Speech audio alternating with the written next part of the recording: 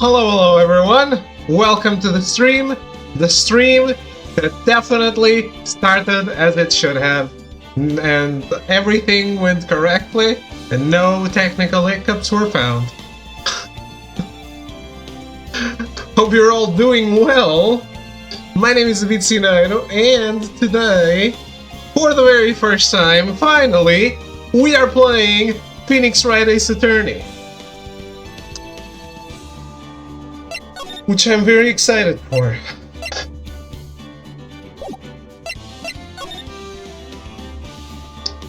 So, we're playing the trilogy, but we're gonna start, obviously, with number 1, the original 2001 game. So let's jump into it, shall we?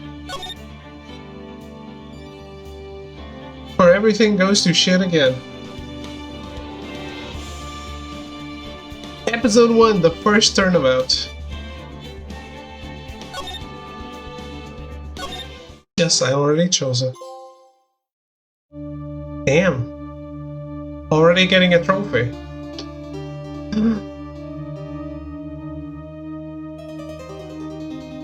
Does this have no voice acting? Damn it! Why me? Does this auto-escape? I can't get caught. Not like this. I've gotta find someone to pin this on. Someone like him. I'll make it look like he did it.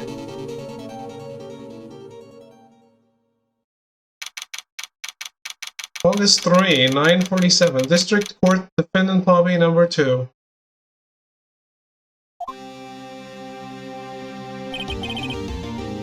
Boy, am I nervous. Right! Oh! Hello there! Huh. Oh, hiya, Chief! Phew! I'm glad I made it on time.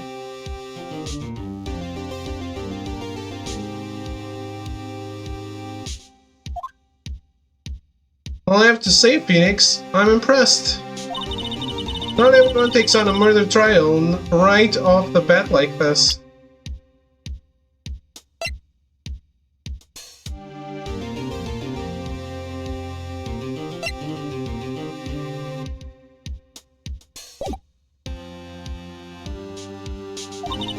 That says a lot about you, and your client as well. Thanks. Actually, it's because I owe him a favor. A favor? You mean you knew the defendant before this case? Yes. Actually, I kind of owe my current job to him. He's one of the reasons I became an attorney. Well, that's news to me. I want to help him out any way I can. I just really want to help him. I owe him that much. It's over. My life, everything, it's all over. Is that your client screaming over there? Yeah, it's him. Death, despair. Oh, I'm gonna do it. I'm gonna die. Sounds like he wants to die. Yeah. Butts. His name is Butts. Nick. Hey there, Larry. What? Is it Butts, Nick, or Larry? Is it Larry Butts?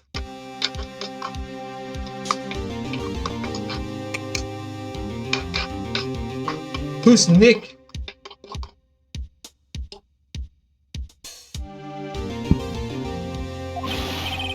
Dude, I'm so guilty. Tell them I'm guilty.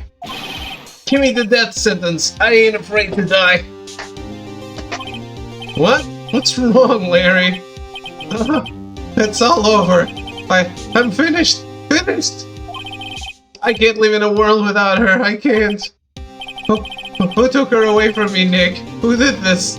Am I Nick? I thought I was Phoenix Wright.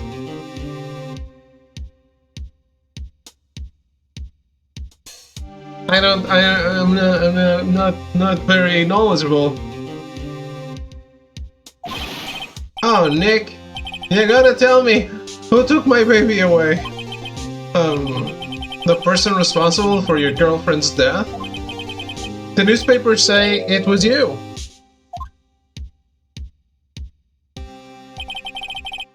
My name is Phoenix Wright.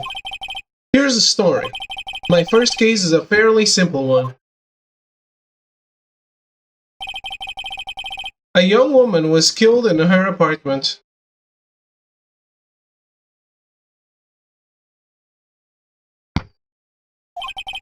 The guy they arrested was the unlucky sap dating her. Larry Butt, my best friend since grade school. Our school had a saying, when something smells, it's usually the butt. Wow. In the 23 years I've known him, it's usually been true. He has a knack for getting himself in trouble. One thing I can say though, it's usually not his fault. He just has terrible luck. I know better than anyone that he's a good guy at heart. That, and I owe him one, which is why I took the case, to clear his name. And that's just what I'm going to do. August 3, 10 a.m. District Court, Courtroom number 2.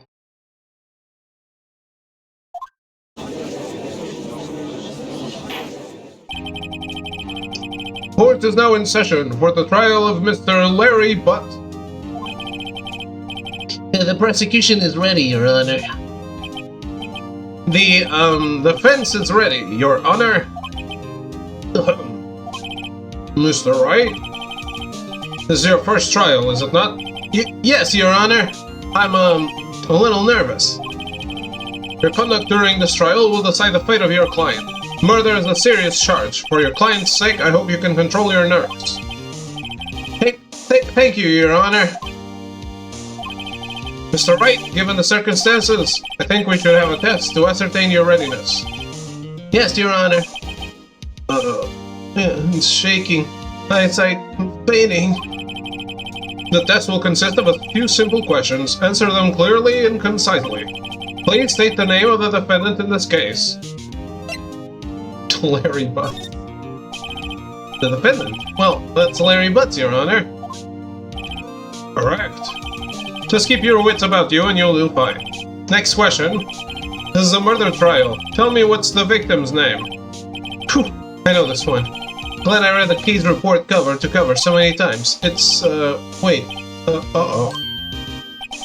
No way, I forgot. I'm drawing a total blank here. Phoenix, are you absolutely sure you're up to this? You don't even know the victim's name? Oh, the victim. Of course I know the victim's name. I, just forgot. Temporarily. I think I feel a migraine coming on. Look, the victim's name is listed in the court record. Just press the R1 button to check it at any time, okay? Remember to check it often. Do it for me, please. I'm begging you. So, right, who is the victim in this case?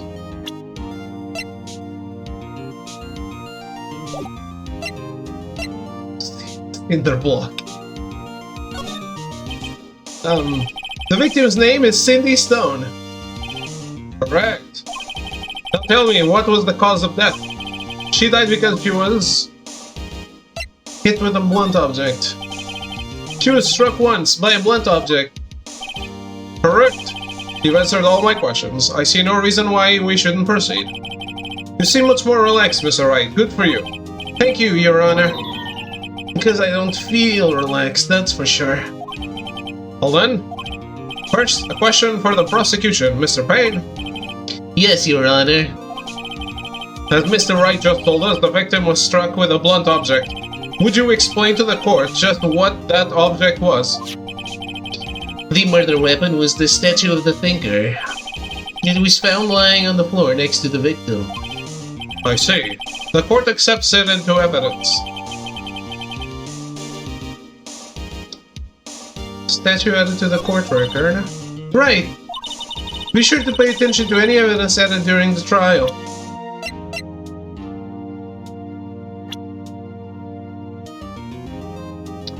Ah.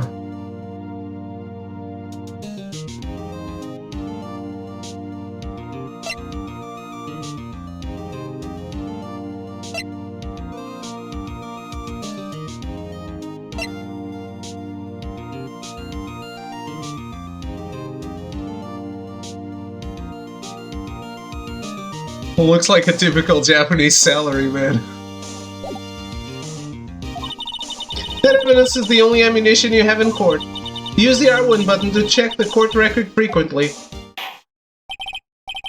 Mr. Payne, the prosecution may call its first witness. The prosecution calls the defendant, Mr. Butts, to the stand. Chief, what do I do now? Pay attention. You don't want to miss any information that might help your client's case. We'll get your chance to respond to the prosecution later, so be ready. Let's just hope he doesn't say anything unfortunate. Uh-oh. Larry gets excited easily. This could be bad. Ahem. Mr. Butts, is it not true that the victim had recently dumped you? Hey, watch it, buddy! We were great together. We were Romeo and Juliet, Cleopatra and Mark Antony. Didn't they all die? I mean, yes. I wasn't dumped, she just wasn't taking my phone calls, or seeing me, ever. What's it to you, anyway? Mr. Butts, What you describe is generally what we mean by dumped. in fact, she had completely abandoned you and was seeing other men. She had just returned from overseas with one of them the day before the murder. What do you mean, one of them? Lies, all of it, lies. I don't believe a word of it. You are under the victim's passport. According to this, she was in Paris until the day before she died.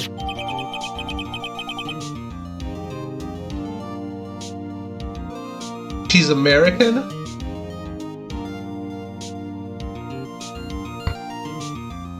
Wait, does this not take place in Japan?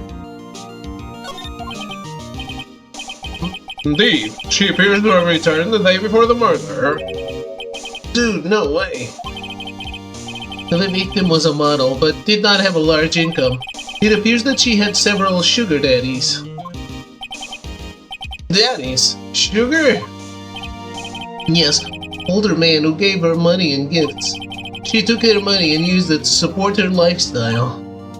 Dude. We can clearly see what kind of woman this Miss Stone was. Tell me, Mr. Butts, what do you think of her now? Right. I don't think you want him to answer that question. Yeah, Larry has a way of running his mouth in all the wrong directions. Should I... Stop him! My client had no idea the victim was seeing other men. That question is irrelevant to this case. Ooh. Dude, Nick, what do you mean irrelevant? Why are you calling me Nick? That cheating she-dog. I'm gonna die. I'm gonna drop dead. Yeah, and when I meet her in the afterlife, I'm going to get to the bottom of this. Let's continue with the trial, shall we? I believe the accused's motive is clear to everyone. Yes, quite. Oh boy, this is so not looking good. Next question. You went to the victim's apartment on the day of the murder, did you not? Well, did you or did you not? Well, maybe I did, maybe I didn't. Uh-oh, he went. What do I not prepare the witness? Not the witness, the defendant.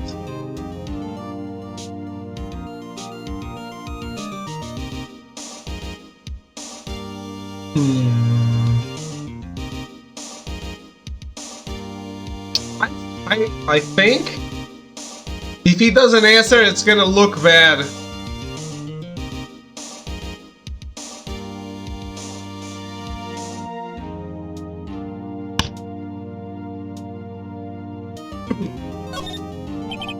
I know.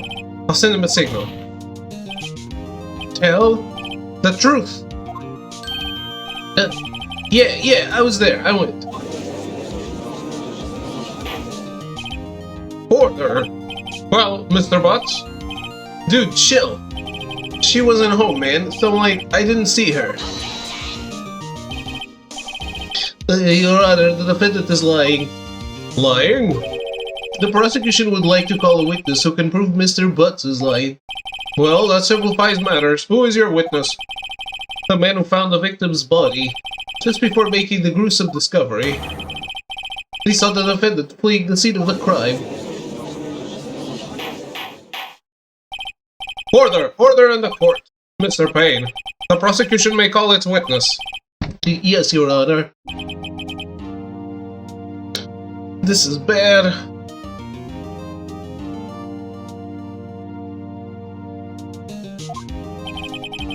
On the day of the murder, my witness was selling newspapers at the victim's building. Please bring Mr. Frank Sawitz to the stand.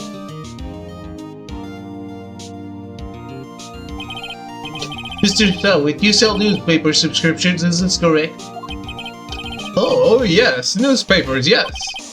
Mr. Sawit, you may proceed with your testimony. Please tell the court what you saw on the day of the murder.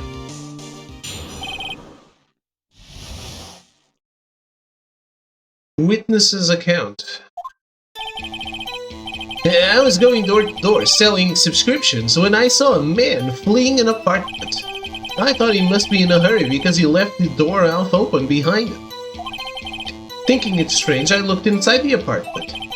Then I saw her lying there, a woman not moving, dead. I wailed in fright and found myself unable to go inside. I thought to call the police immediately. However, the phone in her apartment wasn't working. I went to a nearby park and found a public phone. I remember the time exactly. It was 1 p.m.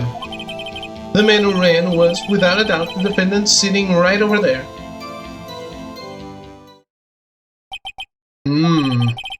Larry, why didn't you tell the truth? I can't defend you against a testimony like that. Incidentally, why wasn't the phone in the victim's apartment working? Your Honor, at the time of the murder, there was a blackout in the building. Aren't phones supposed to work during a blackout? Yes, Your Honor. However, some cordless phones do not function normally. The phone that Mr. Sawit used was one of those. Your Honor, I have a record of the blackout for your perusal. From noon to 6 p.m. on the day of the crime. Now, Mr. Wright. Yes, Your Honor. You may begin your cross-examination. Cross-examination, Your Honor? Alright, this is it. The real deal. Huh? What exactly am I supposed to do? Why, you exposed the lies in the testimony the witness just gave. Lies? What? He was lying? Your client is innocent, right? Then that witness must have lied in his testimony. Or is your client really guilty? How do I prove he's not? You hold the key. It's in the evidence. Compare the witness's testimony to the evidence at hand. There's bound to be a contradiction in there. First, find contradictions between the court record and the witness's testimony. Then, once you found the contradicting evidence, present it and rub it in the witness's face. Okay. Open the court record with the R1 button, then point out the contradictions in the testimony.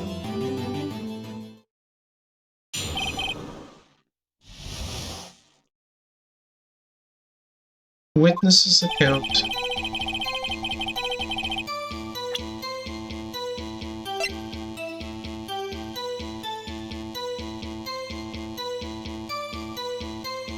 Oh. He said it was 1 p.m.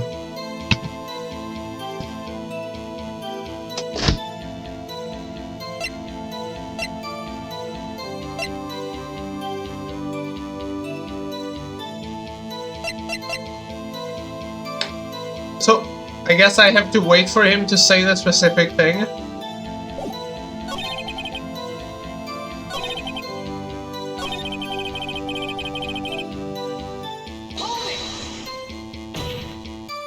Huh. Are you sure she was dead? Well, no, I guess I wasn't. But she wasn't moving at all, and there was blood everywhere. I guess that would look fatal to anyone. Very well. What happened next?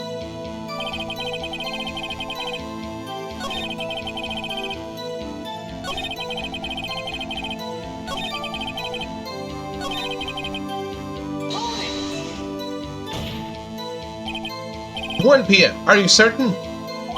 Yes, absolutely. Seems really confident. 1 p.m. Right.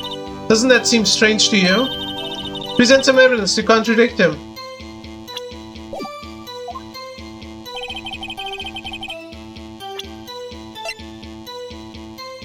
Is it time? Can I object now? I can. You found the body at 1 p.m., you're sure? Yes, it was 1 p.m. for certain. Frankly, I find that hard to believe. Your statement directly contradicts the autopsy report. The autopsy notes the time of death at sometime after 4 p.m. There was nobody to find at 1 p.m. How do you explain this 3-hour gap?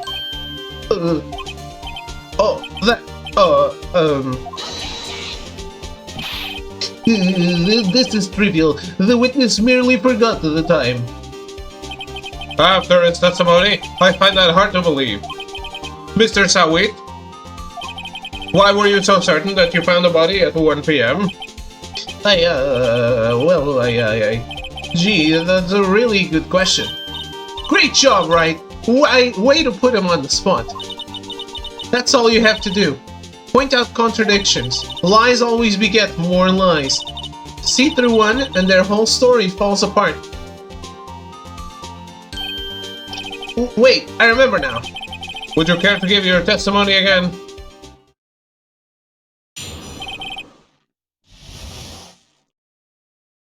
Hello, Melty, how are you? You see, when I found the body, I heard the time. There was a voice saying the time. It was probably coming from the television. I object again!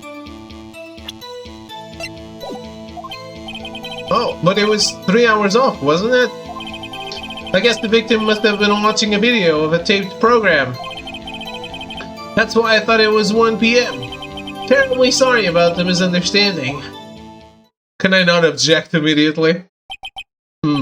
I see. You heard a voice saying the time on a taped program. Mr. Wright, you may cross-examine the witness. Right! You know what to do. I've got this one.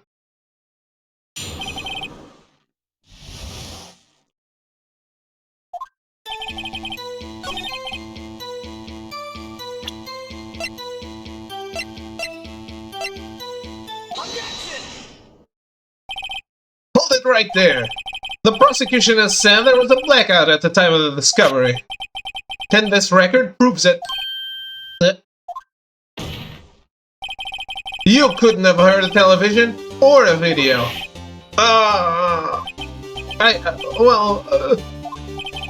The defense has a point. Do you have an explanation for this, Mr. Sawit? No, I find it quite puzzling myself. Wait, I remember now. Mr. Sawit, the court would prefer to hear an accurate testimony from the very beginning. These constant corrections are harming your credibility. And you seem rather distraught. My apologies, Your Honor. It must have been the shock of finding the body. Very well, Mr. Sawit. Let's hear your testimony once more, please.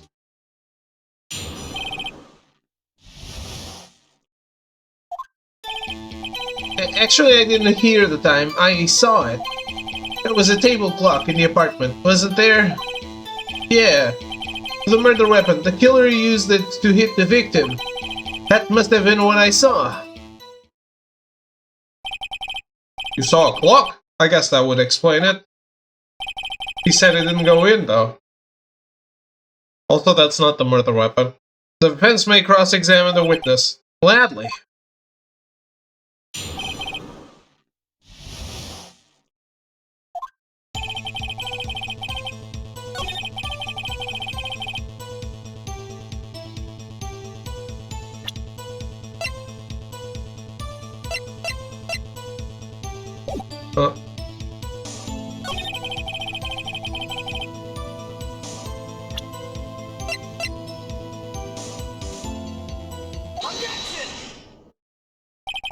Wait just a moment! The murder weapon wasn't a clock. It was this statue. Now how is this supposed to be a clock? Well, you with your objections and your evidence. Just who do you think you are? Just answer the question, Mr. Sowit. Hey, I saw it there, okay? That's a clock. Your Honor, if I may. Yes, Mr. Payne. As the witness stated, this statue is indeed a clock. The neck is a switch, you just tilt it and it says the time out loud. As it doesn't look like a clock, I submitted it as a statue. My apologies. I see. So the murder weapon was a table clock after all. Well, Mr. Wright, it appears that the witness's testimony was correct. This is a clock. Do you have any problems with this testimony now? Yes. Your Honor, there's a gaping hole in the witness's testimony. The only way he could have known the weapon was a clock is to hold it in his hand.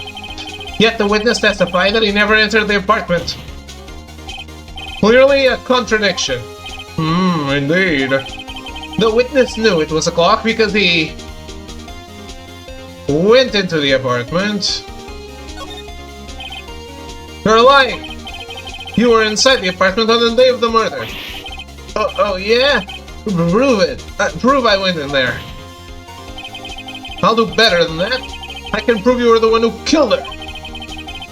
You struck her with the clock, and the shock of the blow triggered the clock's voice. That was the sound you heard. Order in the court. Intriguing. Please continue, Mr. Wright. Yes, Your Honor.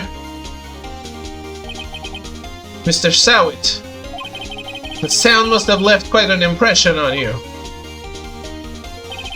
Understandable, since the murder weapon spoke just as you hit the victim. That voice was burned into your mind. That's why you were so certain about the time. What's the meaning of this? This is all baseless conjecture. Baseless? Just look at the witness's face.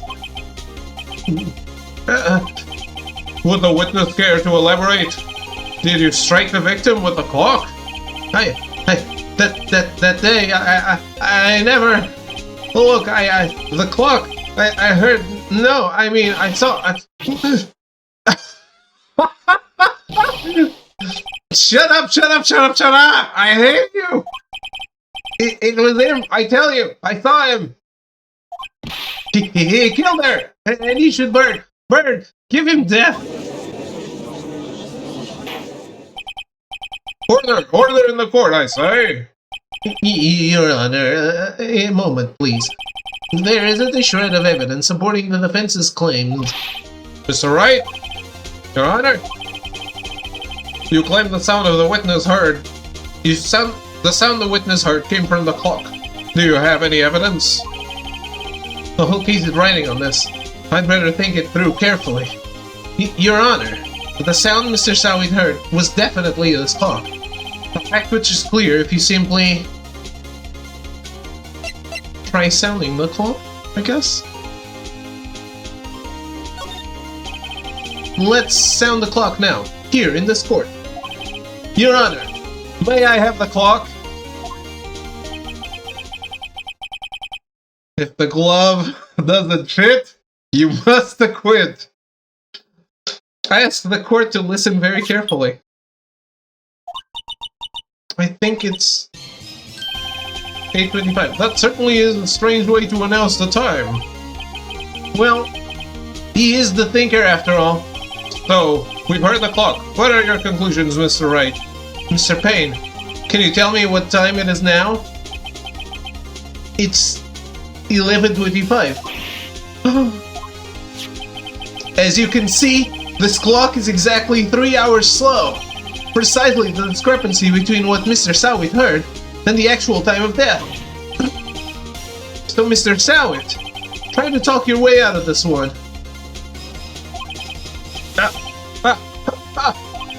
You forgot one thing.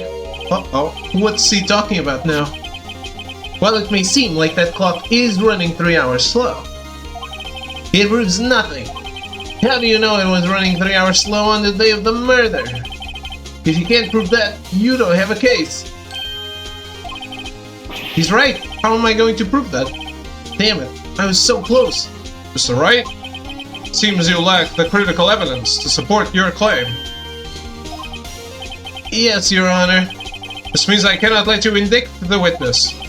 Unfortunately, this ends the cross-examination of Mr. Frank Sowit. Come all the way down here to testify and look what happens. You treat me like a criminal. A criminal! You lawyers are all slime. I almost had him.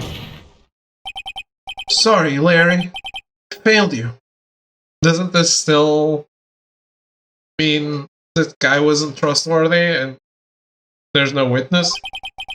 There's nothing I can do about it now. Not so fast, Mr. Sowit. Chief. Listen up, Wright. Don't throw this one away. Not like this. Think. But Chief, it's over. You can't prove the clock was slow the day of the murder. Nobody can prove that. Well, yes.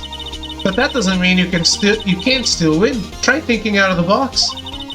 Don't waste time doubting the facts. Assume the clock was 3 hours slow and think through it. Ask yourself, why was the clock 3 hours slow? Figure out the reason and you'll have your proof. Right? Right? Can you think of a reason as to why the clock would be 3 hours slow? Yes. Wait! Maybe I can prove it!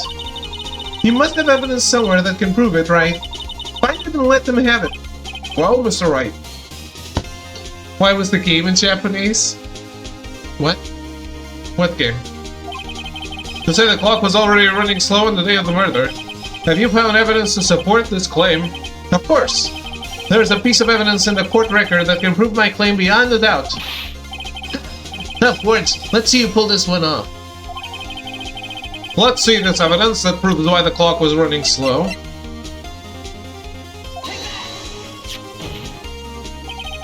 The victim had just returned home from abroad the day before the murder. As we all know, the time difference between here and Paris is 9 hours. When it's 4 p.m. here, it's 1 a.m. the next day there. The clock wasn't 3 hours slow, it was 9 hours fast. The victim hadn't reset her clock since returning home. That's why the time you heard when he struck her dead in her apartment was wrong. Proof enough for you, Mr. Sowit, or should I say, Mr. Did It? I mean, it doesn't have any voice acting.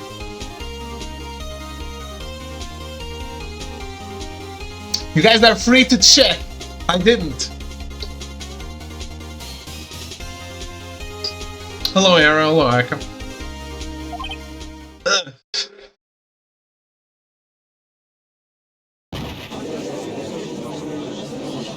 I'm a free man for 3 weeks. Nice. Order! Order, I say! He is Mr. Naruhodo. Well, this case has certainly turned out differently than we all expected. Mr. Payne, your witness. He was arrested. Has been taken away, Your Honor. Very well. Mr. Wright? Yes, Your Honor. I have to say, I'm impressed. I don't think I've ever seen someone complete a defense so quickly, and find the true culprit at the same time. Thank you, Your Honor. At this point, this is only a formality, but this court finds the defendant, Mr. Larry Butts, not guilty.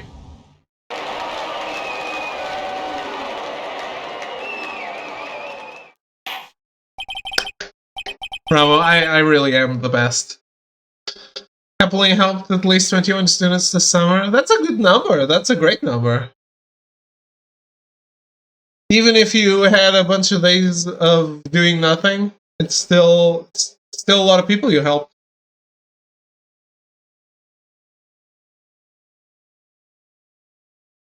They just come at the wrong times. With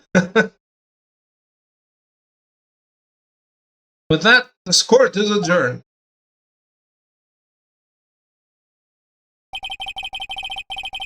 It turns out that Frank Sowit was a common burglar. He posed as a newspaper salesman to check and see when people were out of the house. That day, when Larry went to her apartment, the victim wasn't home. After he left, Mr. Sowit let himself in to do his dirty work. While he was searching her place, the victim returned. Flustered, Mr. Sowit grabbed the nearest blunt object he could find.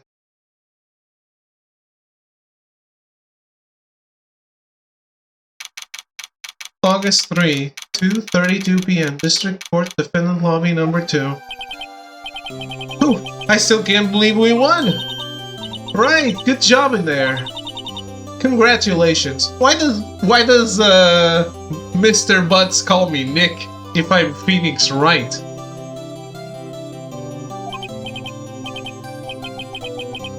Thanks, Chief. I owe it all to you. Not at all, not at all. You fought your own battles in there. It's been a while since I've seen a trial end on such a satisfying note. I've never seen the Chief looking this happy. Have you played these games, Arrogance? I'm assuming not. She's this glad, imagine how Larry must feel. My life is over! Larry, you're supposed to be happy. What's wrong? Oh, Nick. Don't worry about me. I'll be dead and gone soon. Good. Wait. No, I mean, bad. Bad, bad, bad. Larry, you're innocent. The case is closed. Case closed. But my Cindy Windy's gone, man. Gone forever. On the last case for this one? It's one of the games I keep installing. Okay. Larry, she was a... Nah, never mind. Congratulations, Harry. Now they're calling me Harry?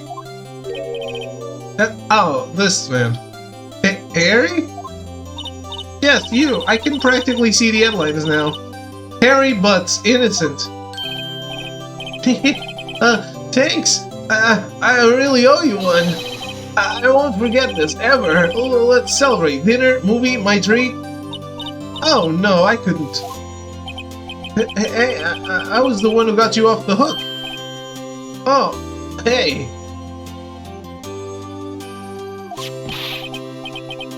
Here, take this. It's a present. A present? For me? Wait, what's this the evidence that... Actually, I made this clock for her. I made one for her and one for me. Really? You? You made this? Well, thank you. I'll keep it as a memento. I'd like to give her something, too. Yo, Nick! Can you believe it? I was so into that chick. What? Who knows? A nice compliment? and she was just playing me for a fool.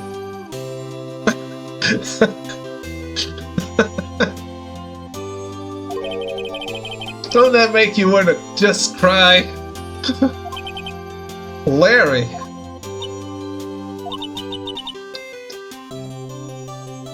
Are you so sure? They're already acting like a scumbag lawyer. I just want her to reprimand me harshly.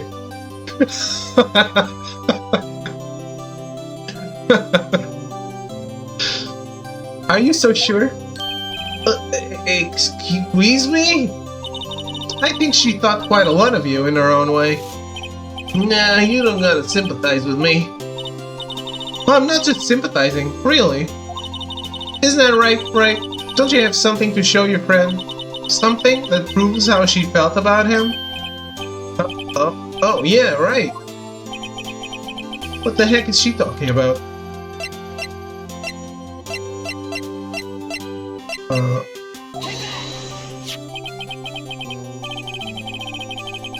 Check this out, Larry. Proof positive you weren't just some chump to her. Huh? What about that clock? This is the clock you made for her, Larry. And she took it with her when she traveled. Whatever, she probably just needed a clock, that's all. You think so? It's a pretty heavy clock to take traveling.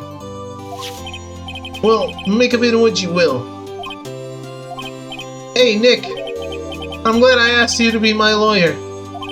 Really? I am. Thanks.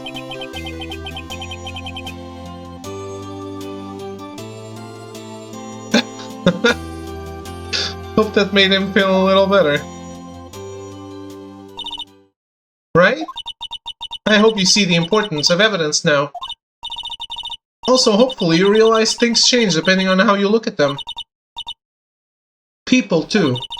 We never really know if our clients are guilty or innocent. All we can do is believe in them. And in order to believe in them, you have to believe in yourself. Right? Listen, learn, grow strong. Never let go of what you believe in. Never. So, is my objective to seek justice or to win the case? Because they are two different things. Well, I think our work here is done. Shall we be off? Yeah, I guess so. Say, how about dinner? How about dinner? On me. We'll drink a toast to innocent butts. Yes. Let's make them not so innocent. Yeah! Oh, speaking of Harry, you were saying part of why you became a lawyer was because of him. Yeah, part at least. You'll have to tell me more about it sometime. Maybe over drinks? And so my first trial came to a close.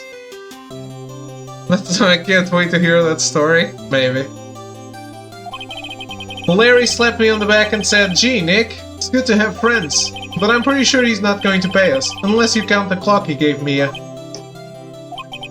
I didn't know it then, but that clock was soon going to be at the center of another incident. Oh no. And my promise to tell the chief about me and Larry would be one promise that I wouldn't be able to keep. Is she going to die? The end. Well, we beat the game, guys. Thanks for coming. Thanks for watching. Honestly, I have a hard time connecting with this game, acting like everyone is friends. It's a little unbelievable. A brand new episode has been added.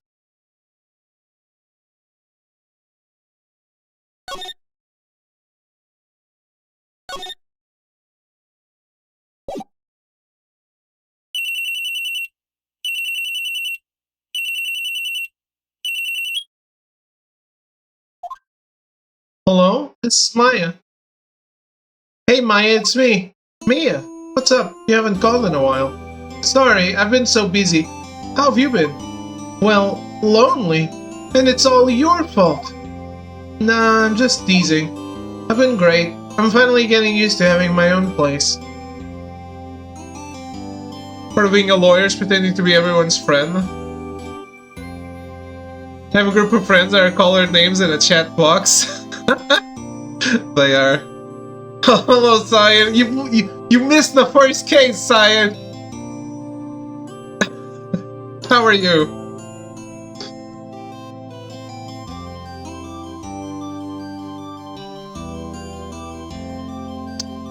That's okay. I mean, I asked you because if it wasn't good for you, I wouldn't have started it today.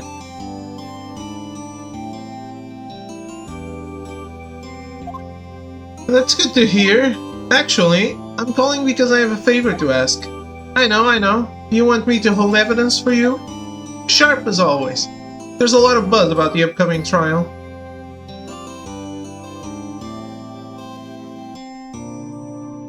Yep. How's your dad been, these past few months? Just don't feel safe keeping the evidence here. Gotcha, so what is it this time? It's a clock. A clock? It's a lot better you quit smoking. Health scares are great for people to finally quit smoking. It's unfortunate that they have to go through a health scare. But better than never, right? Yeah, it's made to look like that statue, the thinker, and it tells you the time.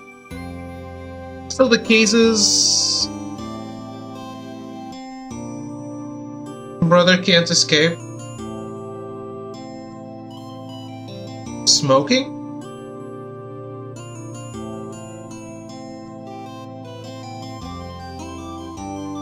Don't you smoke too?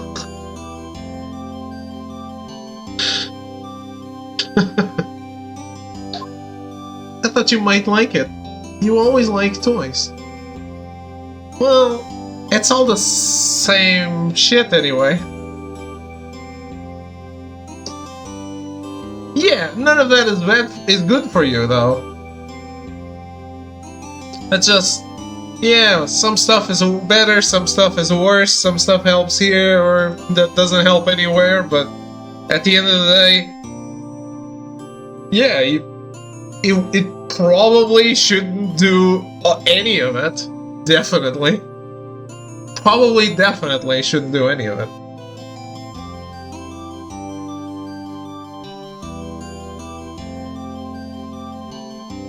Yeah. Cigarettes just have nothing good going for them. But, yeah, it's not like the other stuff is good. It might give you some temporary help here or there, but at the end of the day, early dementia, also not great.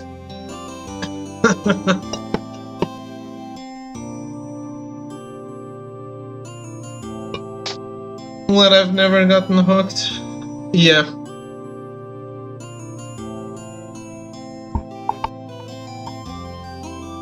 What propaganda are you reading? I mean, scientific magazines and stuff?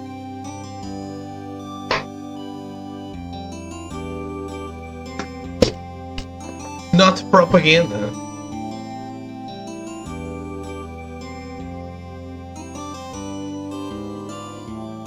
Weed doesn't cause dementia, if that's what I came in on. It is.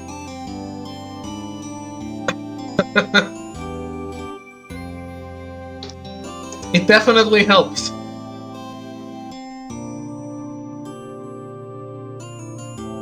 I thought you might like this. You always liked toys. Hey, I'm not a little girl anymore, sis. No.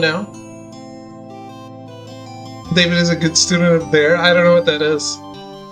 You know I'm only teasing. I should probably tell you. The clock isn't talking right now. Huh? It's not working? It helps psychos stay psycho? Yeah.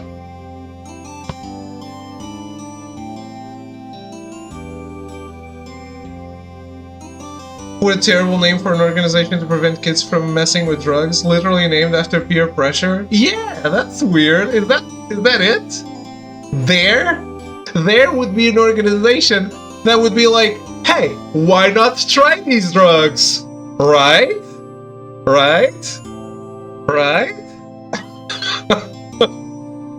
Why not?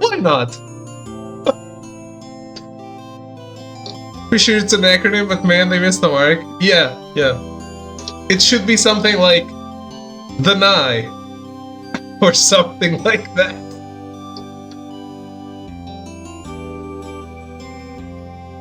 It's not working, that's lame. I had to take the clockwork out, sorry. I put some papers inside it instead. Papers? Is that the evidence then? Well, there's a possibility that it might turn out that way, yes. I dared many people to try drugs. Oh boy. Can you come by the office tonight, say 9, to pick it up? I'll be in a pre-trial meeting until then. Okay, sis, but I expect dinner. Something good. Like, burgers. I could really go for a good burger. Okay. We'll hit the usual joint. Alright, what's the deal? Okay, sis, see you soon. Yep, I'll be waiting, Maya. Conversation recorded, September 5, 9:25 a.m. Remember the biggest stoners in high school wore Dare shirts? Maybe they used it ironically. September 5, 8:57 p.m. Fay & Co. Law Offices. You were a dealer, you had to push product? Wow. Wow. I am glad that you guys are coming out with all your crimes during the first hits free during the attorney game. It's easier to browse later for someone. Count Vertigo from Era, same philosophy. No, Miss Faye, I'll take what's mine. The papers. I'm sorry, but I can't give you what I don't have. Miss Faye, you are a poor liar. Why, I see it right over there. That must be the thinker that swallowed those papers. How could you know? Oh, you are not cogniferous of my background. Gathering information is my business, you see. I should have been more careful. Oh. My dear Miss Faye, I am so very sorry. But I am afraid I must ask you for one more thing. Your eternal silence. Farewell, Miss Faye. They're killing the hot boss?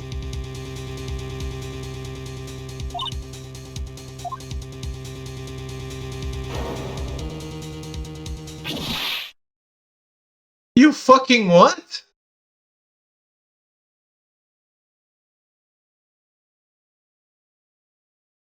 Why even play the other games?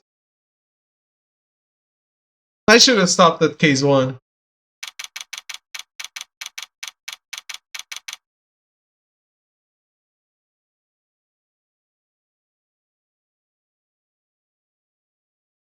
This game is no good, guys. Got pulled over on Tuesday. I'm a true criminal. Oh boy. 2 days ago, when I was coming back home, there was like a police jeep 2 or 3 houses over. And I don't think they were stopping cars. So it looked like they were doing some raid.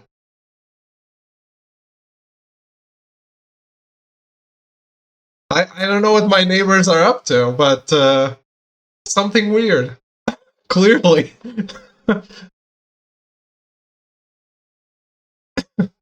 Because I drove by, and there was just like a police officer on the street with a light, just making sure that I saw the cars and didn't, like, because they were a little touching the road.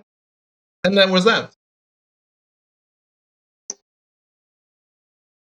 And there goes the local drug den, David. It's your time to step up. No. I'll pass. A girl with a whip shows up in the second game. Should keep playing. I don't know. I think he maybe possibly saw Wright have been in one who are not the same.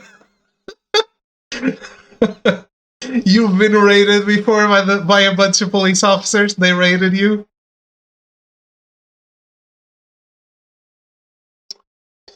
Walked funny for the month.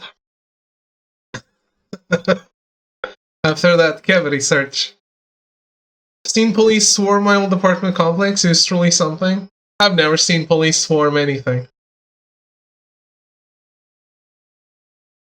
My interactions with the police were very, very limited. Sometimes I ask police for directions.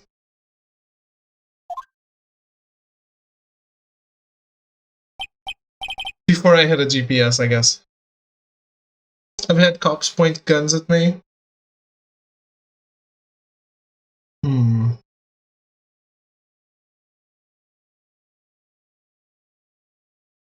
These two interactive feds, America. Yeah. That is, that's an American thing to happen. I've never seen a cop even touch a gun. I've never seen a cop touch a gun, ever. Like, touch. Just for anything.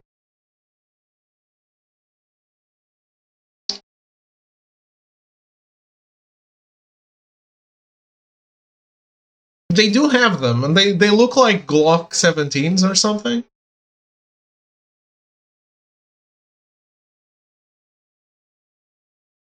Uh-oh, I'm late. Oh, that's strange. Guess the chief left without me. She said her sister was coming over, so we should all go out for dinner. Yeah, that's a typical cop gun, I think. What's that smell? Blood? Look. Let's stop right now. When? Ever? Like, do you know the smell of blood? Guys? You do? Okay, maybe it's just me then. Just play the game, Sherlock? No, because this happens in all media. And if I smell blood, if you have tasted blood, that's how it smells. What? People not bleed into the lamp? Oh, it has been trying to kill itself for over 10 years, so I'm quite familiar with blood. I mean...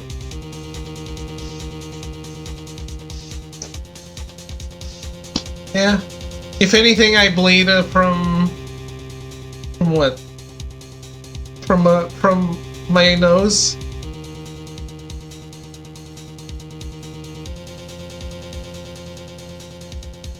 But that rarely happens. But it's never bleeding. It's just like it doesn't never drip, right? Holding in my inner Borat. Okay. Went through a year of chemo a while back, having blood drawn every week. The smell that's familiar. Wouldn't you? That's you can smell. How you can smell blood in an environment like that? Doesn't the other smell, like all the other smells, aren't all stronger than that?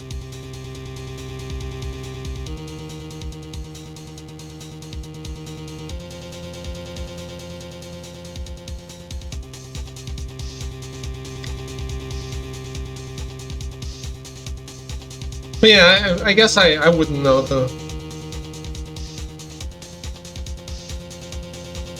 Yeah, this was talked about before, right?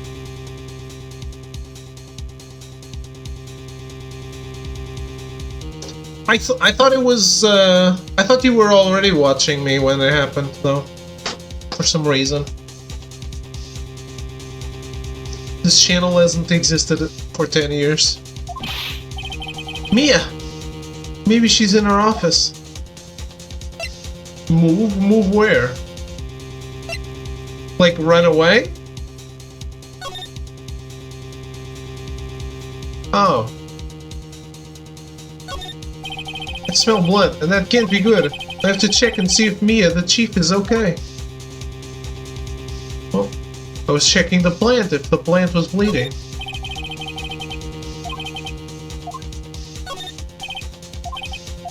Okay. Examine everything? I guess not.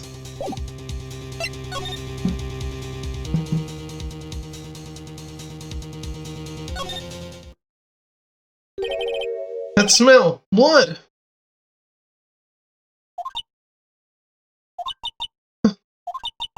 Sits. Someone's there.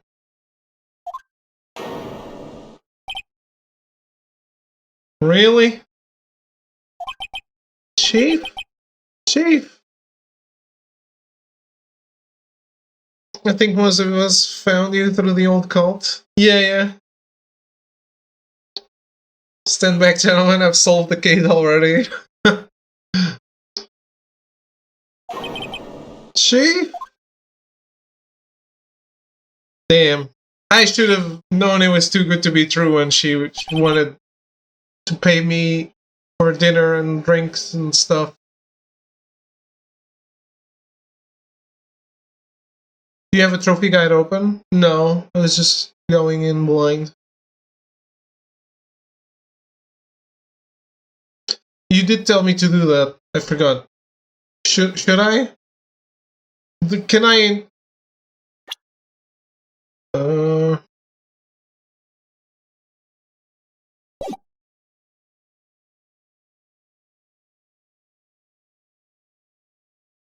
Trophy cleanup would be a nightmare? Oh. You can't go back and forth in this? And skip and stuff?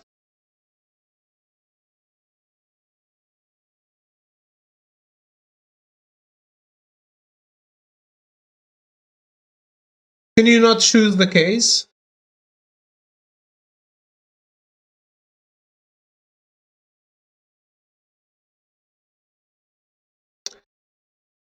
Clear episode 1, 2, 3, 4, 5. 1, 2, 3, 4. 1, 2, 3, 4, 5.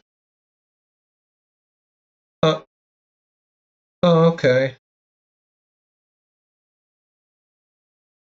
Answer Mia Fey when asked who the defendant is in episode 1. I guess I already failed that.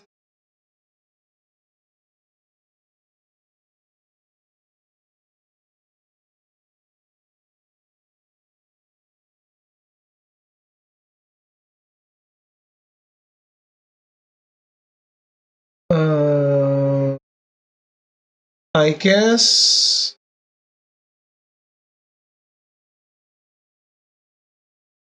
No. They're not ordered. Okay, Phoenix Wright, Ace Attorney, what's going on? Stop it! You told me don't spoil the game's play. Thank you for the bid, Strap. By the end, you'll be an Ace Attorney, so you can just speedrun the cases after. Never listen to me. I mean, I got 500 bits out of not listening.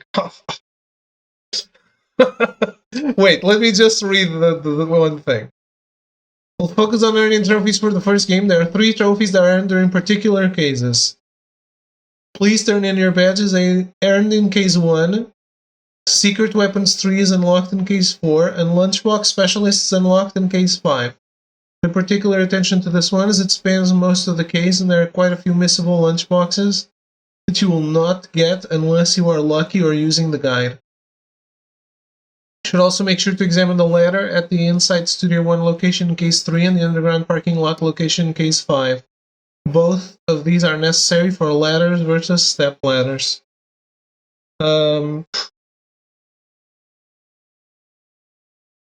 Okay. So I have to repeat case 1 and say that the defendant is Mia Fey. And then, oh. And then I guess we'll see when we get to case 3. I'll see what.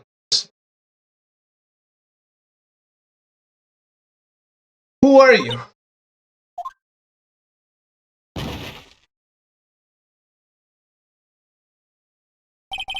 Yeah. And that's like before the case even really starts. The strange girl dropped out cold. I left her lying on the office sofa. I went back to the chief where she lay under the window.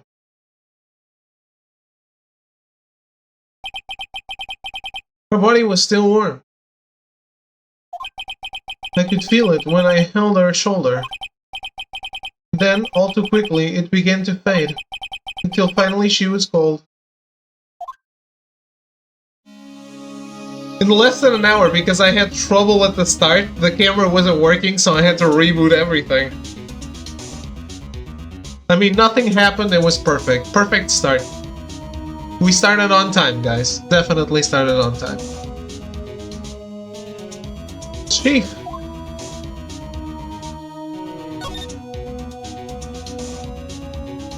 Isn't this the police's job?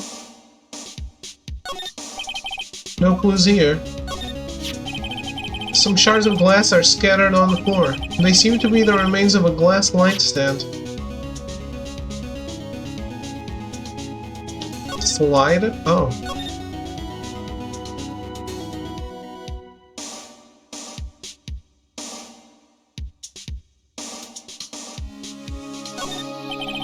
The chief's chair. Simple, functional design. Feels pretty good to sit in, too. How do you know? You must have been here before. Oh. You have. You work here. Chief! It's hard seeing her like this, but if there are any clues here, she She was struck on the head with a blunt object. She probably died instantly. The thinker, lying next to her, must have been the murder weapon.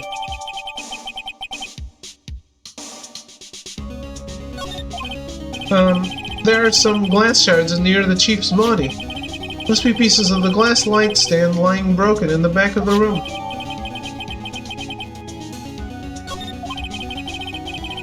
Nothing else that seems like a clue here. Huh? A piece of paper.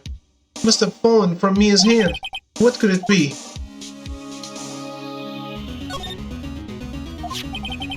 Maya.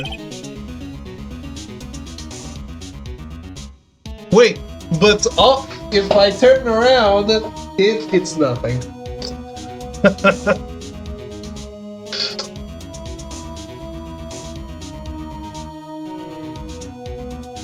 A word is written in blood on the scrap of paper. Maya. Did Mia write this? This piece of paper is a receipt from the department store, dated yesterday. The department store receipt with letters written in blood on the back. I think that's enough snooping around for now. I better call the police. You should have called the police already! And find out what that girl was doing here.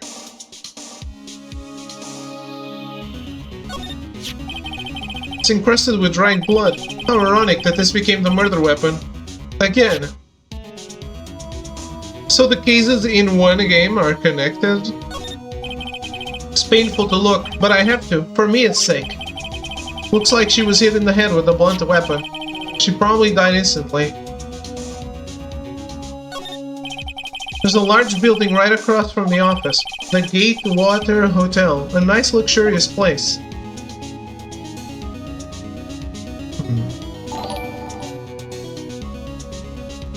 Fish? Thank you for the raid. How are you? Did you come to object?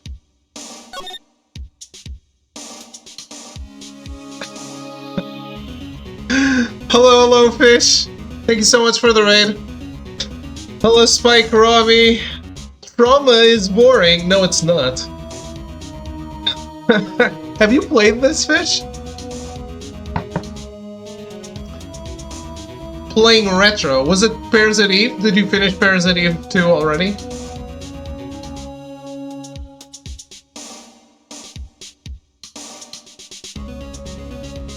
A long time ago. Oh, this game a long time ago. Sorry. I was thinking Parasite Eve still. Well, as the resident weeb, I obviously didn't play this. Did indeed, it wasn't an already. The final boss took me yesterday and today. Okay. Because I saw that you were finishing it yesterday, but since it says retro, I thought,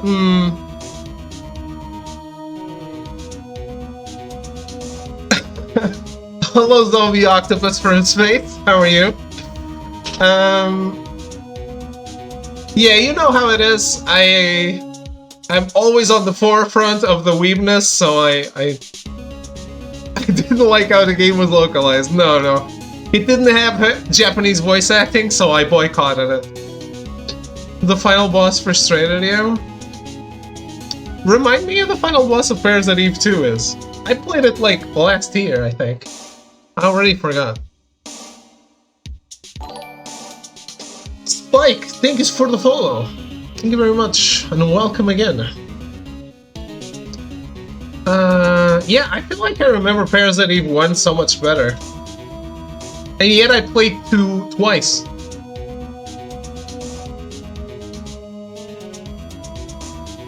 I do remember the final boss of Parasite Eve 1 being a fucking asshole that I hated, that took me so many tries.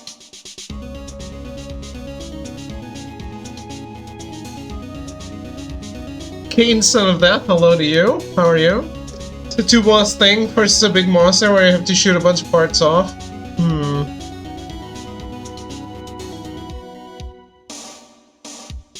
I probably cheated on that game though. At least the last time I played it.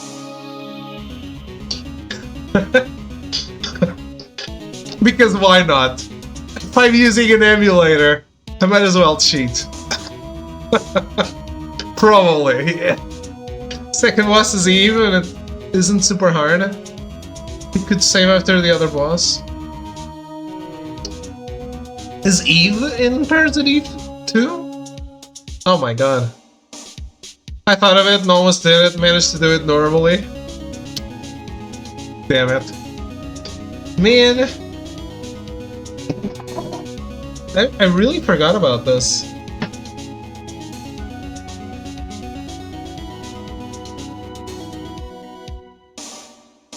Wait, did I stream Parasite Eve 2 or did I play it on my own?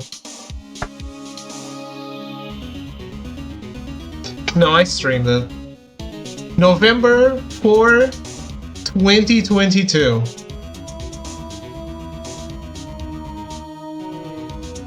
That's when I last played it, and I don't remember anything. Whole game's pretty forgettable. It's the opposite of the first one. Yeah, I think I like the first one way more. Are you going to play number 3? Leave on the second one as a clone of Aya.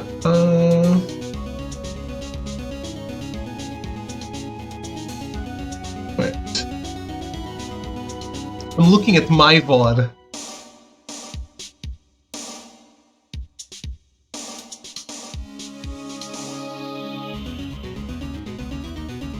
Oh, it's just some blob. It's a flying blob. Ah, the thing, you have to run around it. Yes! Oh my god, that's the ugliest boss of all time. I forgot about this. What is this bullshit?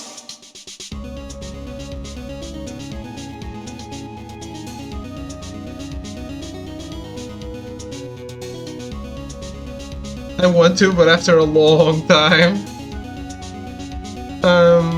I remember I played a little bit of it. The damage spawns that can one-shot you. Yeah, I mean, I'm cheating and I'm not doing much to it, clearly, here. But I guess I have infinite life. That's probably the only cheat I had. Infinite HP. So it probably took me ages, anyway. But infinite HP, right? Solves the problem. Fuck it. I'm not playing for the challenge. I'm playing for the experience of the story.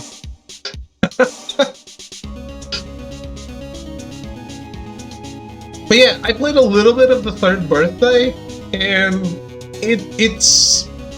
There's a reason it's not called Parasite Eve, but it wasn't exactly a bad game, so it's still worth experiencing, I think. It's definitely not the best game you'll play in the month or the week. but doesn't mean it's bad. It's just they clearly missed the mark with it. An experiment, got it. Yeah, exactly. I wish they went back to it. Actually, I think I'd be more excited with a remake, which is not normal for me, but I'd rather have a remake of one than a new game that has nothing to do with Parasite Eve again. It's not the best game you'll play that week, even if it's the only game you'll play that week. Yeah, I mean, you'll play some other game. The game of getting your car off the garage without scratching it, and that's gonna be the best game. Yeah, I feel like the first Parasite Eve is such a good mix. Great story, great locations, amazing soundtrack. Amazing soundtrack.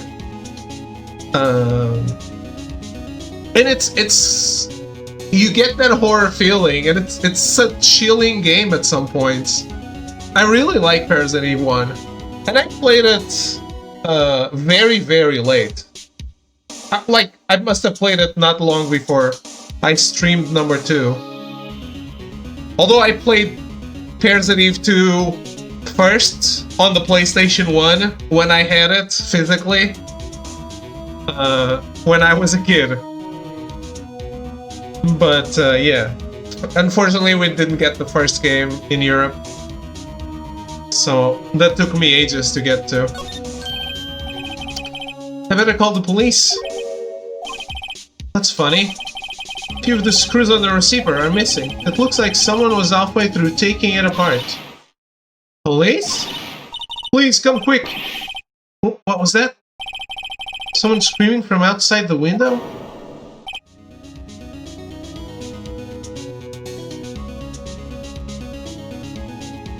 Does everyone wear pink in this game? She's staring right at me. She's holding a phone in her hand.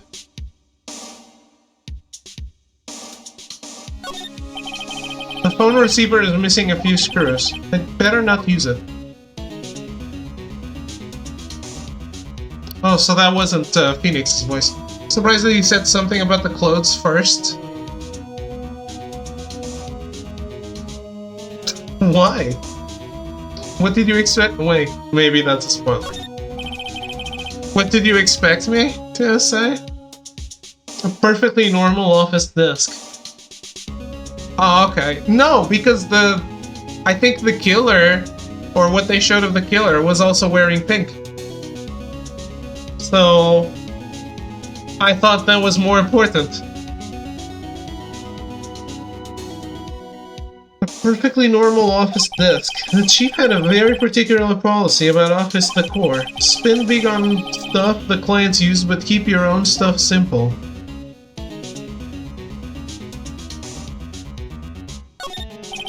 Surprisingly, the chief was never good with machines, but all she used this PC for was email. She picked up this ancient model at some garage sale for practically nothing.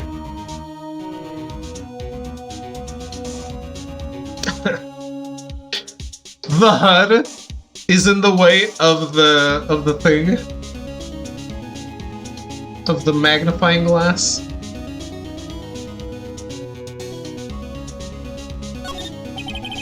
All the chief's important documents are packed in here. This is where she filed her case records and recent rulings. Man. I thought the chief would end up being my girlfriend in game number 2 or 3. Fuck.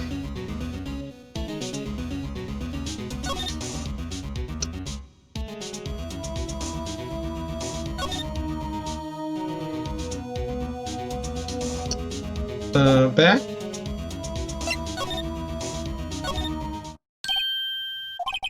That girl just now. Where'd she go? I put her right there on that sofa.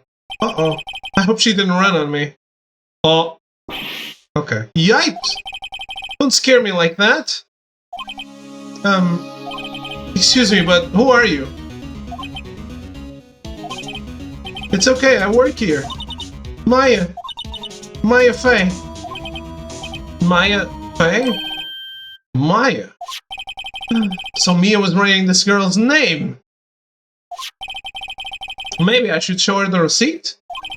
I never thought there would be a use for evidence like this outside the courtroom.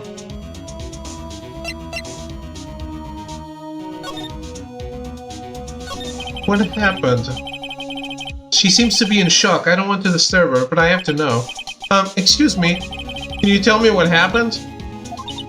I came in, the room was dark, and sis, she was already dead. Or was she? No, I've seen. They spoiled the case before it starts. You and the chief. So you're the chief's sister. I'm her younger sister. And you were here visiting? This late at night? Yes. She said she wanted me to keep some evidence for her. Evidence? Yes. It was that clock. It was the thinker.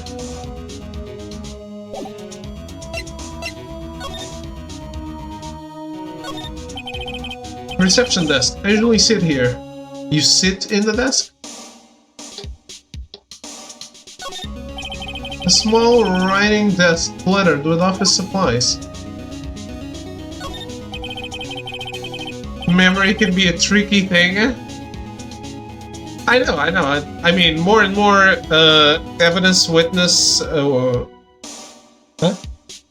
witness accounts are taken less and less into consideration lately.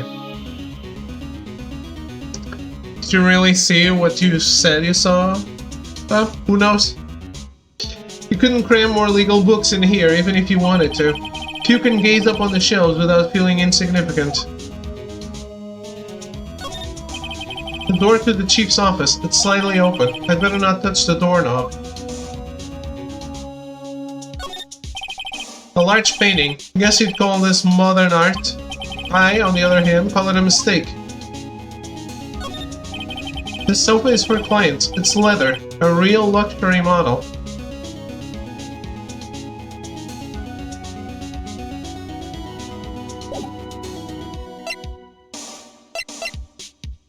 Do I have to present her with this? I don't want to.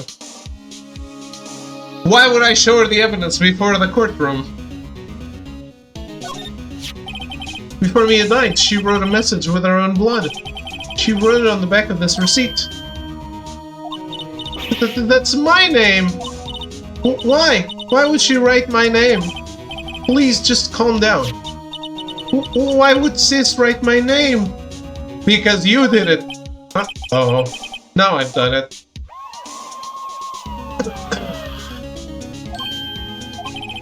The police! Sounds like they're coming this way.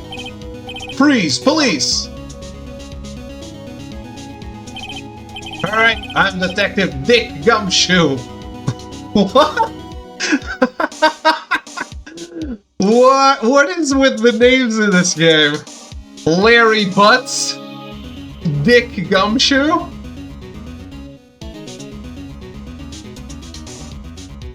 He's a little more well-built than Ace Ventura. How's it going, Hooven? Gumshoe? What an odd name. We received a report from the building across the way, see? Got a person saying they saw a murder. Must have been that woman I saw. Anyway, I don't want either of you moving 1 inch, okay? Great, just great. Maya, wait. She wouldn't have. Nah. Whoa! Excuse me! Hey! This word Maya here mean anything to you? That's my name. What? The victim drew this here note in her own blood, see? With her dying breath, she wrote down the killer's name. Killer? I'm not... Case closed. You're coming down to the precinct, ma'am. What? Naruhodo. Mia's younger sister, Maya, was arrested on the spot. I was taken in for questioning and didn't get out until the next morning. My eyes were heavy, but I couldn't sleep. I sat around, waiting for visiting hours to begin at the detention center. I had to talk to Maya as soon as possible. September 6, 9:07 a.m. Detention center, visitor's room. So, I guess we've established this happens in the US? Is it in a state with death penalty?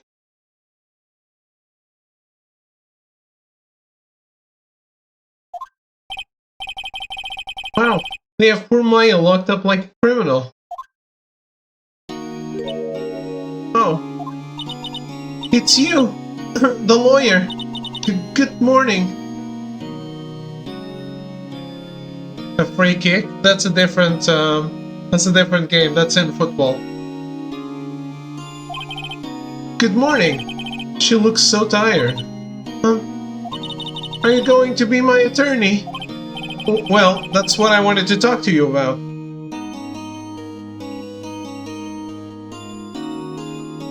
Isn't it a conflict of interest? I work there.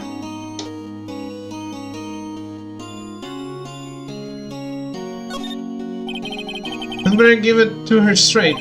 It's up to you. Up to me? Yes. I don't think this is something I should decide. Can you afford me? How much? How much moolah?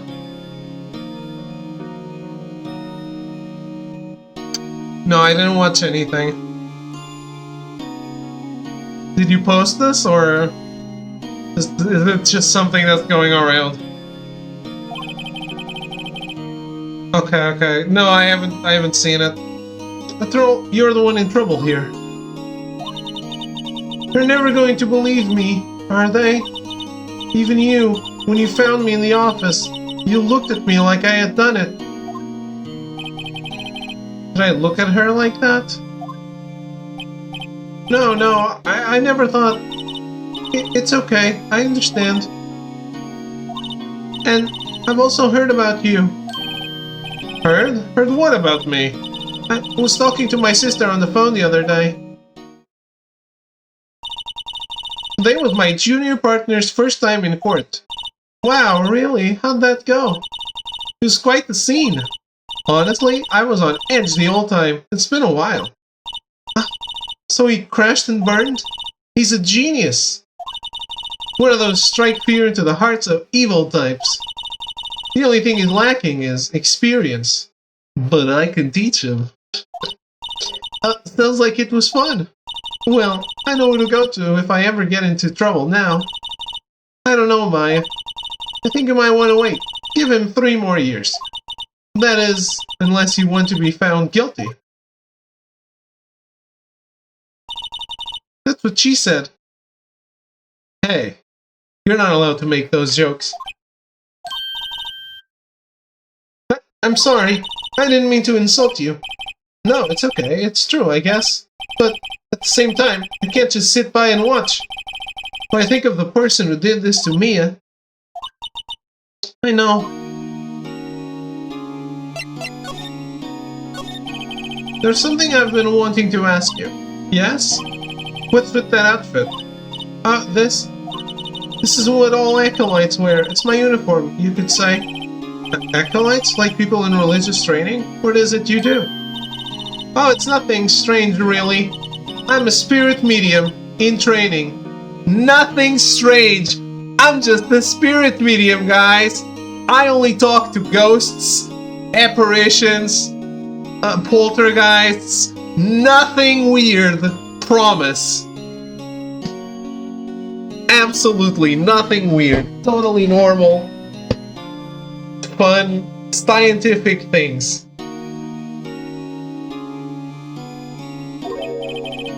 At spirit medium, I'm pretty sure that qualifies as strange. Thank you, Phoenix. Could you tell me about the day of the murder? Yes. Let's see. That morning I got a call from my sister.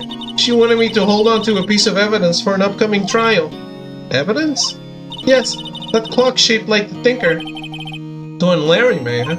How could that have been evidence in a case? Right, she said something about that. I remember. You want to hear it in her own voice? Her own voice? Yes. I'm pretty sure the conversation is on my cell phone. Why would you record the conversation? Are you trying to find an alibi for you? You recorded it. Yeah, I forgot how to delete those things.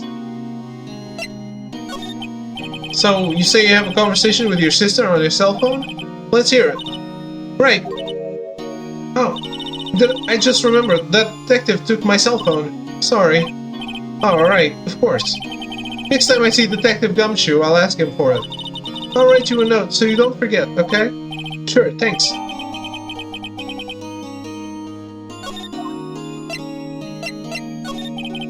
Will you tell me about the day of the murder? Sorry, I know it must be hard. No, it's okay. All I've been doing the last few hours is talking about it. I've kind of gotten used to it. Let's see, that morning I got a call from my sister. She wanted me to hold on to a piece of evidence for an upcoming trial. It's the Tinker clock that Larry made. It practically qualifies as a serial murderer by now. So then, when did you arrive at the office? It was right around 9. The lights were off, and I could smell blood. Then I found her, my sister. Thanks, Maya. That's all I need to hear for now.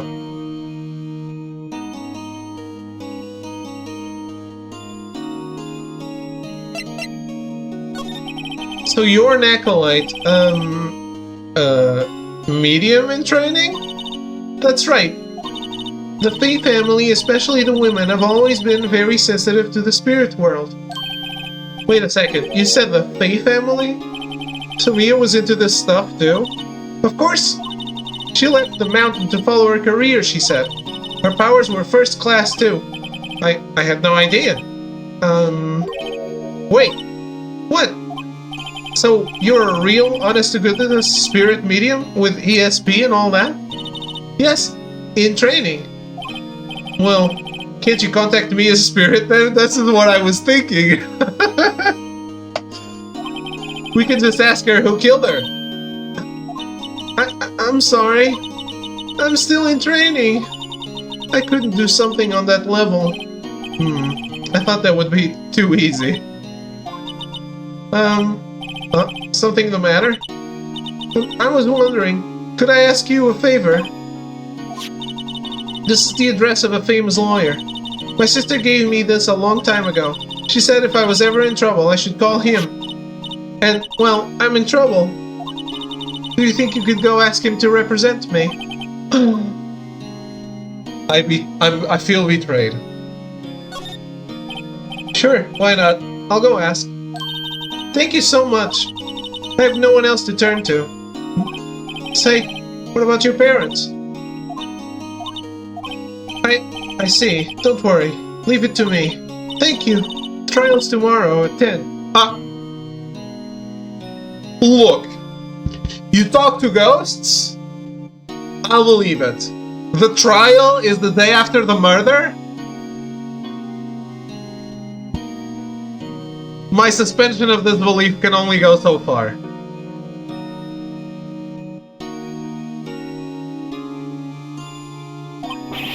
What? Tomorrow? Welcome to Ace Attorney, David. That's too unbelievable. What if this guy refuses?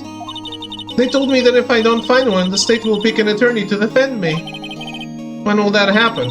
They're giving me until 4 this afternoon. Visiting hours are almost up. I'd better hurry. Right. I'll be back.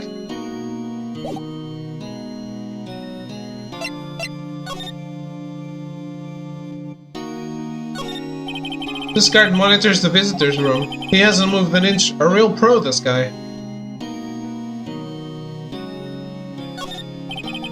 Smile for the camera.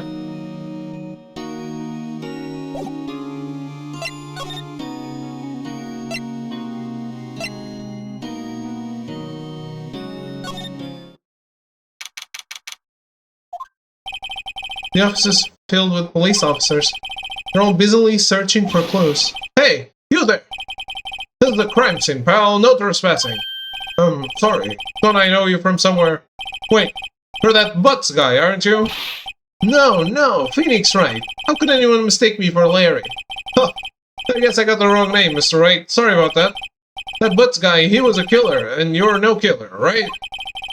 He was proven innocent. Right, and you were...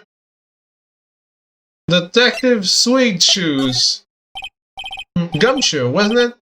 Dick Gumshoe? Right, at your service. Hang on, that's Detective Gumshoe to you, pal. Anyway, get the name right. Don't go calling me Dick. Hey, Dick, get over here. Yes, sir. I'll be right there.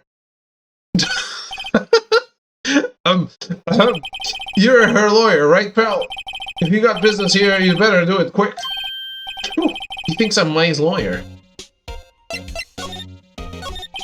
How about Miss Faye? Do you do an autopsy? You want to know the results, eh? Now, don't you look at me like that, pal. It's no use. She might have been your boss, but that doesn't mean you get any special treatment. Alright. You can see the report, that's all.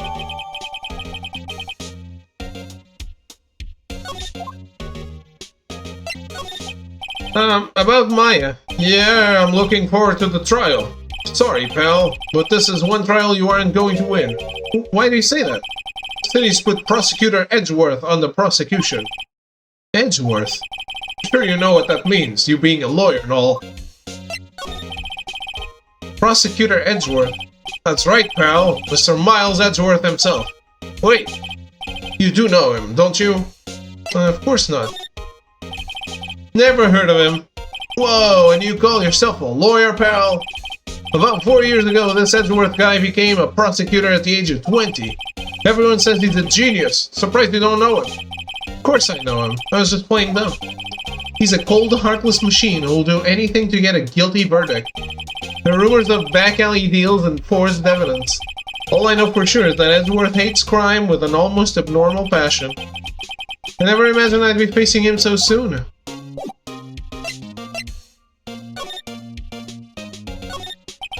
The sky is blue, and so am I. There's that hotel right across the way. Mia's favorite potted plant. I remember it had this bizarre name no one could ever remember.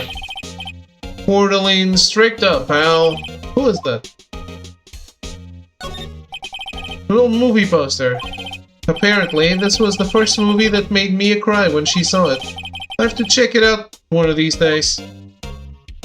I am the storm that is approaching. Are you, though? Mia's desk. Perfectly clean, as always. The only thing it's missing is Mia.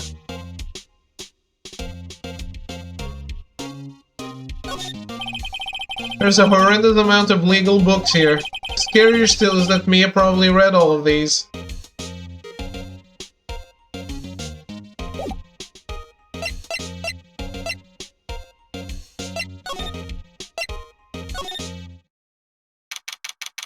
September 6, Grossberg Law Offices.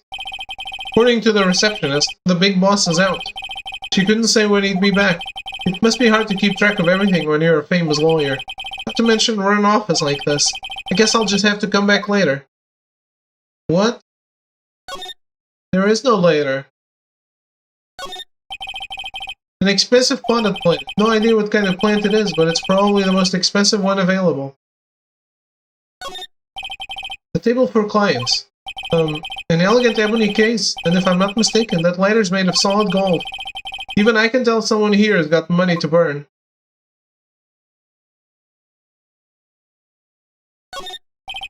A solid mahogany desk. The wood's been polished to a deep luster.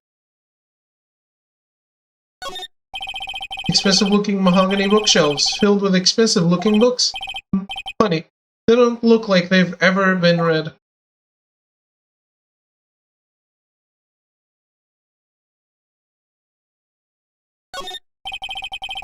That painting has been bugging me ever since I stepped in here. The oil paint is so thick it's practically giving me a stuffed nose. I'm sure the price is nothing to sneeze at either, for that matter.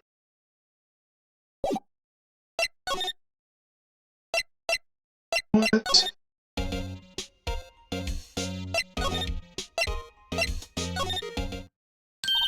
Hey! What is it? Did you meet the lawyer? Sorry. I haven't seen him yet. I see. Oh, I better go see if I can find this elite lawyer she's talking about. Wasn't that what I just did?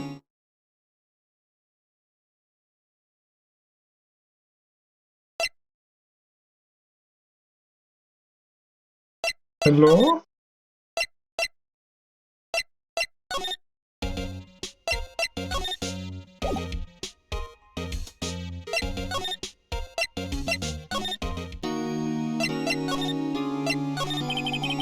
What about your family? I only have my sister. My father died when I was very young. And I don't know where my mother is.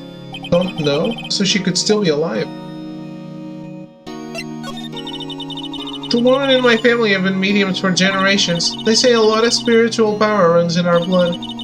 About 15 years ago, our family was involved in an incident. There was a man and he ruined our mother's life. Ruined? After that, she disappeared. Several years after that, my sister announced she would become a lawyer and she left the mountain. So, you live by yourself? Yes, I've gotten used to it. Oh, also, I had to become independent or I would lose my powers. I feel bad for her, all by herself up on that mountain. So who was this man who, ruined your mother? About 15 years ago, there was an unusual murder case. It made quite a stir. Everyone was talking about it, apparently. The police were running out of leads and they were getting desperate. Wait, they didn't use a spirit medium, did they? The police convinced my mother to try to contact the victim. Wow, so what happened? The case was solved, we thought. You thought? The man my mother helped the police capture was innocent. Police's consultation with a medium had all been carried out in secret, of course, but the man found out about it and leaked it to the press. He told all the papers that my mother was a fraud and the media jumped on it big time. My mother, became the laughing stock of the nation. I see. White. Excuse me? White? That was his name. My sister told me. White? Mr. White?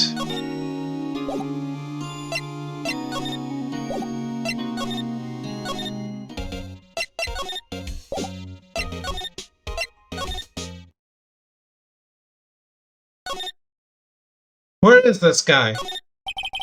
No clues here. Sure.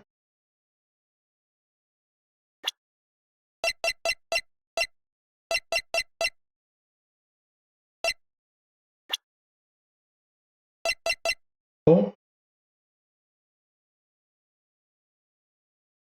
How old am I?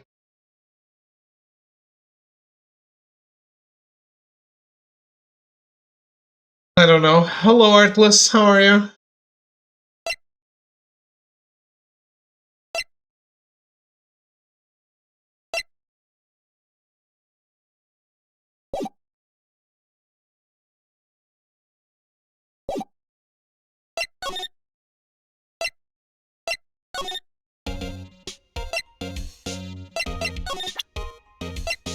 Nothing to present to him?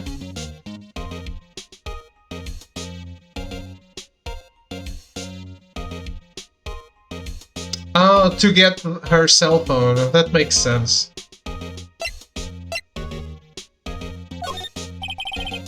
I was wondering, did you see my face cell phone? Oh, that. I have that. Do you think you could give it back? Sure. I mean, wait a second, pal. Tricky lawyer. Uh-oh, he's onto me. If I tell him why I want it, there's no way he'll give it to me. Something the matter. No, it's just, you know, detective. Nope, I know nothing, pal. That cell phone has a lot of numbers on it, like her boyfriend's. Cell phone holds all the little girl's sweetest and spiciest secrets. You're trying to confuse me. Sorry, pal. I already checked all the numbers in memory. Impressive. You're quite the detective. Uh-huh. Oh, here. You can have the phone back. There weren't any suspicious call records in there after all. Seems you didn't notice the recorded conversation. My cell phone received from Detective Gumshoe. Check the court record to hear the recorded conversation. Guess I've asked all the questions I need to. You all done, pal. Yes, thank you. I'll be heading out now. Oh, wait. One more thing I wanted to mention to you. I don't suppose you're planning on talking to that witness. Anyway, better not. No influencing the witness with your lawyerly ways, pal. Come to think of it, I had completely forgotten about her. The witness? Yeah, Miss April May. April May.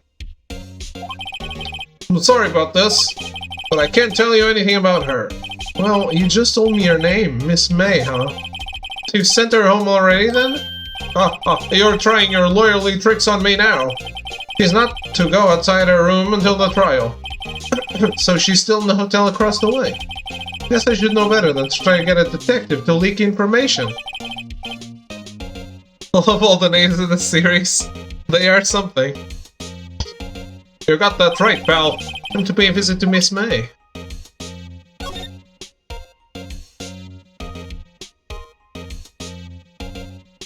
Is this the conversation I heard at the start?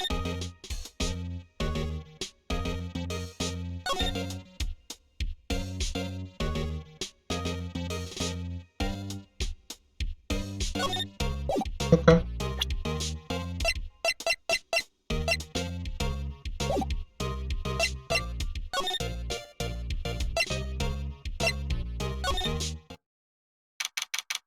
September 6th, Gainwater Hotel, room 303. Well, hello there, handsome. Hi. Smooth, right? Real smooth. You're the lawyer, aren't you? The detective told me. He said don't say nothing to that lawyer, pal. Teehee.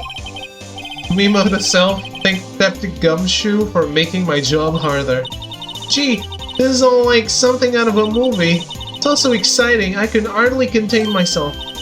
Oh, let me go freshen up so I can look the part of the beautiful eyewitness. I pity the lawyer that has to cross-examine this one.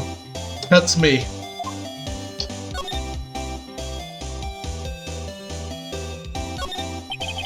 The late summer sunlight streams through the window. There's the Fay & Co. Law Offices building, of course.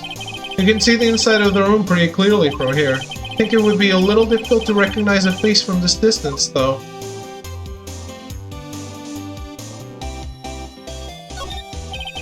A bottle and 2 glasses are on the table. Somebody must be staying with her. Someone with matching clothes? Huh? A still scene painting. Wait, should that be still life? Whatever. One of those is hanging on the wall. The flowers are fake, as expected. I know sunflowers and tulips, but that's about the extent of my floral knowledge. There's a screwdriver stuck in this drawer. I wonder what's inside. Let's take a look. Hey! What are you doing? No touching! Oh, bad boy! You really shouldn't pry around in other people's rooms now. You wouldn't want to make me upset, would you? Upset? I thought she was going to explode for a second there. I wonder what could be inside the drawer. Do you think you could tell me something? I need you to describe what you observed at the time of the incident. You should go freshen up. Again. Oh, observe. Incident. You sound just like a lawyer in the movies. I like a man with a big vocabulary. Better not encourage her. You know that thing that happened the other day? The bad thing? What did you see when it happened? I don't suppose you could tell me about it? Pretty please? Let me see. Well, dream on. If you want to know, you'll just have to come to the court tomorrow, Mr. Lawyer. Oh boy. Could you just... Who exactly are you? Oh, Mr. Lawyer, are you hitting on me? No, hey, I'm just doing my job here. You know, you're cute when you blush. Believe me, this is the first time in my life I've blushed this much. Right, can you just tell me what it is you do? Well, no. And you had your little hopes up, didn't you? Oh boy. I see there are 2 glasses on the table. Is someone staying here with you? Oh, what an amazing powers of observation. You must be one of those famous detectives like on television. No, not me. I'm just a lawyer. Say, Mr. Big Detective, why don't you go look for clues in the garbage, Miss May doesn't like nosy little lawyers. Oh boy.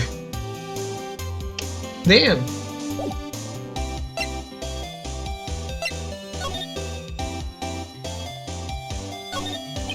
A simple bet. It's been recently made. Nothing eye-catching here.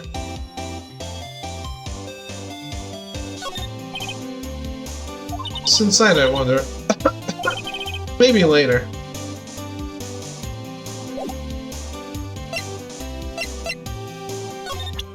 How can I get her to move?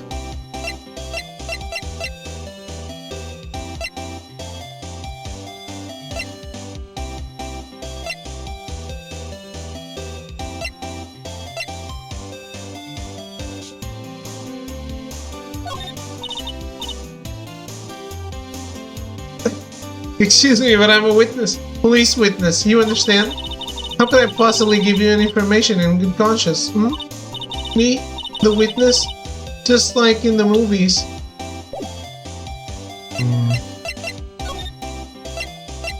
Let's see if this man is back. Seems like Mr. Grossberg is out. Well, maybe I should just wait here for him to come back? That wasn't the most over-the-top clearing of throat I've ever heard. Ha ha ha ha! So you're the one they say has been looking for me. Yes, that's me. He looks even grander than I imagined. Oh, that badge on your collar. Ah, so you're a lawyer, are you now? Yes, well, yes. And what do you want? I'm not particularly busy these days. Please proceed. Not busy? And how come no one could get in touch with you? Huh? Something the matter? You came to see the one and only Marvin Grossberg, did you not? Well, here I am, boy. What do you want? Out with it. Well, sir, actually, it's about Maya Fey. Yes. Maya Fey, go on. Why the strange reaction? Cha-cha. I'm really quite busy here, son. I can't go taking cases on a day's notice. No, it's quite impossible. Wait a second. How'd you know the trial was tomorrow? Anyway, I'm afraid it's entirely impossible for me to represent her. Sorry. End of discussion. What's going on? He refused me before I even got a chance to ask him. What do I tell Maya? That's super suspicious. How can you just refuse like that? Please, tell me why you won't take the case. Well, you see, it's just... I'm busy, you see. But the client is Mia Fey's sister. Mia trusted you. She knew her sister would be in good hands. Yes, of course, I know that. However, I'm sorry, but I must refuse. Sorry, goodbye. Creep. Fine. I don't have time to argue with you anyway. I'll go look elsewhere. I don't think not. Huh? Did you say something? I think not, I said. What do you mean? I'm terribly sorry, but I'm afraid that no lawyer worth their salt will take on this particular case. Terribly sorry, my boy. Why? I cannot say. I beg your pardon, but could you leave now? I've nothing more to discuss with you. What's going on here? How did you know Mia Fey? She worked there a long time ago. Quite the apprentice, that one. Learned my techniques in the blink of an eye. She left one day, quite suddenly. She had a mission, you see. A mission? You could see it in her eyes. She followed it with a burning passion. Never looked back, that one. That's quite a painting. Ha ha ha! You noticed? It's my pride and joy. Impressive, isn't it? Well, isn't it? The color of the sky, the hue of the sea, the weave of the straw hat. It's worth at least 3 million. I have no intention of parting with it, of course. No, I won't sell it, not even to you. I wasn't interested. It's not for sale. I'm not buying. Jeez. Okay. Looks like Detective Gumshoe has gone home. The police are still keeping themselves busy in the chief's office. No one has time to talk to me. Guess I'll head out.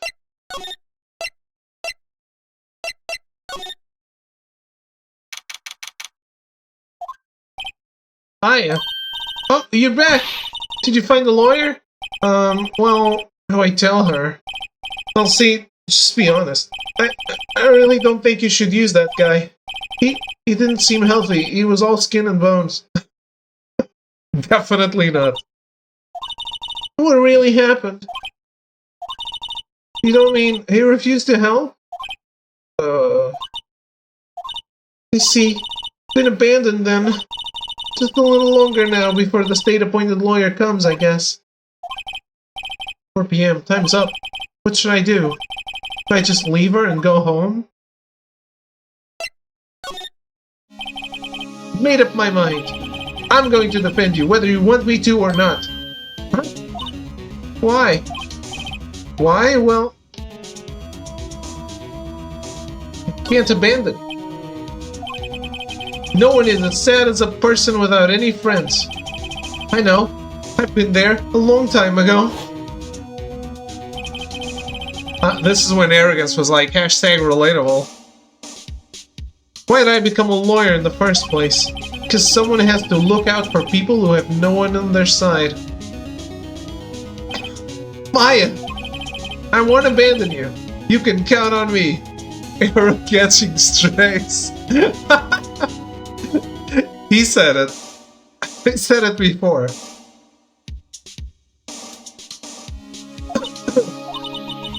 That's so kind of you. Huh?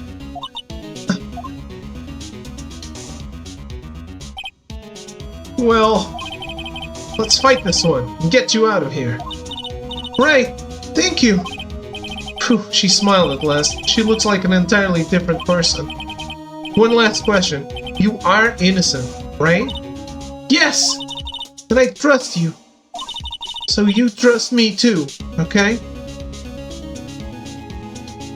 I'm watching Tom Clancy's Jim Halpert, no audio. It's a deal.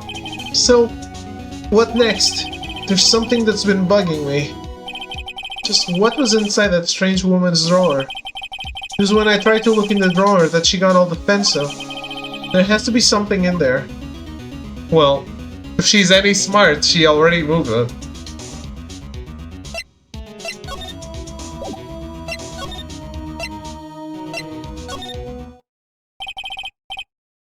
Good afternoon, sir.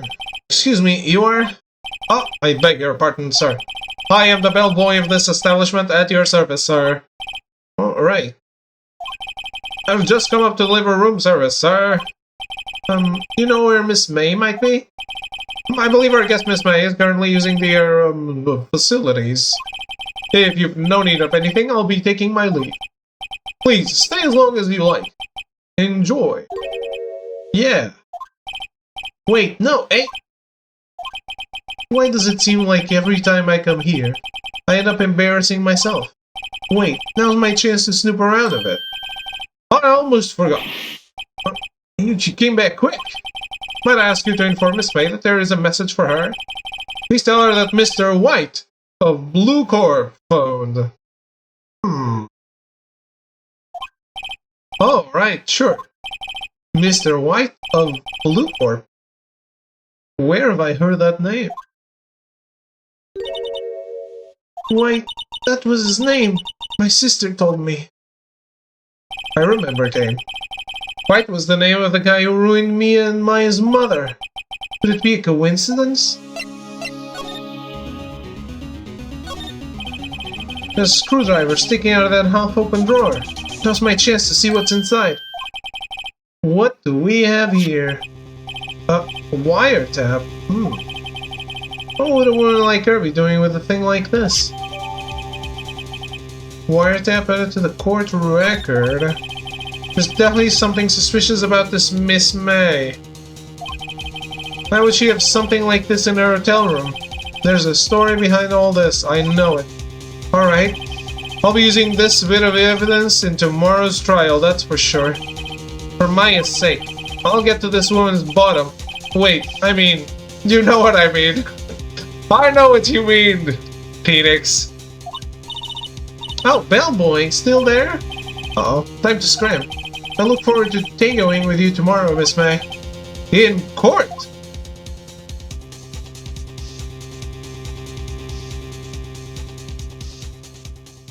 Wait, can't I go take the message? Just want to take the message for her.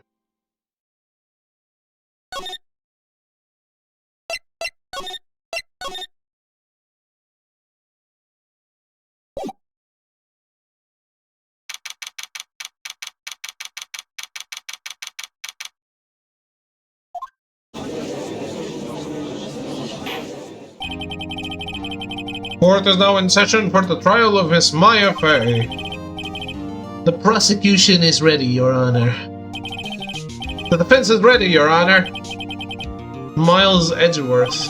I'd better not show any signs of weakness today, or he'll be on me in an instant. Mr. Edgeworth, please give the court your opening statement. Thank you, Your Honor. The defendant, Miss Maya Fey, was at the scene of the crime. The prosecution has evidence she committed this murder, and we have a witness who saw her do it. The prosecution sees no reason to doubt the facts of this case, Your Honor. I see. Thank you, Mr. Edward. Let's begin then. We may call our first witness, Your Honor. The prosecution calls the chief officer at the scene, Detective Gumshoe. Witness, please state your name and profession to the court. Sir, my name's Dick Gumshoe, sir. I'm the detective in charge of homicides down at the precinct, sir. Detective Gumshoe, please describe for us the details of this murder. Very well, sir. Let me use this floor map at the office to explain. Of the office. The body was found. That's a dick. The body was found by this window here. Stop throwing dicks in court. And the cause of death? Loss of blood due to being struck by a blunt object, sir. The murder weapon was a statue of the Thinker found next to the body, sir. It was heavy enough to be a deadly weapon, even in a girl's hands, sir. The court accepts the statue as evidence.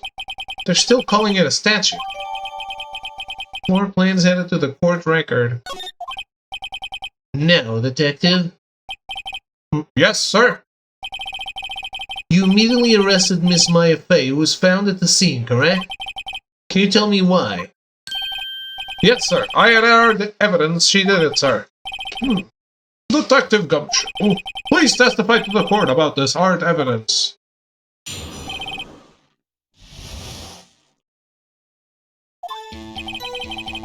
As soon as the phone call came in, I rushed to the scene.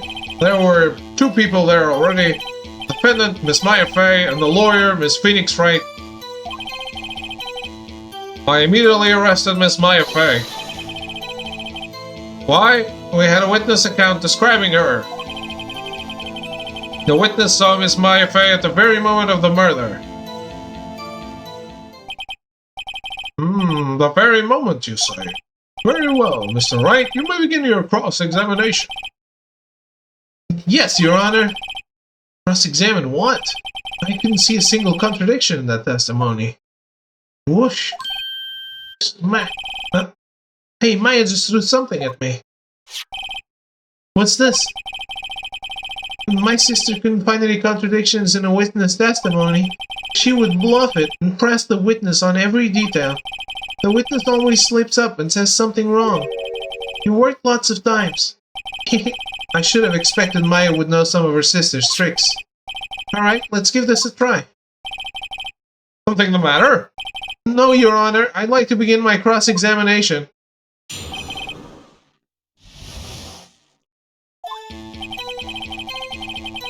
As soon as the phone call came in, I rushed to the scene.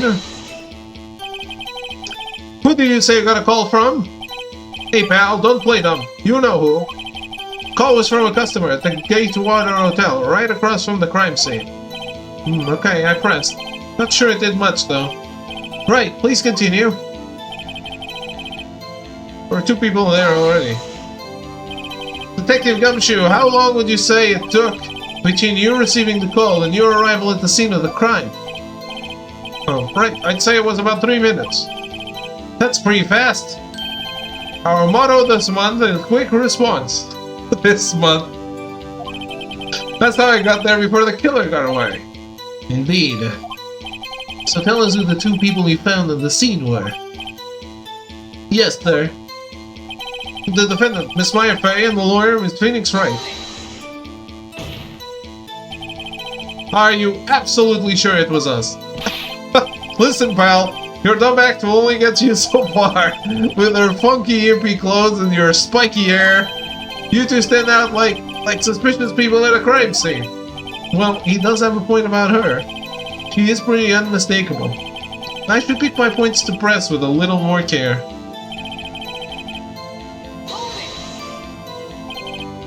Why's that? What's your reason? Why? We had a witness account describing her. The witness saw Miss Maya Fey at the very moment of the murder. Can't see a single contradiction there. Just have to take... Huh?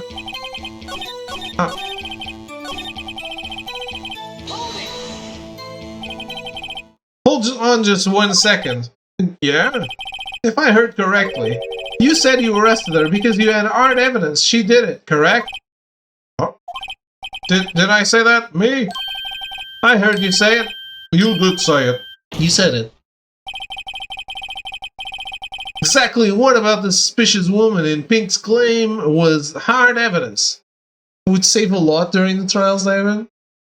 Why, can you fail?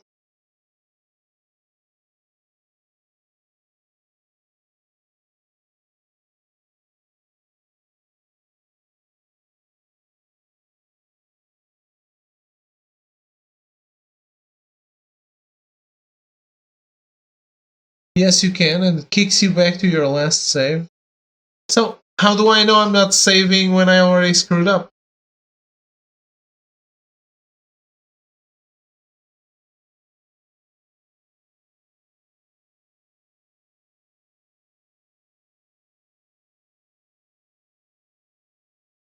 You'll know when you screw up? Okay. What? Miss May isn't suspicious, and she sure isn't Pink, pal. Well, I guess she is Pink. That's enough, Detective Gumshoe. Do you have any more solid proof other than her claims, Detective?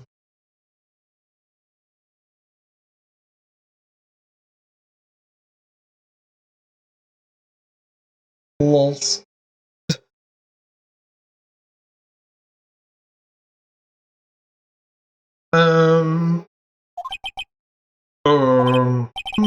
I guess pressing can have its advantages. Yes. Huh? Sorry, I got the order of things mixed up in my testimony, Your Honor, sir. There was something I should have told you about first, Your Honor. Very well, Detective. Let's hear your testimony again.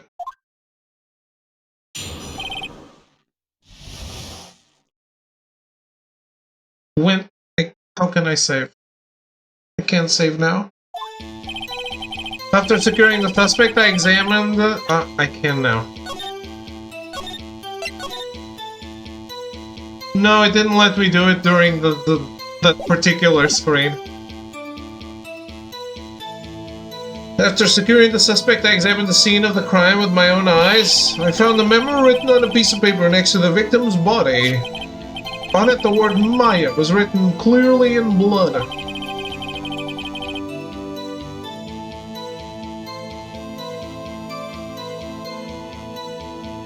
Lab test results showed that the blood was the victim's. Also, there was blood found on the victim's finger. Before she died, the victim wrote the killer's name.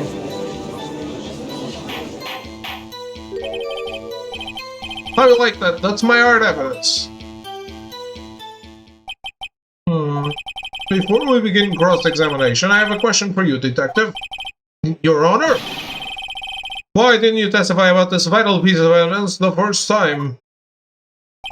I know. I'm really embarrassed. I forgot about it, Your Honor, sir. Try to be more careful. Very well. The defense may begin its cross-examination.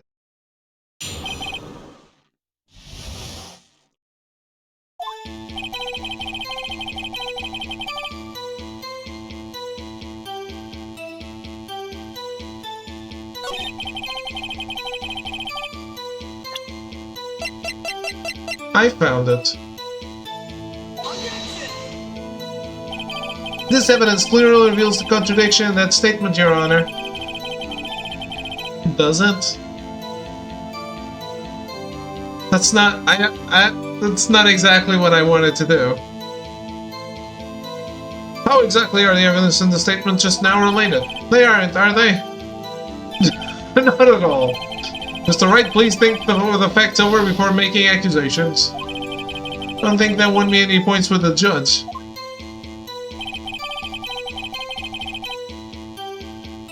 But he didn't find it.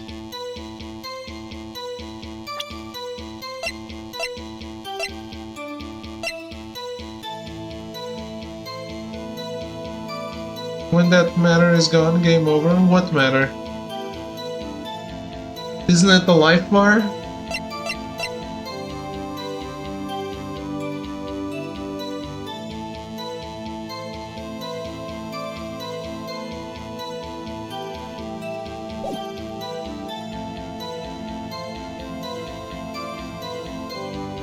Yeah, I've seen it.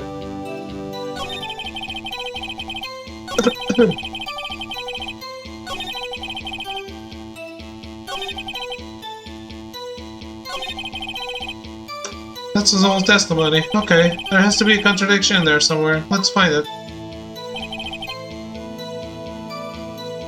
Yeah, like, that's what's wrong. But I just don't know what to present to contradict the fact that he didn't check it. I did.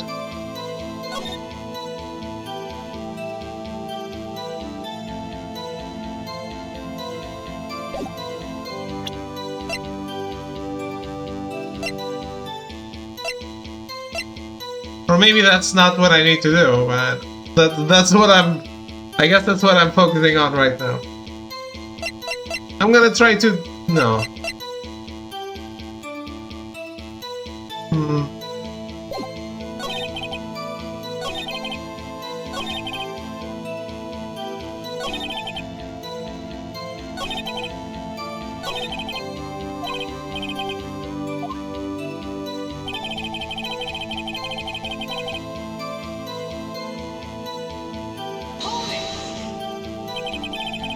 You find any evidence? No, don't jump the gun on me, pal. Just listen. I'm getting to the good part.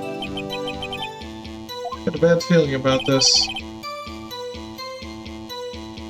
Pressing is never bad, is it?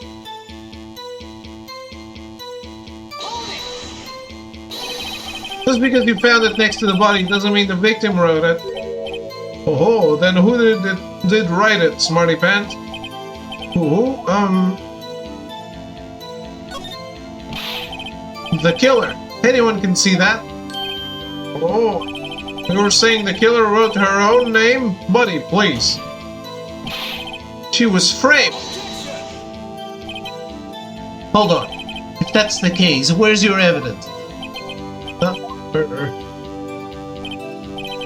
I guess that was a bit of a tall order for you. Those without evidence shouldn't open their mouths, Mr. Wright. Yeah, pal. Well, Detective, tell us what was written on that memo you found. But I didn't lose any HP, okay. You have proof it was Mia who wrote that? Of course I do, pal. Uh-oh, you sounded pretty confident. This might not be good. Lab test results show that the blood was the victim's. What kind of tests were these again? What kind? Well, here they take the little bits in the blood of the goblins. Goblin Bobbit? I refuse to testify on this matter, pal. I'm no expert on blood tests. Yes, that was quite clear. You may continue with your testimony. Thanks, pal. I mean, Your Honor, sir. Detective Gumshoe. Yeah? I look forward to your next evaluation, as should you. Oh, that was a mess. Right, where was I? I'm just ruining this man's career. Just for no good reason.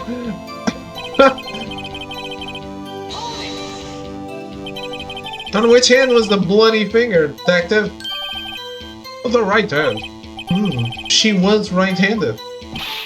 Oh, nice try. Uh-oh. I guess it wasn't too hard to see what I was getting at there.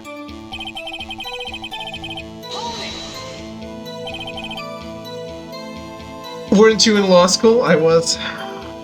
Detective Gumshoe, do you get a lot of cases where the victim actually writes the killer's name? Sure, that happens all the time in books and the movies. This isn't the movie, detective. Oh. Let's talk about reality, shall we? I guess. I haven't heard of many cases, no. Don't you find it a little odd that the victim would write down a name? Especially the name of her own sister? Oh, yeah, actually, you got a point, pal. Stop right there.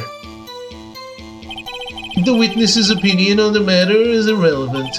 The facts are clear. The victim wrote down the name of the accused. The victim told us the name of her killer. Order! Order! That didn't go so well. That's right. What he said. That's his old testimony. Okay, there's gotta be a contradiction. Damn, I don't see the contradiction.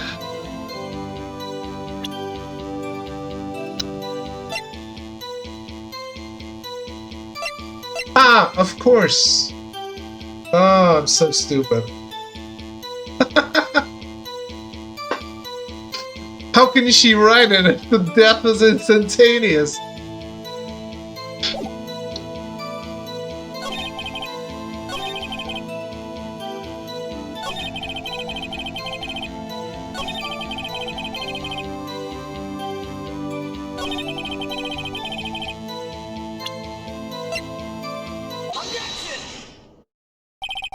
Detective Gumshoe, there was one thing I want you to clarify for me here. You said that the victim, Mia Fey, wrote this note. That she was accusing the defendant, Maya Fey? That's really what you're saying? What? This isn't one of those lawyer tricks now, is it? Of course she wrote it. Who else could have? You have it backwards, detective. But backwards? The victim is the only person who absolutely could not have written it. This is a report from your department, detective. Immediate death due to a blow from a blunt object. She died immediately. But... No butting! You're way out of this one, detective! Order! Order! The defense has a point. Someone who died immediately wouldn't have had the time to write anything down. Mr. Wright, I beg your pardon, but when exactly did you obtain that autopsy report? When? The day after the murder. It was the day after the murder. The prosecution's point being... That autopsy report is outdated, Your Honor. What? A second autopsy was performed yesterday at my request. Death was almost immediate due to a blow from a blunt object, but there is a possibility the victim lived for several minutes after the blow. I received these results this morning. No way! Your Honor, it's quite easy to imagine that the victim did have time to write Maya. Yeah, how the... Look, due process means that I should have access to this. I can't defend my client if I don't have the information. That is all. Is this guy like the villain of this game? Cause fuck him. I see. Damn you, Edgeworth. I should have known you'd have something up your sleeve. Why, Mr. Wright, you look shocked. Something you want to say?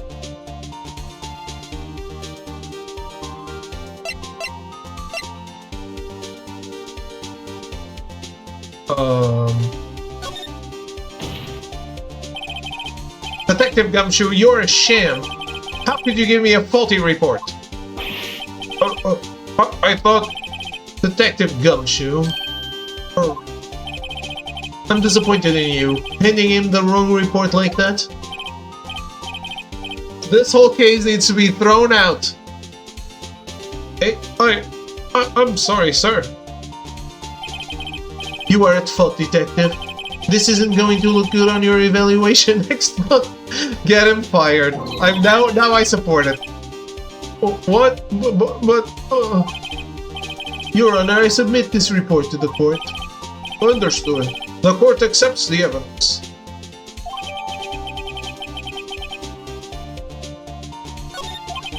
Well, Your Honor, the evidence strongly suggests the victim was identifying the killer. I suppose that's the obvious conclusion, yes? Darn, this isn't good. But there are games where you play as Edgeworth, right? The prosecution would like to call its next witness. This poor innocent girl saw the murder with her own eyes. Let the witness, Miss April May, take the stand. Exactly what part of her is innocent?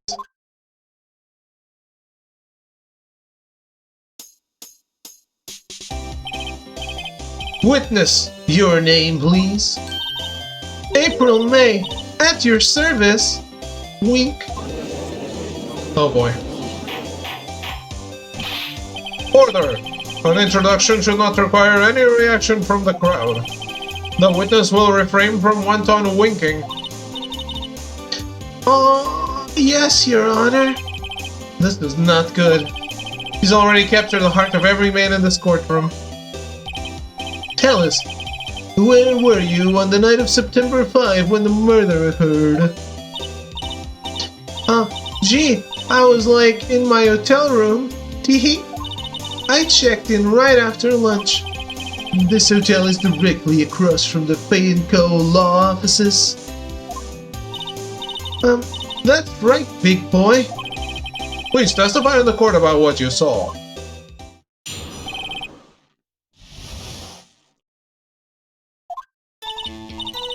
It was like 9 at night. At night, I looked out the window, you know. It doesn't have time of death. Well, I guess it's not important then. And then, I saw a woman with long hair being attacked. The one attacking her was the Moosey girl, standing in the defendant's chair. And the woman, dodged to one side and ran away. But that girl, she got up to her and she hit her. And the woman with the long hair, she kinda slumped. The end. That's all I saw. Every little bitsy witsy wink.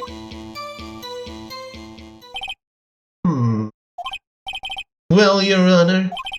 I see. It is a remarkably solid testimony. I don't see any to trouble the witness any... Wait, Your Honor. Yes, Mr. Wright? What about my cross-examination? Well, I thought the witness's testimony just now was quite firm, didn't you? Mr. Wright, I understand you were Miss Mia Fey's understudy, were you not? You must know her techniques well. Her cowardly way of finding tiny faults in perfectly good testimonies. Hey, how dare you! Well, Mr. Wright, will you cross-examine the witness? Yes. I'll gladly proceed with the cross-examination.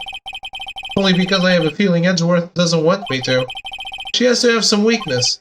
Very well, you may begin your cross-examination.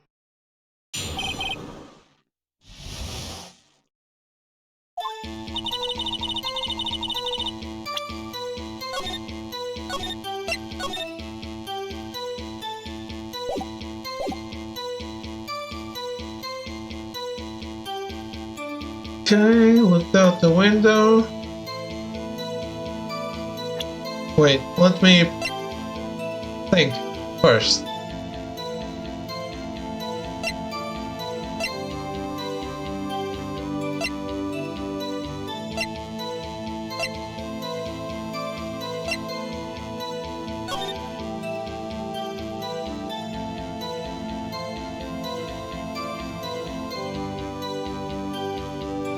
This is probably it. Let's go through the thing.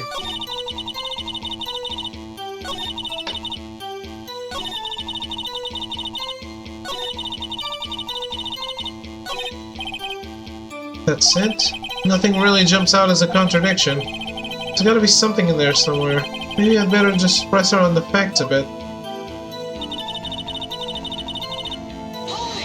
Okay. Why did you do that? Huh? Why? Why what? Why did you look out the window? Were you expecting to see something? Gee.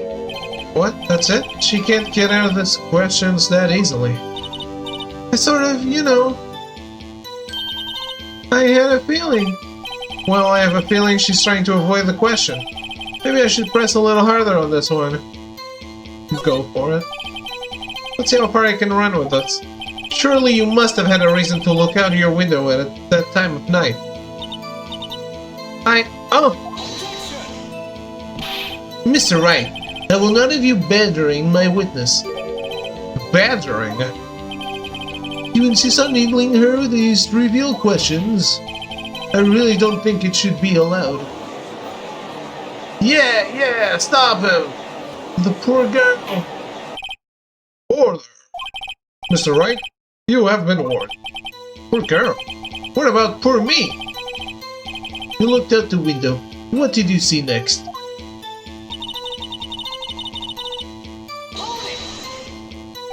The woman with long hair.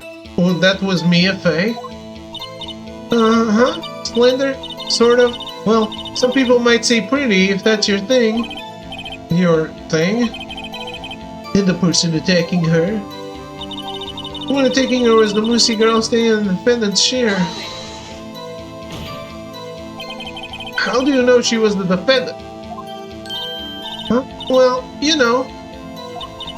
She had a girlish physique. Women know these things. Look, I just know, okay? There was only one person at that scene of the crime with a short, girlish figure. The testimony is bulletproof, Your Honor. He's right.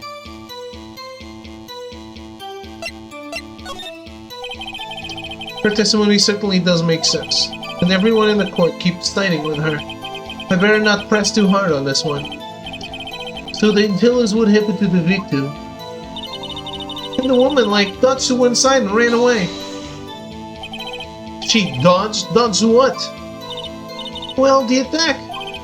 Please continue your testimony.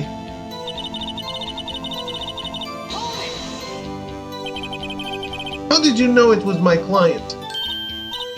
Well, gee. First of all, she had a girl's physique. And secondly, she was small. Who else could it be but her? She has a point.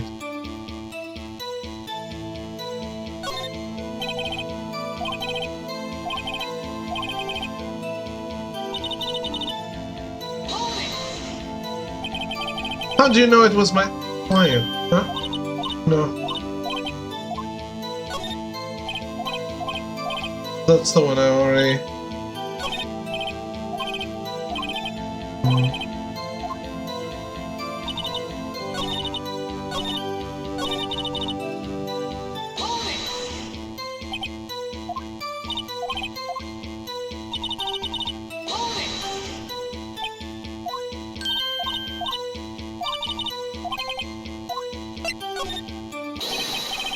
Hold on a minute, that testimony stinks. What? Miss May, I'm willing to bet that... Are you telling the truth? Did you really see the defendant? Mr. Wright, what's the meaning of this? Yes, what is the meaning? Somebody tell me because I'm clueless about this, I mean. Okay. If you had really witnessed my client, Maya Fey, you would have noticed her clothes before noticing her physique.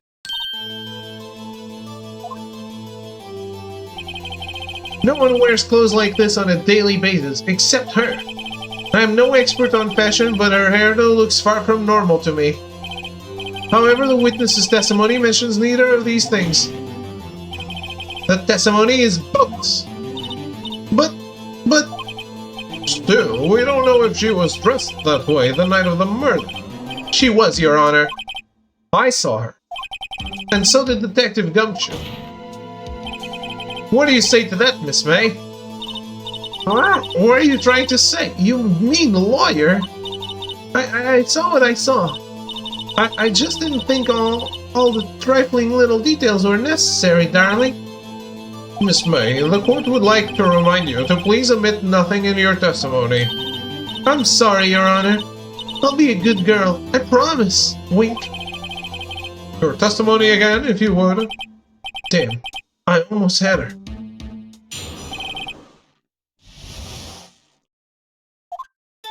I did see everything, I did. The woman dodged the first attack and ran off to the right. Then the girl in the hippie clothes ran after her. And she hit her with that weapon. I saw it, I did. That clock, the kind of statuey clock, the thinker, I think? Well, does the accuracy of my report not startle you? Teehee? How goes it there? You're liking it so far? Yeah, it's fun. It's really fun. I see. I only wish you had been so detailed from the beginning. Please begin the cross-examination.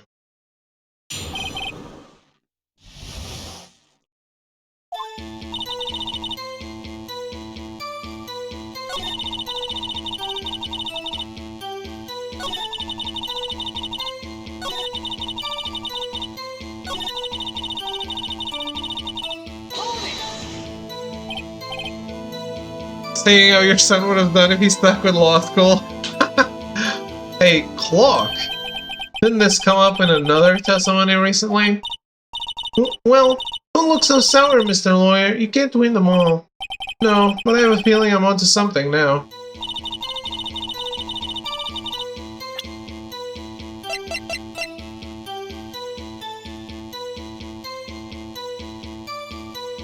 David's gonna start using lawyer tricks on us now. Yes. Miss May, what you said just now was quite revealing. Revealing? Oh, you'd like that, wouldn't you, naughty Mr. Lawyer? You just said that the statue of the thinker was a clock. But there's no way of knowing that just by looking at it. Another person in much the same position as you recently called us a clock, too. And he was found guilty of murder. Order, order. Miss May, can you explain how you know this was a clock? The witness saw the murder with her own eyes. That's all that's important here. The defense is trying to confuse the issue with trivial concerns. Yes, of course. You will withdraw your question, Mr. Wright. I will not. Questions are all I have, Your Honor. And as you may recall, I've caught murderers with those questions before. Well, only once. Is it always the same judge? Objection sustained. You may continue to question the witness. Whew, that was close. He stopped me there. The trial would be over. What? So, what happens now? What happens now is you answer my question. How did you know it was a clock? Might be the only judge in the area. Maybe. What? That's because I heard it? Yes, I heard it say the time. So, you've been to the law offices of Fay & Co.?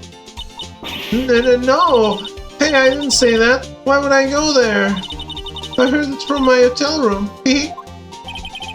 The law offices of Fay & Co. where the murder took place is very close to the hotel. She could easily have heard the clock. Well, Mr. Wright, are you satisfied? No, Your Honor. Can't give up now. I'm not satisfied because it couldn't have rung. Your Honor, members of the court, it is inconceivable that the clock in question rang.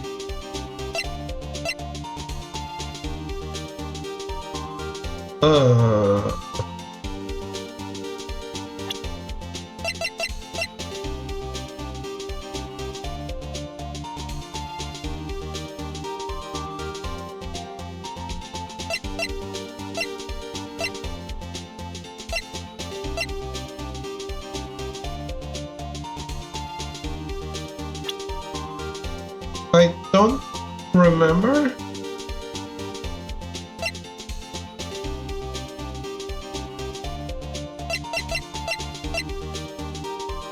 Save.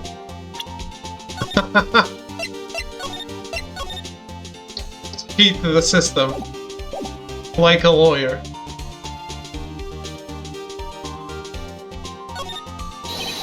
The clock is missing its clockwork.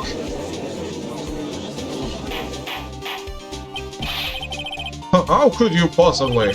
Just take a look, right now. Oh. See anything interesting, Your Honor? It is as the defense says. Well, this clock is missing its clockwork. It's quite empty. Mr. Wright, would you care to explain to the court the meaning of this? It is as you can see. The clock was empty. It couldn't have rung. Therefore, this witness is a big, fat liar. Fat? Well, Miss May.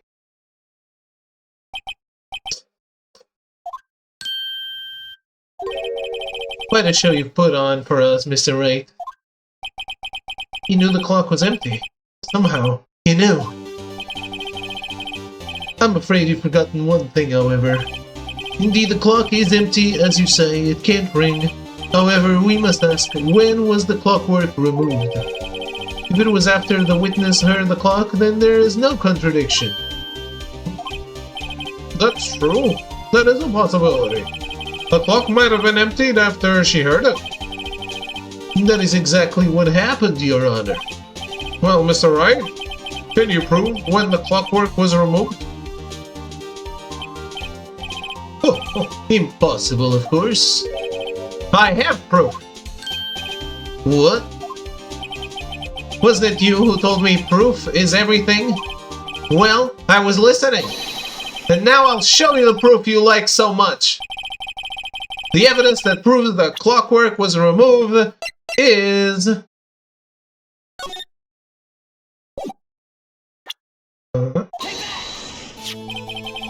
Take a look at this. Oh, that's a very cute cell phone. Yes, that is the important thing to focus on here, Mr. Judge. Oh, you have a girly phone. Wait, this isn't my phone. Listen, this is the defendant's cell phone and it contains a recording. So now I have evidence that I didn't submit to the court. Great! A recording of a conversation she had with the victim on the day of the murder. Order! Order! The defendant's cell phone. This wasn't brought to my attention. Perhaps Detective Gumshoe overlooked it? That good detective better remember is up for evaluation soon. I gotta say, I'm starting to feel bad for the big fella. Let's hear the conversation. She just wanted me to hold on to the thinker for you then. If you could... I should probably tell you, the clock isn't talking right now. Huh? It's not working? That's lame. I had to take the clockwork out. Sorry. Your Honor, I think this makes it clear the clockwork was already gone by the time this was recorded. Which was well before the witness even arrived at her hotel.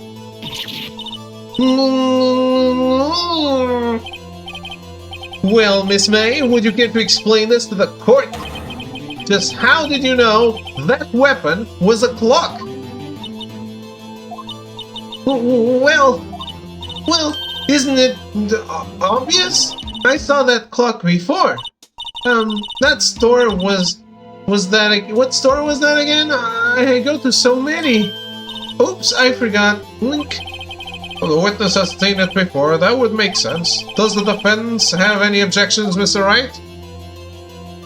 Yes! The witness claims she had seen it before, but this directly contradicts a piece of evidence already submitted to this court. Well then, let's see it. Please produce this evidence that will prove the witness had not seen the clock before. It's simple!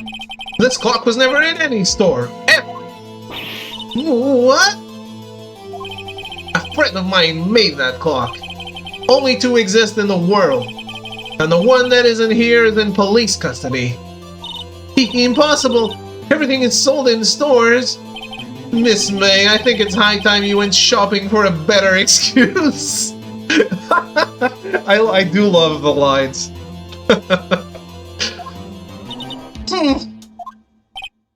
Oh, excuses not on sale today? Oh,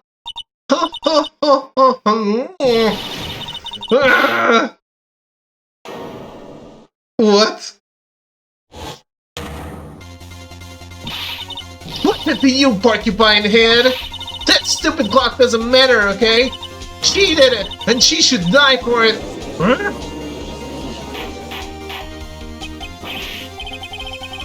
Whoa, let's not get ahead of ourselves. This is a court of law, and the witness will remain calm.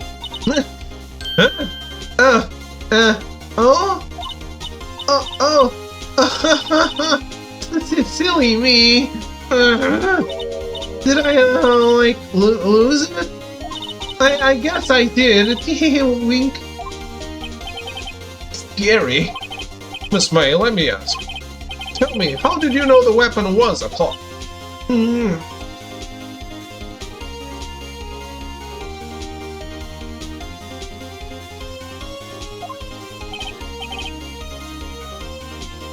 Oh dear. Does the defense have an opinion on this behavior? Okay, this is it. Yes, Your Honor. Allow me to explain how I see the truth of the matter. Miss April May, you knew the weapon was a clock because you held it. This is familiar territory. I'll just use the same approach as with Larry. Miss May held that very clock in her hands.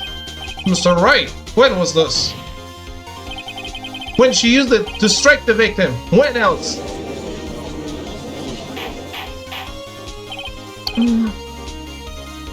I thought it was the guy at the start, but it was her.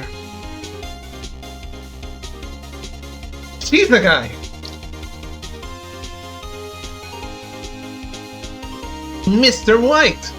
No, because there was a message from Mr. Wright. Order! Order! Mr. Wright, what is the meaning of this? April May, you killed Mia Fey, I say. And when you struck, the force of the impact made the thinker ring. That's when you heard it. What? If there was no clockwork?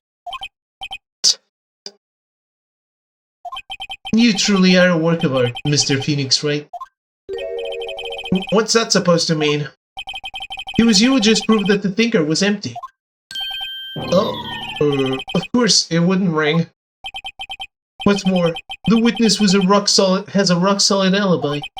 Miss May, perhaps you could explain to the poor, misguided Mr. Wright that you were in the hotel at the time of the murder? she can't prove it. She did it. It would be my pleasure. No way.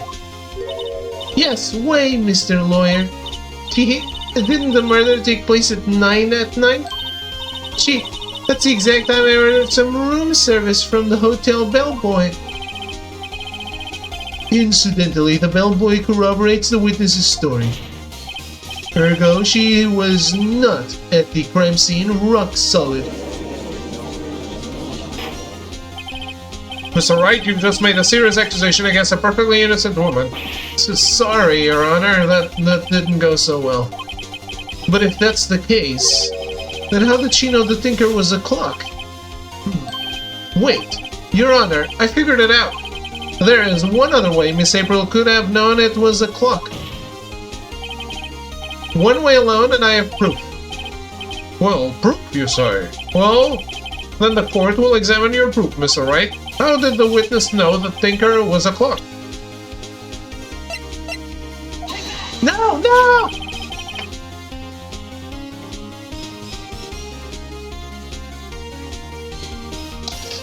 Shit.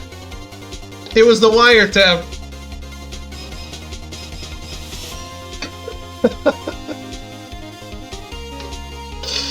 Fuck. Guess we've seen that already. Take another listen to the conversation between the defendant and the victim. Well, maybe we can salvage it.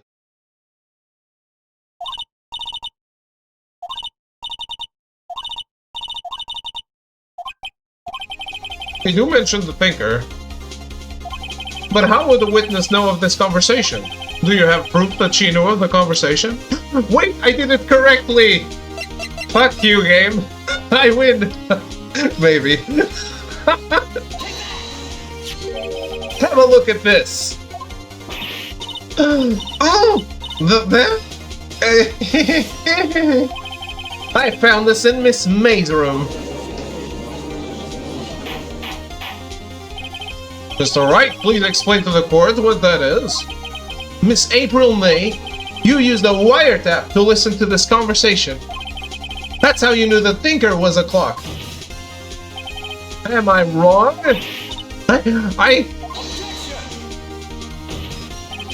Your Honor, this is ridiculous. Your Honor, look at the witness's face! Does she seem amused to you?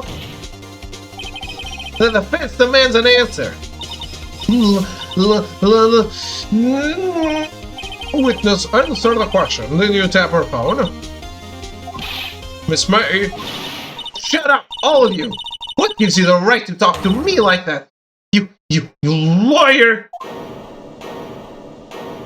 I am indeed a lawyer. It's no fair! All of you ganging up on me like that. Oh, so I'm the bad girl, is that it? Is that it?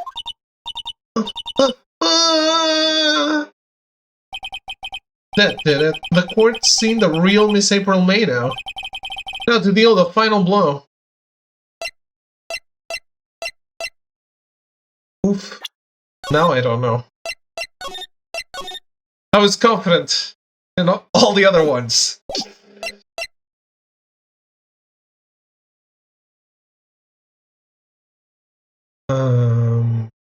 Let's go here first, I think. Miss May, why did you tap her phone? Answer the question. Do I have to? Isn't this a murder trial? Isn't tippity tapping her irrelevant? She's saying exactly what Edgeworth wants her to say. Miss May, you were tapping the victim's phone. I hardly call that irrelevant. While this court does not condone the defense's tone of voice, he has a point. Well, Miss May, do you have an explanation for the court? At the time of the murder, I was in my hotel room getting room service. How could I have killed her? If you don't believe me, just ask the bellboy. Well, does the defense have anything to say? Well, come on, think of something.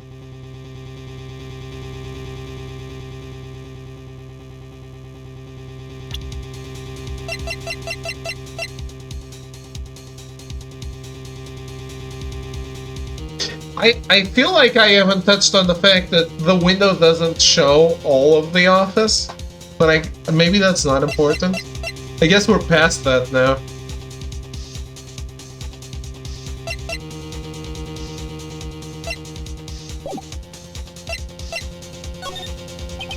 The defense would like to call the hotel bellboy as a witness. Something suspicious here, and I'm going to get to the bottom of it. I think you've sunken quite low enough already. I object to calling the bellboy.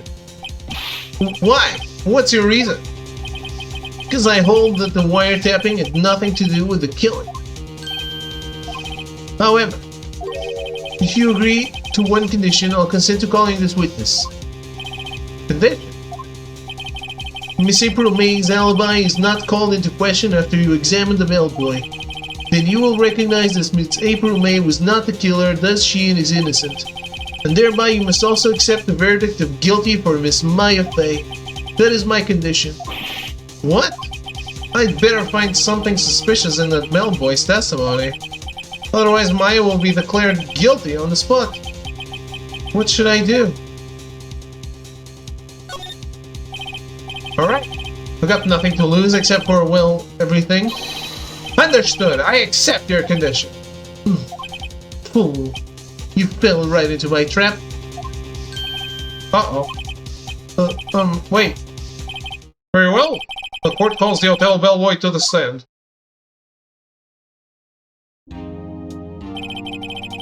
I believe we're ready for the witness to testify. He certainly does look like a bellboy. He brought a tray into the courtroom. Man, I need a break. I wanted to get to the ending of this, but I need a break. Because I have no water. I've had no water for like 2 hours. I need it. This is engaging. I love it. I'll be right back though.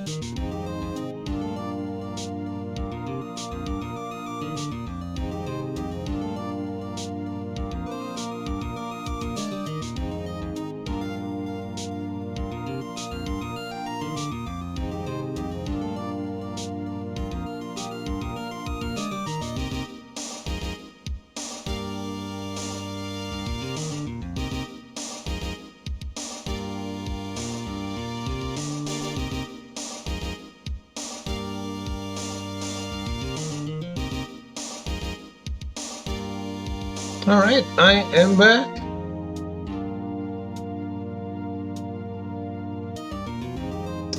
Let's win this, shall we? Yes, sir, I received your summons in the middle of work, sir. I'm happy to be of service. The T-suit set looks rather heavy, so without further ado, the witness may begin his testimony. Very good, sir.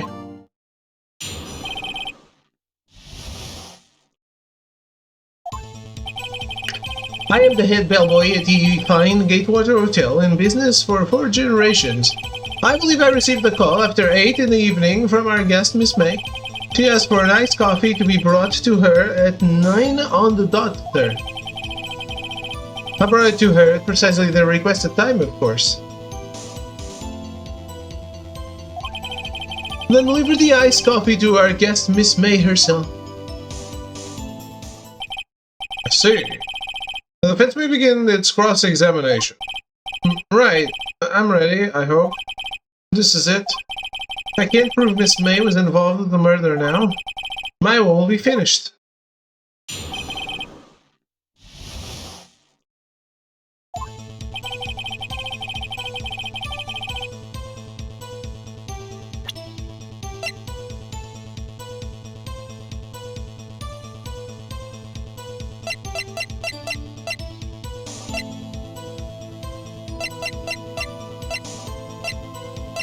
I feel like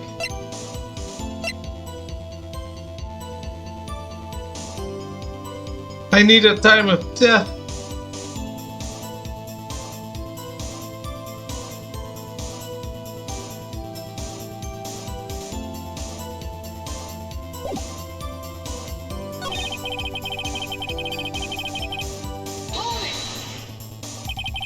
Are you sure it was Miss May on the phone? Absolutely, sir. How can you be so certain? I checked Miss May in personally, sir. Not only did I see her in all her stunning radiance, but I also heard her voice. And then I saw them, and I... The point being, I remember her quite well, sir. Yes, what then?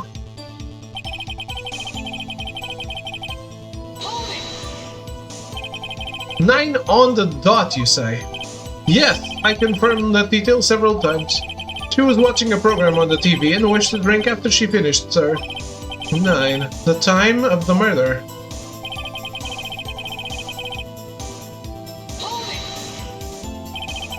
Precisely 9, then.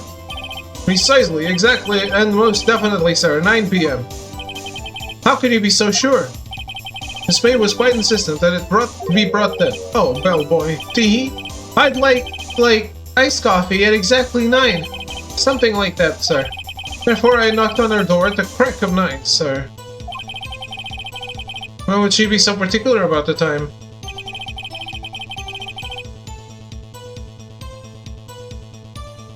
I delivered the iced coffee to our guest, Miss May herself.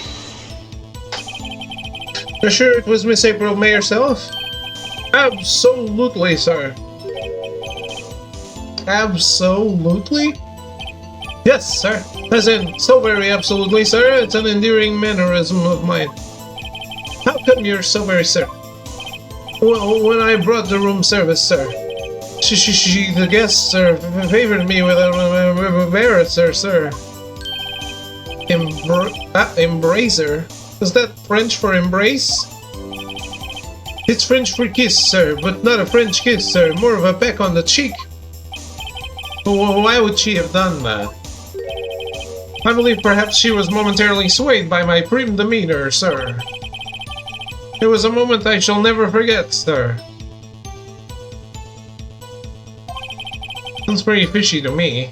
I think our Miss May was up to something and wanted the bellboy to remember her. It's no good, there's nothing there. Is that it? Finally, you understand. This bellboy has absolutely no reason to lie. Now, if you have any decency, you will end this rather tedious cross-examination here. It was a bit tedious. The witness may leave the stand. I can't let this happen, can I? Wait! Please wait! Yes? Does the defense have something to add? One last question. Let me ask one last question. Your Honor, I must object. But this charade of justice has gone on long enough. Now, Mr. Edgeworth. Alright, Mr. Wright, I'll give you one more question, that's all. Okay. This is really it now. This is my last chance. What do I ask him about?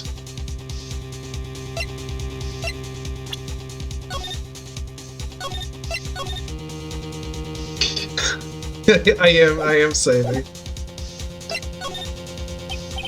Tell me again about our room service.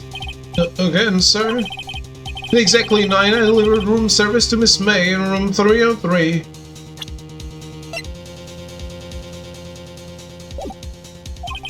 The guest had requested his iced coffee. $18 was the charge, as I recall. I see. $18? Doesn't that seem a bit expensive? Yes, well, iced coffee for two, you know, and we don't skip on the ice, sir.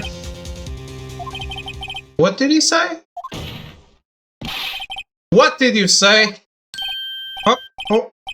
Rather, wait. Bellboy, tell us the truth now. Was someone else staying in Miss May's room? Even I think that's irrelevant, but I know it's not, but it would be. I object. That was objectionable. Objection overruled. The witness will answer the question. Yes, I see. Why did you not mention this in your testimony? Well, sir, you didn't ask. Nice try. That's the sort of thing you're normally supposed to mention. Yes, quite. Indeed. He was the good barrister there, Mr. Edgeworth, who... He asked me not to mention it if it wasn't specifically asked, sir. Ooh. You fool. Wait, does he fight for justice, or does he just want to win? I've done it. I've won. Miss April May checked into a twin room with a man, correct? Yes, sir. Then, when you brought them room service, you didn't see that man in the room? That's right, sir. Your Honor, we have just learned of another person involved who may have been the murderer. In light of this new fact, I hold that it's impossible to judge the defendant. Wouldn't you agree, Mr. Edgeworth? And who, Mr. Wright? Who is this other person? Simple. It was...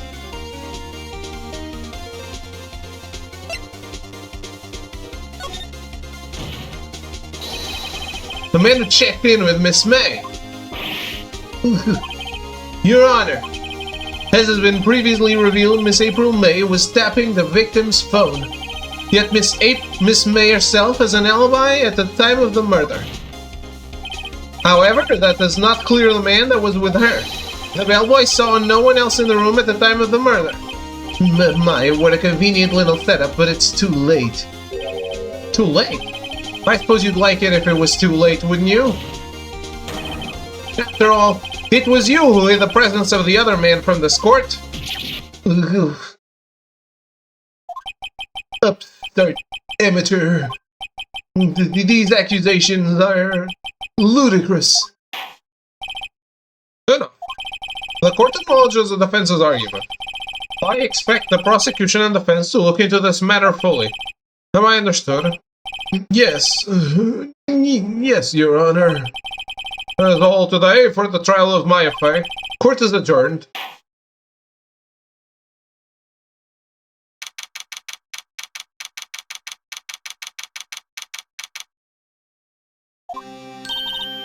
Mr. Wright! You were amazing in there. Really? I think I might be your newest fan. Good job. But it's just not decided yet, right? It's not done. I was just doing my job, you know? Then again, that other attorney was pretty cool too. He was? What? Huh? That face of his, with his eyes wide and trembling lips, it sent shivers up my spine. If you say so. So, what happens with me? Do I get to go home now? Well... no, I don't think so. Not yet. Oh, I see. You got a great lead in today's trial. A lead? That man with Miss May, he's the key. Oh, I get it. What happened to Miss May after that, anyway? I heard they arrested her. I guess she's learning her charms won't work everywhere. She's probably at the detention center now. I may have to go down there later. Anyway, this case is far from closed. Yes, sir. I'm going to find out more about this man. Do you think he was the one who... Maybe so. Yes. Don't worry, I'll find him by tomorrow, I promise. I'm counting on you. By tomorrow, we have one day to re-examine the entire case. I asked for a full record of April May's testimony. I thought it might come in handy during the trial tomorrow. But now that I have it, I'm not so sure. Most of her testimony was all lies. In fact, there's only one part that hasn't been stricken from the record.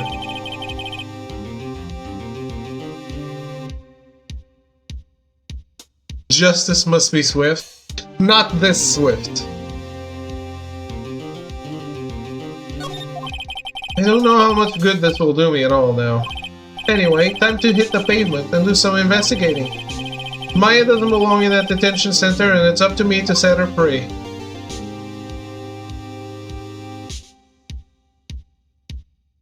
Tune in tomorrow for the thrilling conclusion of... Turnabout Sisters.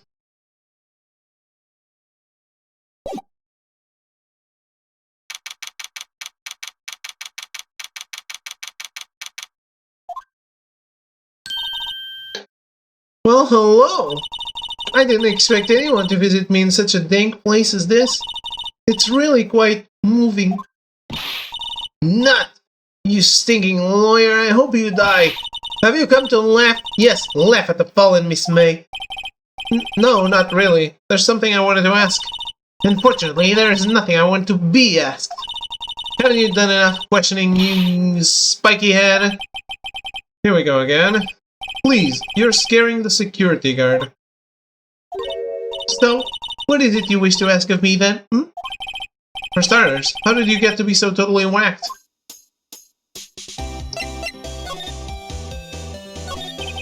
About the man who stayed with you in your hotel room. Can you tell me about him? Where is he? Come on. No way, Jose. Maybe if I had something to get her to talk? Why did you place a wiretap on Mia's phone? Oh, when you say it like that, it sounds so cold. Jose? I don't know.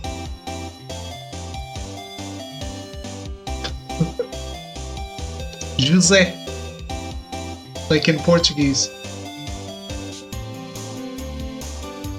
So criminal. Tapping people's phones is a crime, Miss May. Oh, and I suppose you learned that in lawyer school, huh? Creep. This woman is impossible to talk to. Say, why are you so angry? I mean, you don't look like a bad person. Oh, that does it. Bottom-feeding, scum-sucking lawyer. Bottom? I can't tell. Does she have a thing against lawyers or just against me?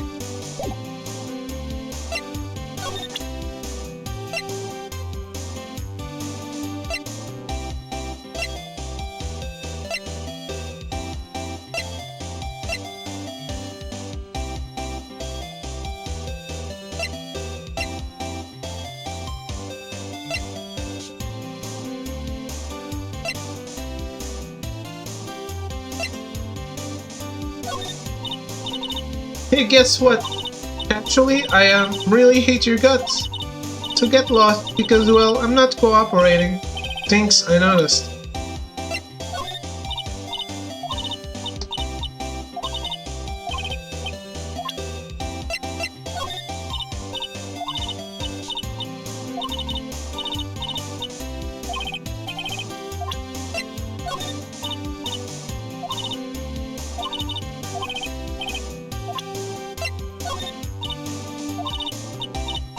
Does she say the same thing on all the things?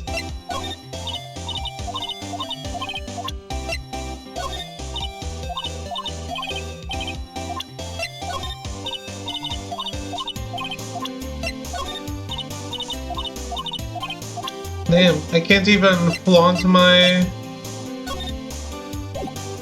badge.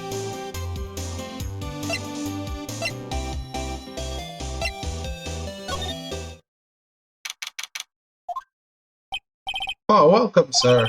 Quite the performance today, if I dare say so myself. Oh, thanks. Sorry for putting you on the spot like that. No, not at all, sir. Your efforts today can only help the Gatewater's rep, as they say. Huh? Rep? Yes, our reputation will swell as the hotel where the murderer used the wiretap.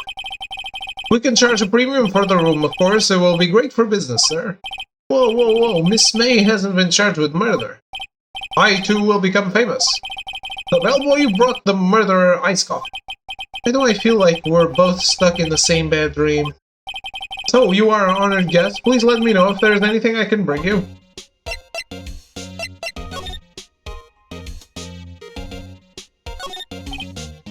There's still a screwdriver stuck in that drawer. Please leave that as it is, sir. That's the drawer of terror, hiding place of the murderer's wiretap. It's set to become one of the most popular attractions here. This guy's serious. I don't believe it.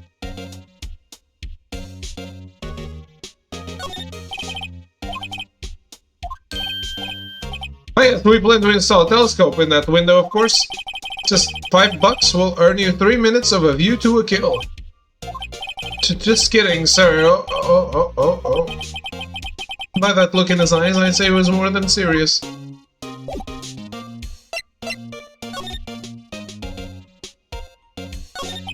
But Miss May. Oh, her? Sir, not to boast, but I knew the moment I saw her, she'd do it.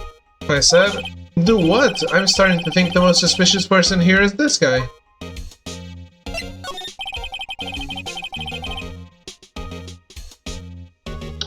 I wanted to ask you about the man who was with Miss May. Ah, yes. He struck me as a real lady killer, if you'll pardon the expression. I knew it from the moment I saw him, sir. He and I are the same ilk. We both carry the scent of danger. There we are, in total agreement, Mr. Psycho Bellboy. Got a photo of that man, I'm quite sure I could identify him. Photo? Will you tell me about this hotel? Absolutely. And on that subject, I have an excellent idea, sir. Currently, this hotel is known as the Gatewater. Proposed that we had a subtitle. A subtitle? The Gatewater Hotel Murder Manor. Well, what do you think? Sounds great. Whatever floats your tea set. Yeah, Murder Hotel, like that guy. That guy whose name I don't remember, but inspired the last Dark Pictures anthology.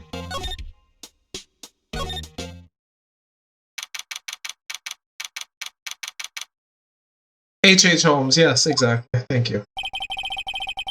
Looks like the forensics is taking the day off today. Detective Gumshoe's nowhere in sight. The police really gave this place a working over. I doubt there are any valuable clues left. Suppose it can't hurt to take a look around, though. Is it worth examining things again if I've already examined them?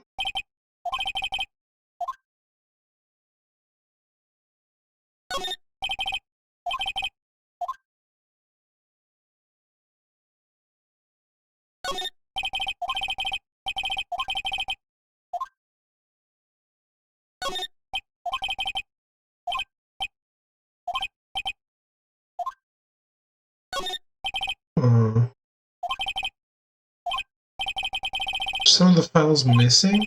Imagining things?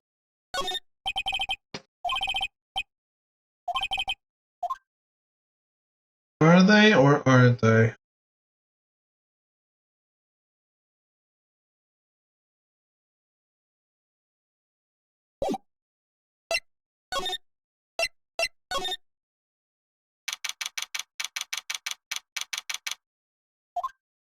Why would I come back here, though?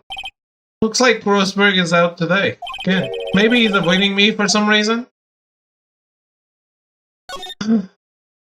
It's him! What's this? Old photos? There are two lying here. Something's been written in pencil on the backs. DL6 Incident, Exhibit A. DL6 Incident, Exhibit B. Let's take a look at these. Sure, I've seen this person somewhere. Perhaps I'll borrow this photo. I'm sure no one will miss just one little photo. It might be a valuable clue. I'll take it for now. It's clearly the mom. Maybe I should switch it with the one I took. Why don't I take them both?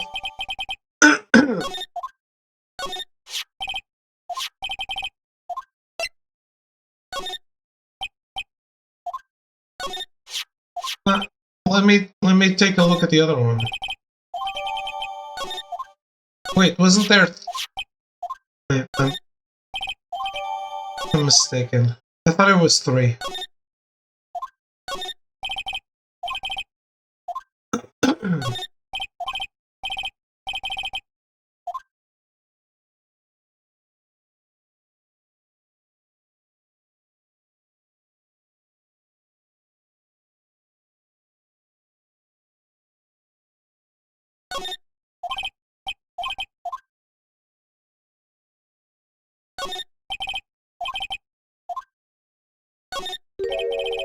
Wait a second. Wasn't there a big painting hanging on that wall? Yeah, it was a painting of...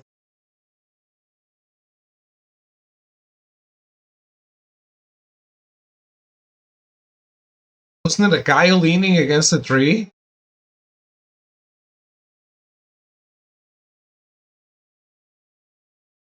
I don't think it's any of these, but okay. Wasn't it? It wasn't a very memorable painting anyhow.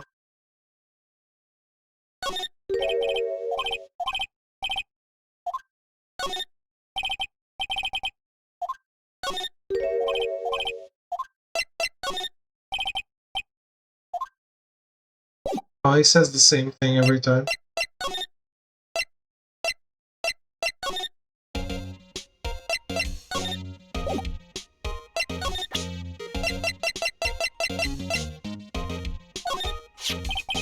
Take a look at this photo. That's him, detective. I'm the lawyer. Oh, I know that. I just wanted to say detective once. You know how it is. No, I don't. Without a doubt, that is the man who checked in with Miss April May. How about I write an affidavit swearing that that's him? An affidavit? This guy is way too excited about this. Have him write it, yes. Well, sure, why not? Yes. I've always wanted to write an affidavit, sir. From henceforth, I will be known as the bellboy who swore the affidavit. Just hurry up and write it. Bellboy's affidavit describes the man who stayed with Miss May at the hotel on the night of the murder. Not even Miss May can play dumb to this.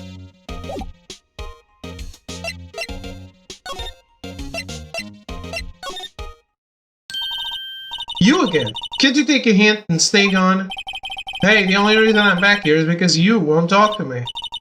So it's my fault now. You don't just have spiky hair, you also have a spiky heart. That does it. When this case is done, I'm shaving my head.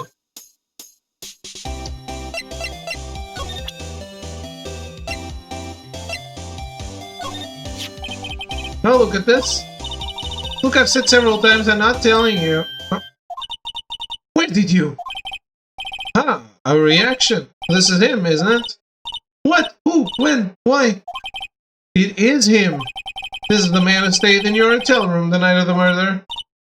No, that's not right. Nice try, Miss Cooperative. Do you have proof that was him? Yeah, proof. Show me proof. So close. Could you have a look at this? What's that? The bellboy's affidavit. It tells us everything he saw. Such as the man you checked in with. Who was most definitely this guy. Now I'm getting somewhere. This is it. All or nothing. Time to do a little bluff. He's playing dumb, if indeed that's an act. If you don't talk, I'm taking this info to the press. What? Even though he should have been a witness to murder, your little friend was missing. I'm sure the press would have a field day with his reputation. Ooh, fine, I'll talk. You win, lawyer. Yes, man, that felt good. It's great to be alive. Why are you pumping your fists in the air? Now, tell me about the man you were with. That man, he's my boss. Red White, the president of the information gathering conglomerate, Blue Corp. Red White?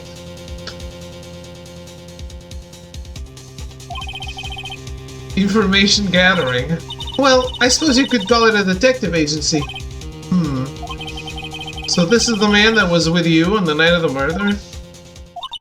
I'm scared to talk. I don't want to end up like her. Red White of Blue Corp. He's definitely French.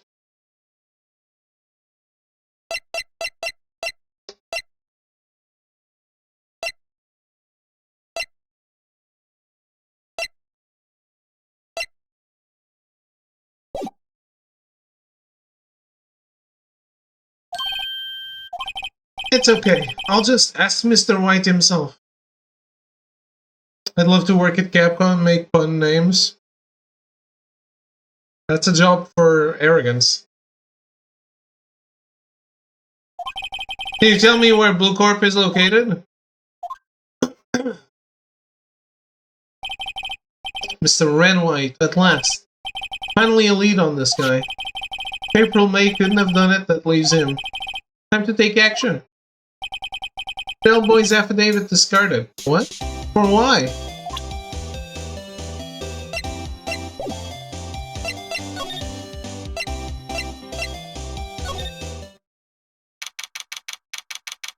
Oh. September 7, Blue Corp Inc. CEO's office. What's with the surreal decor?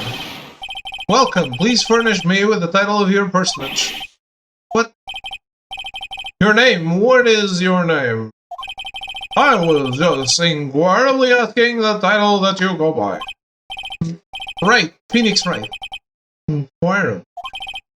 Mr. Wright, is it? Right, I see. Splendiferous. Perhaps I have intimidated you with my gigantesque vocabulary? What is this guy's problem?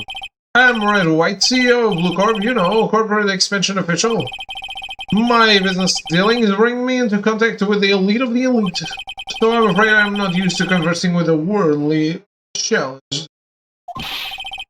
What a fruitcake. Let me guess.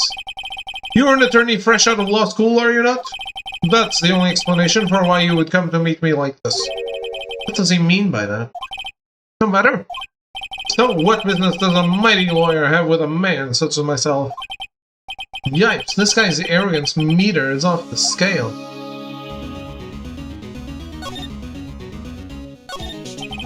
I'm guessing this is supposed to be a desk? My, this is quite the thing. It's modeled on my body, say? Well, does its sleek roundature not inspire you?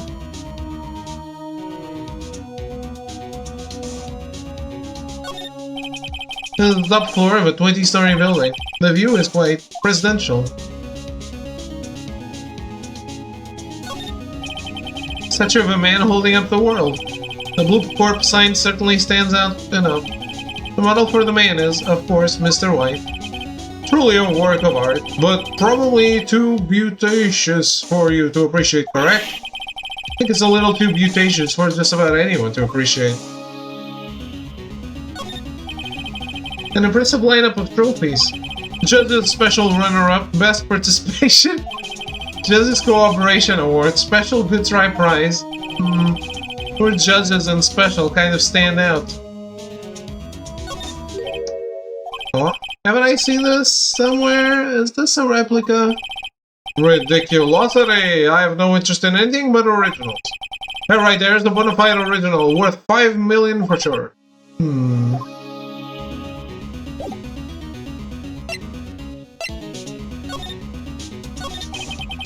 Miss May is an employee of Blue Corp, is she not? Correct, she was my secretariat. What a shock it was to hear what she has done. What she has done? You mean the wiretap? Indeed. She is paid to answer phones. Tapping them is not in her job description. She does get her information for us as part of her duties. But I assure you, we do not condone illegal methods. It is ineffable that she would do this. Sounds like he's trying to turn Miss May into a scapegoat.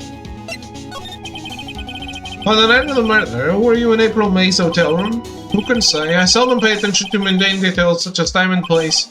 My motto is, don't worry, be happy. Still, Mr. White. The hotel bellboy has stated on the record that he does remember you very clearly. No matter. The bellboy can say what he pleases. I still won't talk to you. If you want me to speak, put me on the witness stand. Although I doubt you'd be capable of doing that. He raises a good question, actually. Why didn't the prosecution call him as a witness? He should have seen the same thing as April May. The police, the courts. To me, they are mere toys, playthings for my amusement. What kind of company is Blue Corp, anyway? Ah, excellent question. We buy and sell various kinds of information. We are a company of the future, you might say. We are the future. Sell information? In just 10 years, I built this business up into the grand office you see now. Ah, in case you were wondering, Blue Corp was named after the color blue.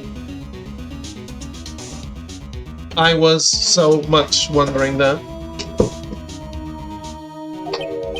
I, Red White of Blue Corp, as founder and CEO, named it so. And why, you ask? Because I like the color blue, of course.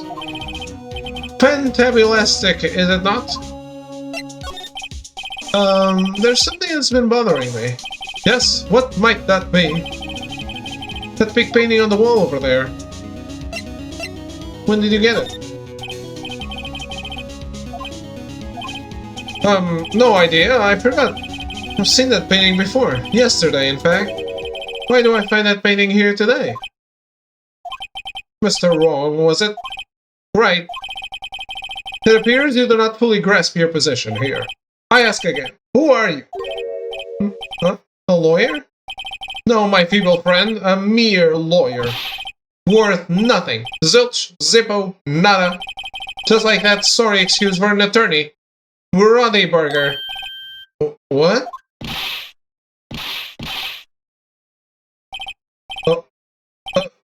He punched me. Well, Mr. Lawyer, what will you do, eh? Charge me with assault? Charge away, I welcome it, for it is you who will be found guilty. What? Heed my exposition. The police, the courts, they all do my bidding. So you say. But I wonder, is that kind of control really possible? I don't expect you to understand. It is a world beyond your compensation. You came here from Grotty Burgers, I presume? Mr. Grossberg's, yes. Then you must ask him, why is it that this painting of his hangs here? Perhaps then he will tell you. Perhaps he will explain how a man can live life purely for personal profit. Go now, skedaddle. There is nothing more to discuss.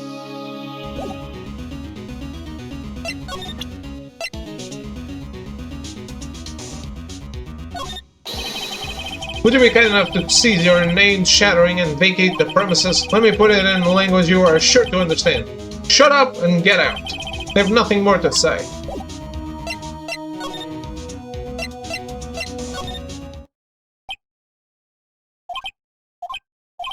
Oh, I don't think he's noticed me standing here. Maybe I should clear my throat? Ahem. Jumping Jehoshaphat. Oh, you. What's wrong? You look so pensive, like an old man at the end of his days. I'm not senile yet. I was just thinking about this whole mess. Something's really bothering him, that much is clear.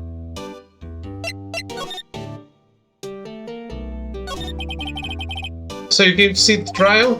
Yes, I did. Something was bothering me all last night, you see. Couldn't get a wink of sleep. Really? What was that? Well, you see, it's just Mia's sister, that poor girl.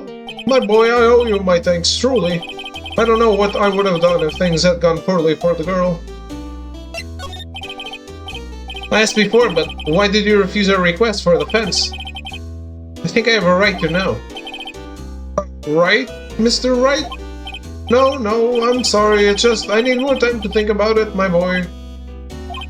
He does seem troubled about something. I'm starting to have a feeling I know what it is. So I paid Blue Corp a visit. Oh, I see. Mr. Grossberg. I have to admit, something has been bothering me. Oh, what is it? Well, out with it, my boy. You see, it's just... Mr. Grossberg, sir, there was a giant painting hanging right there the other day, was there not? The one you said you had no intention of parting with? Well, I saw it today. It was in the CEO's office at Blue Corp, Red White's office. So, you noticed. I suppose I should have guessed you would. It is a large painting. Mr. Grossberg, I know you and Mr. White are connected somehow. Connected, you say? Yes, and I know what it is. You're lovers. Mr. Wright has something on you, doesn't he? Blackmail? I think that painting is fairly gaudy proof. Very well, this may be the chance I've been waiting for. Maybe it's time to get this off my chest so I can finally rest easy again. After all, you were Mia's understudy. Perhaps it was fate. What's he talking about? Red White is a man who makes his living through intimidation. Blue Corp is a company that excels in finding people's weaknesses, I'm afraid. I've been paying them for 15 years now. 15 years? All because of the DL6 incident, as you may have guessed. The name on the back of those photographs. As you suspected, I could not stand in defense of Maya because of this. White would have destroyed me if I did. So that's the connection. It is hard for me to tell you this, my boy. But arresting Red White will be nigh on impossible. Possible? Why? He has information on everyone. It gives him an iron grip. He owns judges, attorneys, prosecutors, police, and politicians. What? They are bound, unable to do harm to themselves and therefore to him. Don't look at me like that. What you see is nothing more than the weight of many years. What is the DL6 incident? DL6 is nothing more than the sorting code the police gave the case. It was 15 years ago now. I received a request from a medium, a spirit medium. Medium? Her name was Misty Fay. Fay? Indeed, she was Mia's mother. She had been investigating the murder at the bequest of the police, and she failed. As a result, the police called her a fraud. This is what Maya was talking about the other day. I did all I could for her, and in the end cleared her of wrongdoing. That murder case, however, remains unsolved to this day. That case is the DL6 incident.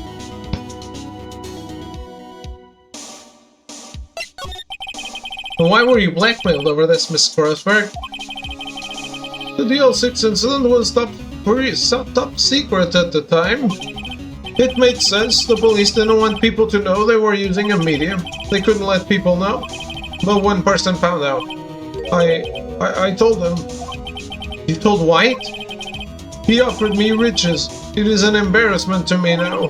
Because I talked, the police were mocked, far and wide. In secret, they began looking for the one who sold them out. Of course, White heard about it, and he came to me. Only this time, the offer was blackmail. I see. White controls the law of this country as he sees fit. Yet if you would still challenge him, have a close look at Mia's office. Mia's office? She followed his every move for years. She may have recorded something of what she found.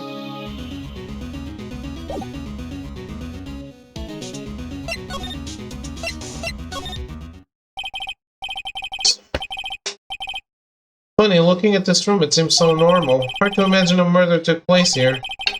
Mr. Grossberg said there would be clues. Maybe I should have another look.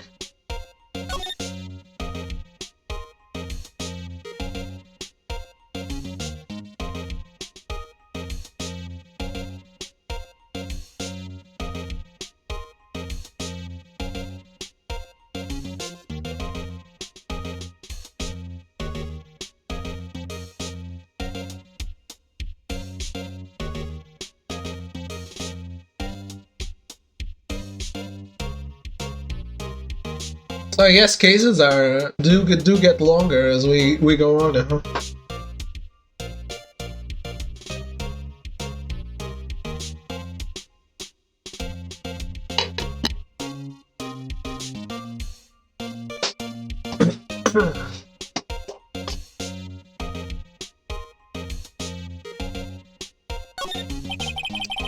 All the cases the chief ever worked on are filed here.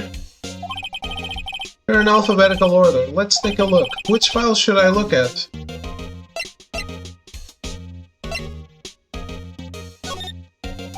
Let's see. J through S.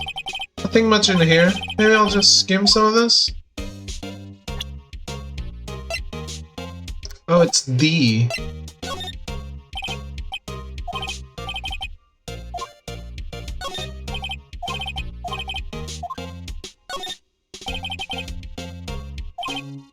A, B, F, Misty Faye, that's me and Maya's mother. Should I take a look? Read it? I tarnished the Faye name. Leaving only these words, my mother vanished. I was determined to find the ones who had made my mother blame herself in this way. You see the power that runs in my family. I held an audience with the dead. Finally, the names of two men surfaced. One was Marvin Grothberg, a lawyer who sold my mother's information for riches. The other was the man who sold that information to the press. This parasite, who makes his fortune on threats and coercion. His name is...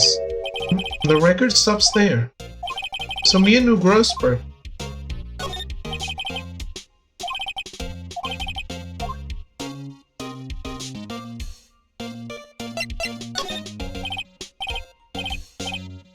I know, only White. Well, the entire W section is missing. Was it taken?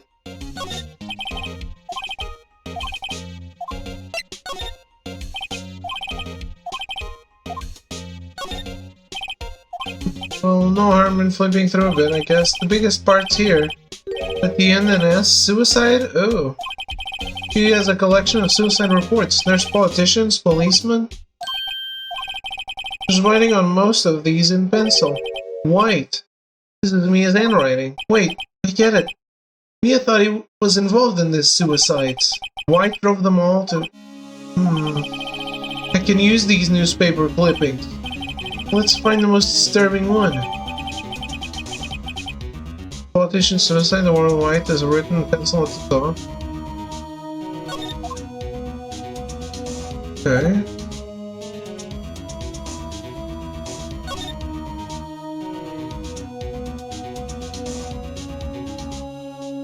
Anything else?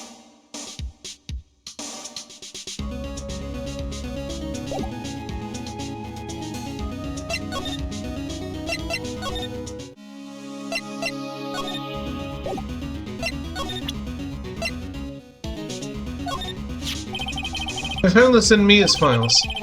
She was investigating Red White as I expected. Well, if you wanted to challenge him, you could present this in court. Not a bad idea. Isn't it conjecture on her part?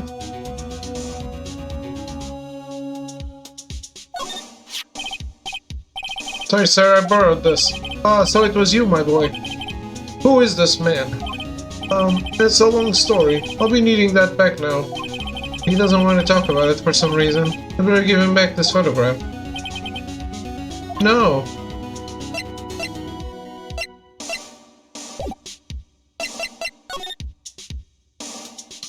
Why?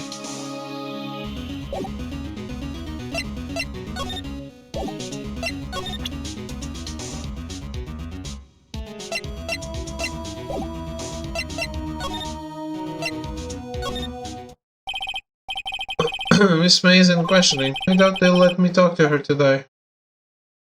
Can I not talk to... Lion?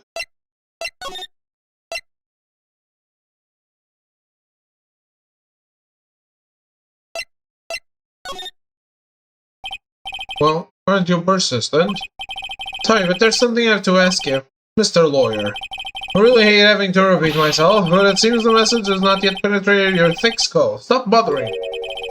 Truly, if you try my patience further, I fear a nasty accident may occur. I make myself clear, transparent.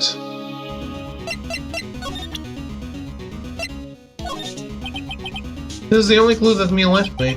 I'd better make this one count. Mr. White, see this? It's an article describing the suicide of a politician. He was embezzling secret government funds. Then, one day, word got leaked to the press. The very next day, he took his own life. And this concerns me how... found this article in Mia's office. Miss Mia? She had a file filled with articles like this. Every one of them was labeled with a single word. White. Mr. White, I know what you did to this politician. You were blackmailing him. Blackmail? Not just him, either. You were threatening and coercing hundreds of others. You were involved in all of the suicide cases that Mia investigated. This company is built on blackmail. I'm right, aren't I? What a bizarre accusation. Mr. Wrong, what is it that you should be doing now? Investigating me? No, I think not. You should be searching for the one who killed Miss Mia. Secretary's office alone. Mr. Wrong will be leaving now. Yes, sir. I'll send someone right away. Wait a second, Mr. White.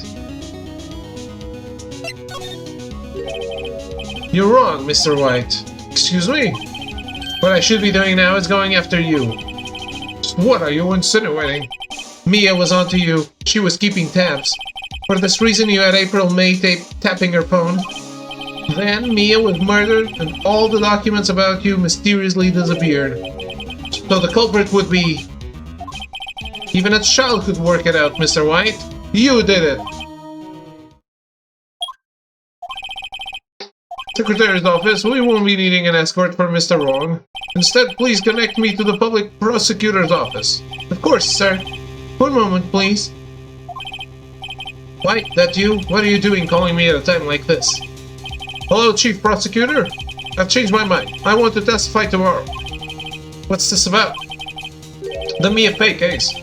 I witnessed the murder, you see? And thus, as a very important witness, I would like to testify. What? Why now? I thought you said you didn't want to go to court? Quietude. I told you I changed my mind, didn't I? Oh, and one other thing. Send the police over here right away. The man is standing right in front of me. He looks dazed but could be violent. What? What man? Are you even listening? The executioner, the hatchet man, the liquidator, the killer man. What?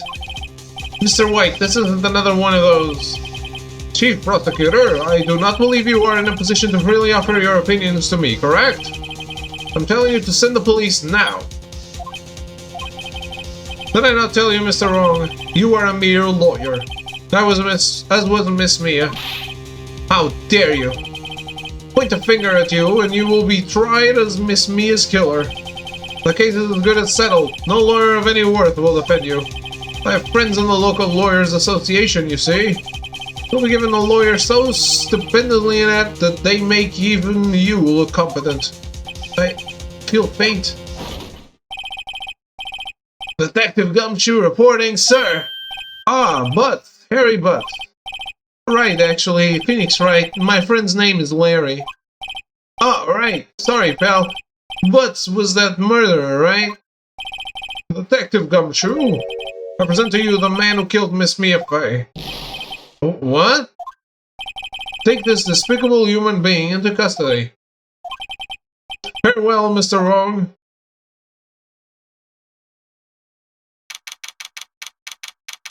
September 8th, the detention center visitor's room. Can't believe it's only been a day since the first trial. My trial begins tomorrow.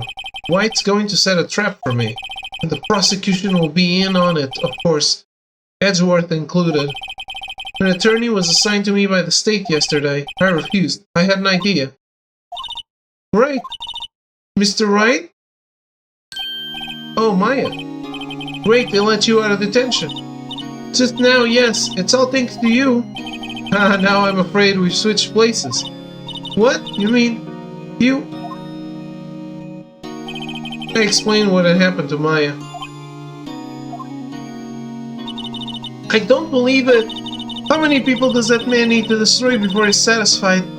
My mother, my sister, and now you. This has gone too far. Mr. Wright, please tell me, is there anything I can do? Well...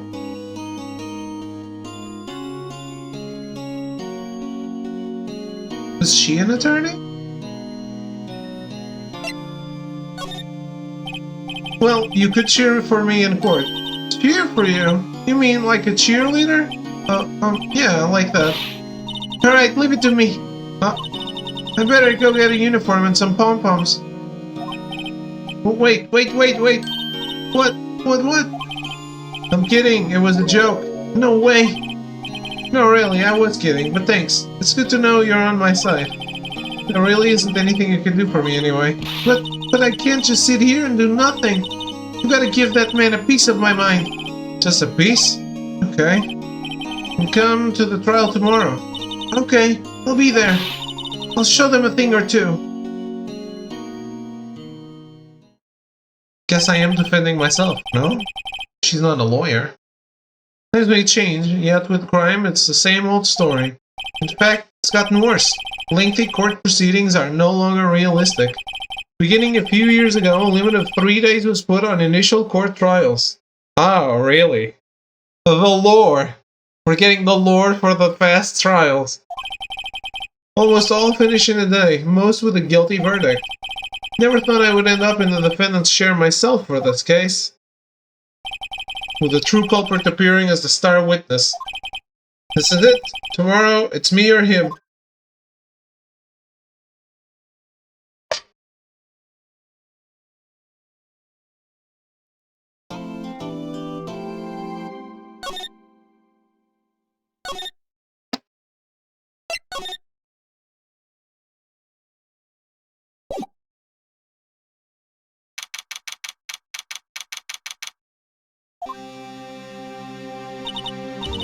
Well, I guess this is it. Yeah. One way or another, this case gets decided today. Huh? Phoenix, look! Prosecutor Edgeworth. I received a call from the Chief Prosecutor's office yesterday. I was told that whatever Mr. White says today, it will be the absolute truth. No matter how you try to attack his testimony. If I raise an objection, I have it on good faith that the judge will listen to me. What? Does White have the judge in his pocket too? So you're saying I'm going to be guilty, end of story? I will do anything to get my verdict, Mr. Wright. Anything. Why? Why? How can you torment an innocent person like this? Innocent? How can we know that? The guilty will always lie, to avoid being found out. There's no way to tell who is guilty and who is innocent. All that I can hope to do is get every defendant declared guilty. So I make that my policy. Edgeworth, you've changed. Huh? Phoenix, you know him? Don't expect any special treatment, Phoenix, right? Phoenix? Well, court will be starting soon. What? But wait! Your defense attorney isn't even here yet. They're not... I'll be defending myself. What? Okay, let's do this.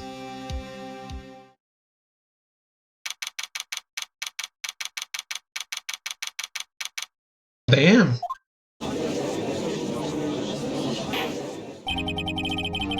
Court is now in session for the trial of Mr. Phoenix Wright. The prosecution is ready, Your Honor. The defense is ready, Your Honor. Mr. Wright, are you sure you're up to doing this? Yes, Your Honor. I will be defending myself. Understood. Very well, Mr. Edward, your opening statement, please. As the details of the event are already quite clear to the court, today we will hear the testimony of a witness to the defendant's crime. I see. The prosecution may call its witness. That went far too smoothly. Why didn't the judge ask Edgeworth why his witness didn't testify before? It's like he already knows why. If anyone's going to raise an objection about this, I suppose it's me. Mr. Edgeworth, you owe an explanation to the court. Why didn't this witness testify in the trial against Miss Maya Fey? I'm ever so sorry. Mr. White is a busy man, and besides, at the time, I thought that Miss May's opinion was all that would be needed. Again, my sincerest apologies to the court. Excellent, Mr. Edgeworth. I appreciate your demeanor. Great. He gets to show off and I get nowhere. I would like to call Mr. Red White to the stand.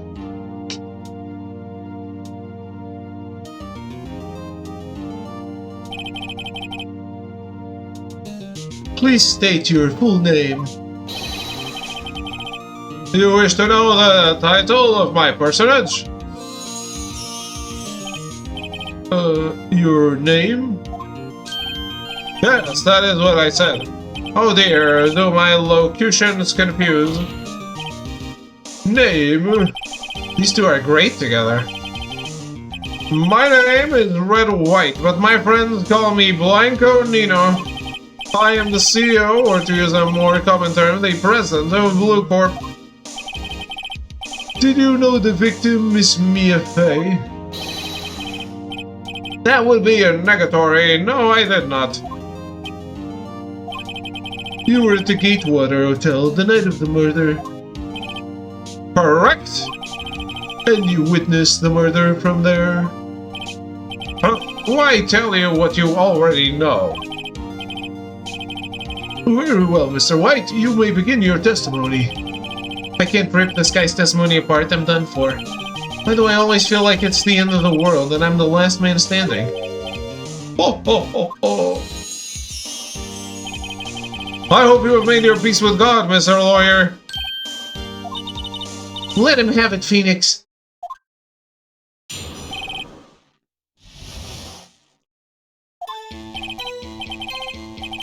Let's see. It was about 9, I believe. I was quietly perusifying, that's reading to you some papers by the window. But then I heard a bedlam coming from outside. Surprised, I turned to look at the building across the way. It was then I saw him, a spiky-haired man attacking a woman with long hair. Needless to say, that man was none other than you, Mr. Lawyer. I called Miss May over at once. She too was flabbergasted, of course. The victim, she ran away, but you gave chase. Finally, there was a terrible impaction, then it was all over.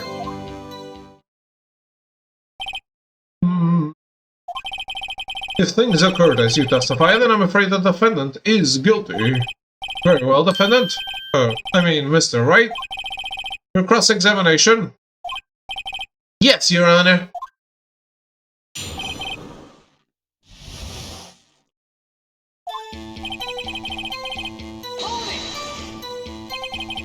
How do you know what time it was?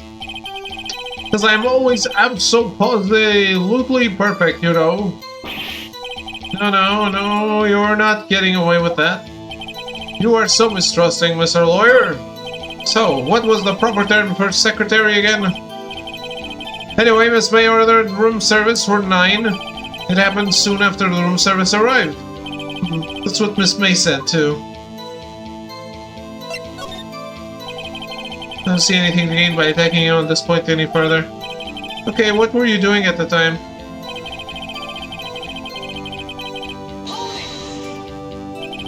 By window, you mean the one directly across from Fay and Co. law offices? Correct. That is the only window you see. And there you were reading papers? Correct. The Gatewater is a businessman's hotel, and I am a busy man who had business to do.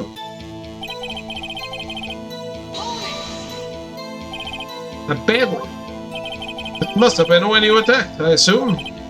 We see. Continue.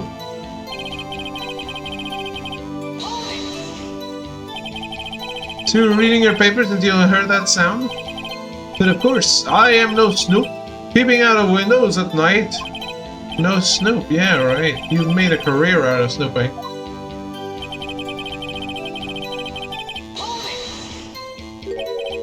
It's spiky-haired? Needless to say, that man was none other than you. What you just said directly conflicts with Miss May's testimony. Miss May clearly stated that the assailant looked like a girl. I've always been proud of my eyesight, Mr. Lawyer. What is your eyesight? Counting both eyes? 40. 40? Don't add them together. I think the witness is trying to say his eyesight is good. Hey, whose side is the judge on anyway? What did you do then?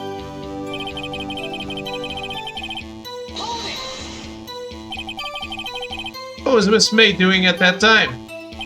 She had just finished watching a soap opera on the TV and was weeping openly. Did you know she had been tapping the Fay office phone? Irrelevant. That has nothing to do with the case at hand. I care not. I will answer the lawyer's bold inquiry. Miss May was acting alone when she tapped the phone of this Fay woman. You'd make a good politician, Mr. White. Oh, I know, after all. I am El Presidente. Please continue. Can you be a little more detailed about that? I think it's worth knowing exactly what happened. Of course, comprende. I understand. The victim was attacked by you and ran to the left. You gave chase and struck her down.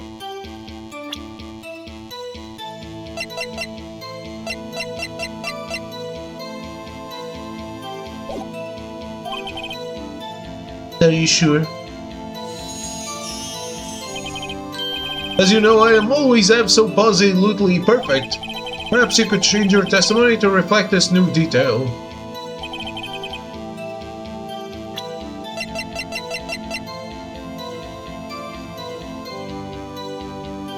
It directly contradicts this, but at the same time, I feel like her testimony is bogus. And we have established that it is. So I'm hesitating in using it as counter evidence, but let's try.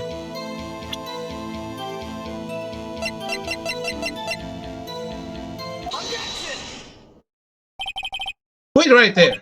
Mr. White, you've dug your own grave. What is this? Said the victim ran to the left. That directly contradicts Miss May's testimony. She clearly stated that the victim ran right. Oh, it is simple. You have misheard her. I think not. Look at the floor plans. Killer was here. The victim here. If the victim ran to the left, as you claim she did, she would have been running directly away from the door. She would have been running into a dead end. Don't you find that odd? Oh, very strange. I did see her run to the left, I did. Phoenix, look at his face. I don't think he's lying about this one. True. Maybe he really did see the victim run left. So he did witness the killing? Wait a second. Mr. Wright? Yes, Your Honor. Miss May says right and Mr. White says left.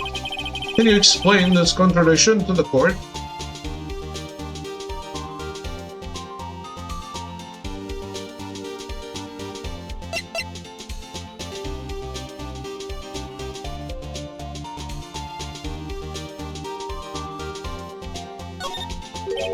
Both witnesses are telling the truth, for once.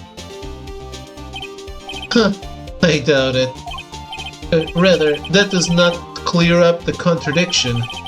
There is one scenario that would explain their conflicting account. What? Obviously, the witness was not viewing the crime from the hotel. Mr. White. Right. What do you mean? Yes, what do you mean? He was not viewing the crime from the hotel? If he was not in the hotel, where could he have been? In the law offices of Fay & Co., of course. More specifically, he was standing here. Time to show the court where Mr. White was standing.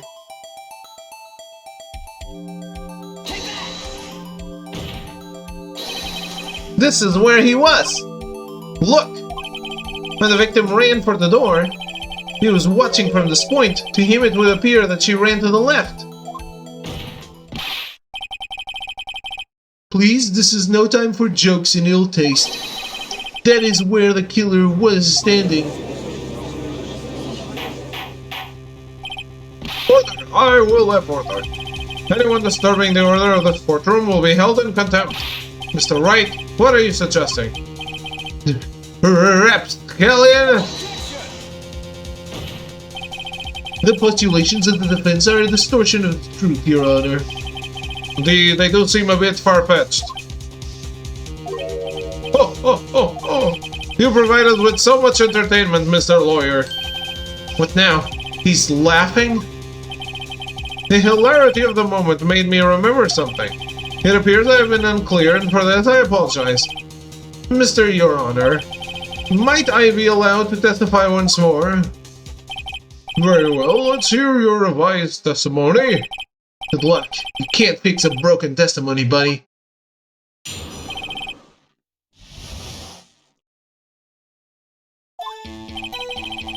Miss May's testimony was correct, as was mine. When you assaulted the girl, she first ran to the left, and then you hit her savagely. That is what I saw. Next, with the last of her strength, she ran to the right. You chased her and delivered the final blow.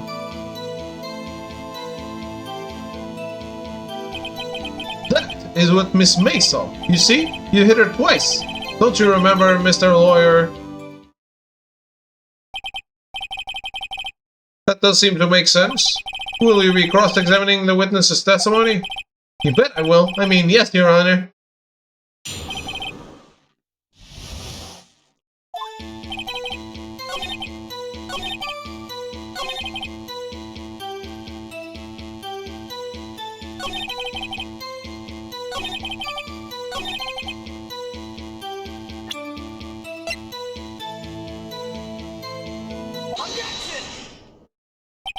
Mr. White! The victim died from a single blow. Oh, what do you have to say to that?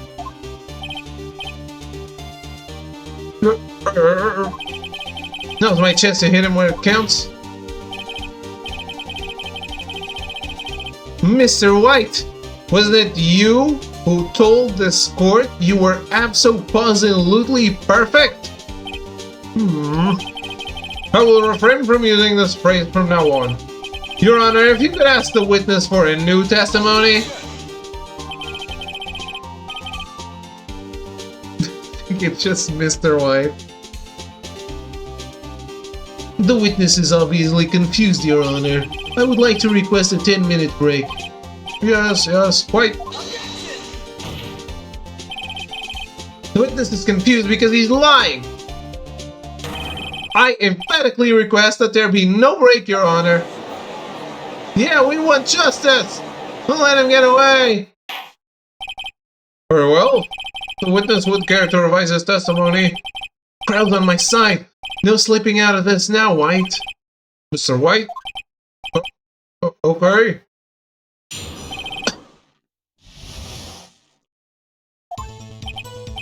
Well, see, I looked at the other window when I heard that thing fall. Then, the next moment I saw Miss Mia run to the left. The killer, you attacked her, but she dodged. And then she turned and ran for the door. Then he did her in with a single blow. Plop! Plop indeed. Very well, you may begin the cross-examination. This cat has impeccable rhythm. He does. Mr. Your Honor, my stomach, you see, is hurting.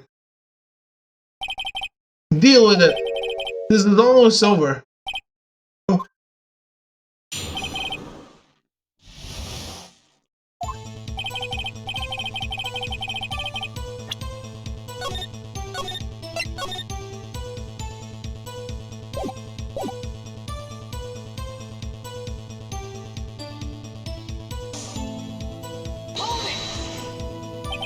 You heard that thing fall? What exactly was that thing? The glass light stand. Right, the one that had fallen over at the scene. Phoenix! Doesn't something about that strike you was odd? Yeah, very odd. Yeah, that is odd. I'll press further. Mr. White! Oh, what? You're saying you saw the glass light stand? Yes. Then change your testimony to reflect that. So sorry, my bad. The witness will revise his testimony. Okay, of course. The light stand was laying on the floor when I looked.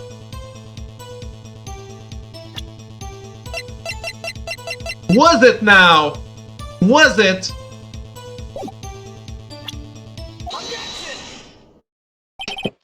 Mr. White! It was impossible for you to have seen that glass stand. What? Look at this. These are the floor plans to the scene of the murder, yes? Correct, Your Honor. Now look. If you were to look through the window at the office, this is the area you would be able to see. Here. Well, note that the stand is not within the visible area. Well, Mr. White, what do you have to say to that? Ridiculosity! Mr. White, if you were in the Gatewater Hotel as you claim, you could not have seen the stand before it fell over. In fact, you wouldn't have been able to see it after it fell either. There's no way you could have recognized the broken shards as a glass light stand. So, when did you see the stand, Mr. White? It must have been the moment that it fell. And the only place you could have seen it from is inside the Fey Law offices. In other words, you were at the scene of the crime when the murder took place. Gah!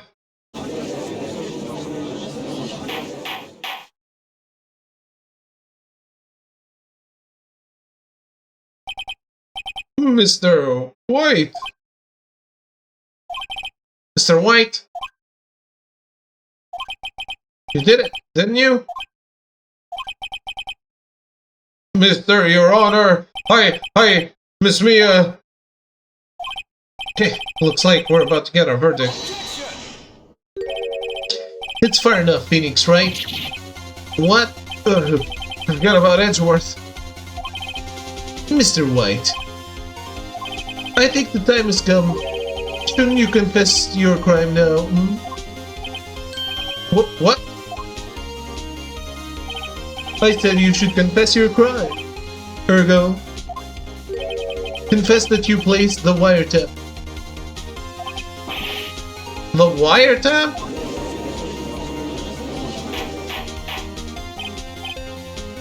Order! Mr. Edgeworth, explain to the court what you mean by this. Distinguished members of the court, Mr. White is slightly confused. Allow me to explain. I really don't like the way this is headed. As you know, Mr. White is the CEO of Blue Corp. He ordered his secretary, Miss April May, to tap the law offices of Miss Fay. What does that have to do? Your Honor, the question is, when was the wiretap placed in the office and by who? No, you wouldn't. Mr. White, in order to place the wiretap, you entered Miss Fay's office. Am I correct? Damn, he's totally leading the witness. Correct! You are most correct, Miles! Give me a break! Yes! In order to place the wiretap, I breached the Fane Co. law offices. That is when I saw that accursed light stand. Now I'm confused. Please explain to the court what all this means, Mr. Edgeworth. Gladly, Your Honor. Mr. Phoenix Wright has made his position quite clear. He was determined that Mr. White knew the glass stand was in the office. He has shown that there was only one time Mr. White could have seen the stand, at the very moment of the murder. Thus, Mr. White would like you to believe that Mr. Wright would like to believe that Mr. White was the murderer. I see. However, it is a fact that Mr. White had been to that office well before the murder took place. When he went to place the wiretap, he could have seen the glass light stand then. Ergo, Mr. Phoenix Wright's theory is revealed for the blazeless conjecture it is. Mr. White, you will testify to the court about this wiretapping. Leave it to me. I feel faint.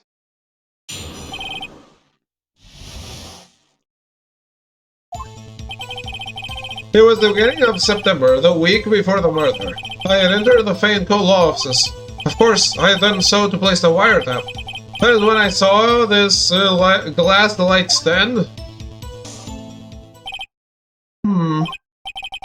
You saw the stand before the night of the incident, and this is how you were able to identify him when it had fallen over, by the sound? Correct, that is right. I see. Very well, Mr. Wright. You may cross-examine. What am I supposed to do now? Good luck, Phoenix. Wow, that is a really short testimony. Do you have proof? Miss April May knew the details of Miss Faye's phone conversation. This proves that the wiretap was placed before the murder. Right.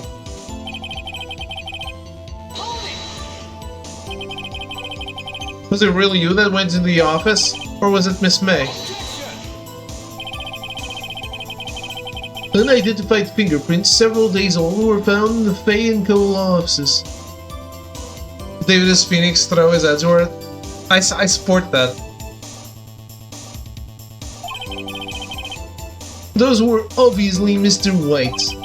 I know Edgeworth, he's already run a check on those prints. Now, Mr. White, tell us why you went to the Faye & Co. law offices. Of course, I had done so to place a wiretap. Why do you tap Mia's phone? This has no bearing on the current case, Your Honor. Blue Corp is a detective agency of sorts. We have a responsibility to protect client confidentiality. Why did you notice something as innocuous as a light stand? The light stand was made entirely out of glass. It was quite stylish, so I guess it made a lasting impression on me. Such a beauticious thing deserves attention, does it not? That is all. Damn it, there's nothing there for me to press it on. Well, maybe he's rattled enough that I can bluff something out of him.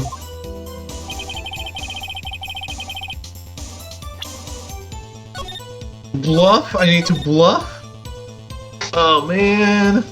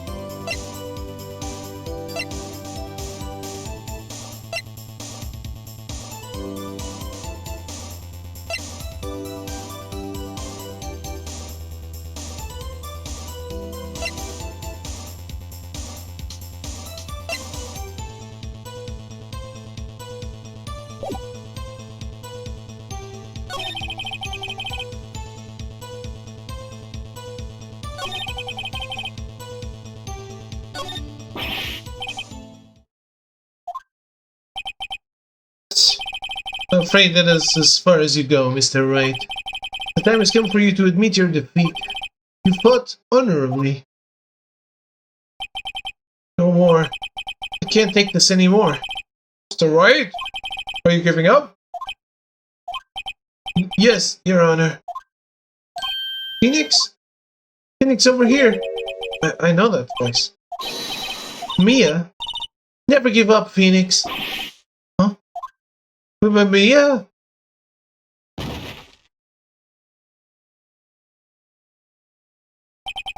Where am I? The waiting lobby? What happened? Oh, right, I lost the trial. I was hallucinating. Ah, you're finally awake. Huh?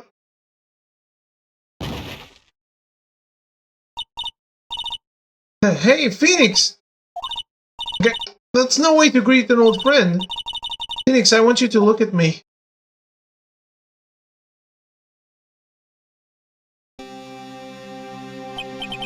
You're...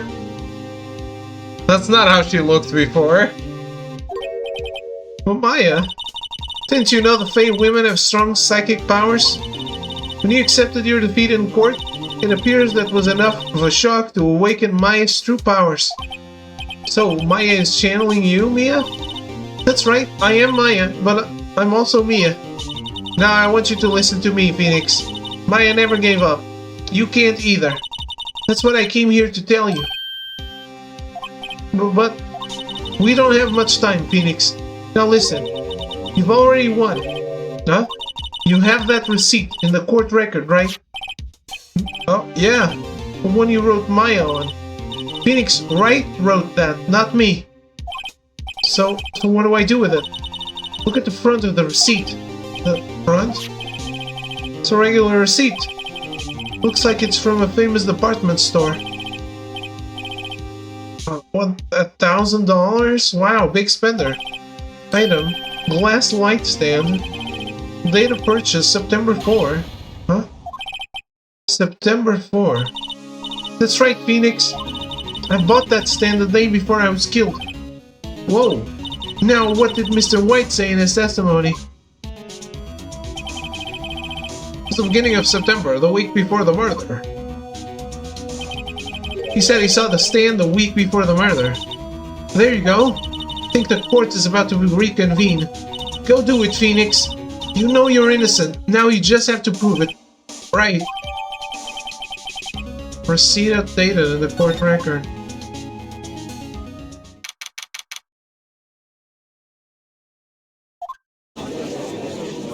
I guess had no way of knowing that.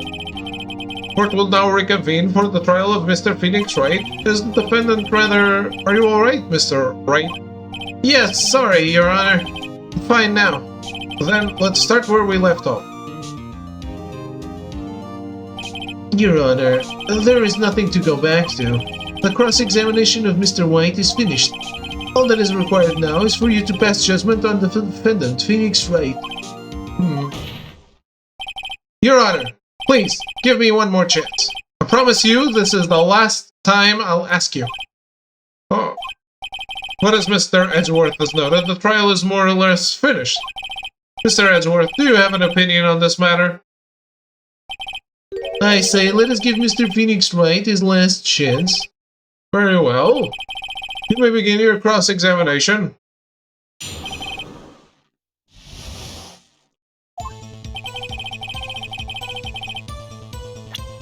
Well,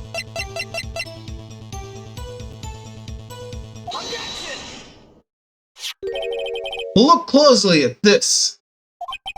See the word Maya written in blood?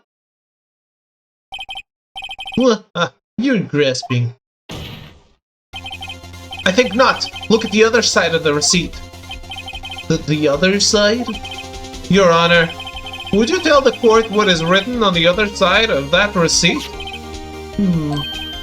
Well, a glass light stand, and the date of purchase. Why, that is the day before the murder. You see, Mr. White, when you allegedly entered Fay & Co. law offices at the beginning of September, The stand could not have been there.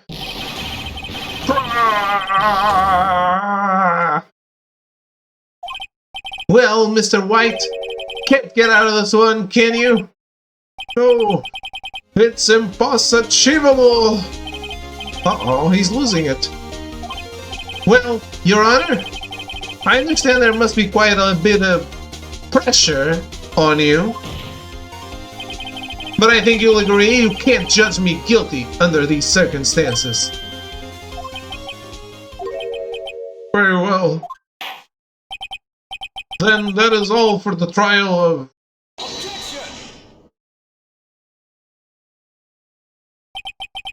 Not so fast, Phoenix, Wright? Eh? What? No way he can worm his way out of this one. Oh wait, I forgot. It's Edgeworth. There is a certain thread of logic to the defendant's claims. However, there is no concrete proof that Phoenix Wright is innocent. And I have to prove myself innocent? You have to prove me guilty. That's the other way around. Here we go. I would like to request one more day before Phoenix Wright is granted his freedom. I need time to make one more inquiry into this matter. Another inquiry? This isn't going to be another one of those updated autopsy reports. This guy just makes up evidence as he pleases. This is bad. Mr. White's guilt is obvious. There's no need to prolong this trial any further. Well, Mr. Edgeworth, if anyone is going to call Mr. White to trial, it would be me, the prosecution. I need a day to ascertain whether these new claims have any basis in factual evidence. I see. Objection denied. But completion of the trial of Mr. Phoenix Wright will be postponed until tomorrow. No! There's no telling what will happen if I can't end this now. Edgeworth is sure to come up with, or just make up something. After Mia showed up to help me and all. Mr. Your Honor, may I go home? Of course. Thank you for your time. The witness will stay. Mia? Phoenix? Read this note out loud. Mia, what's this? A list of people's names and Mia's handwriting. Your Honor, if I may, you're quite persistent today, Mr. Wright. You bet I am. My life is riding on this one. I have something I would like to read to the court.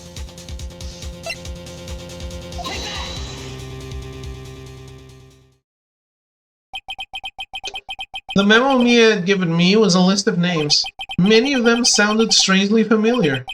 People in finance, famous celebrities. That's when it happened. Stop! Desist! Halt! But please, stop! Make him stop! How did you get that list? Mr. White, admit your guilt right here, right now, or else this list will be released to the press. I confess. I confess. I did it. I hit her. I hit Miss Mia with the thinker. Case closed, Your Honor.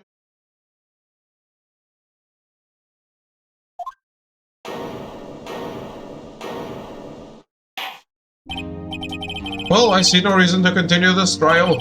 Mr. Wright? Yes, Your Honor. You've done it again. That was quite a spirited defense. Yes, Your Honor. I guess you could say that. Only you knew how spirited it was. Well, this court finds the defense, rather the defendant, Mr. Phoenix Wright, not guilty. Do they actually have confetti in the courtroom? That is all. This court is adjourned. September 9, District Court Defendant Lobby Number 1. Well, I never thought I'd be saying this again, but congratulations! You're lucky I was born a Fae.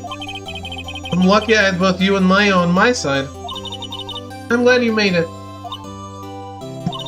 Thank you, Phoenix. You risked a lot to help me, and Maya. I won't forget it as long as I live. You're dead. As long as you live? My time here is running out. Huh? Maya's powers are still weak. Can't stay here that long. Oh, what? No, there's still so much to say. Don't worry. I'm sure we'll meet again. Chief? I'm not the chief anymore. Phoenix? Can you come to the office tonight? Say 9? The office? I'll see you later. Chief? Mia!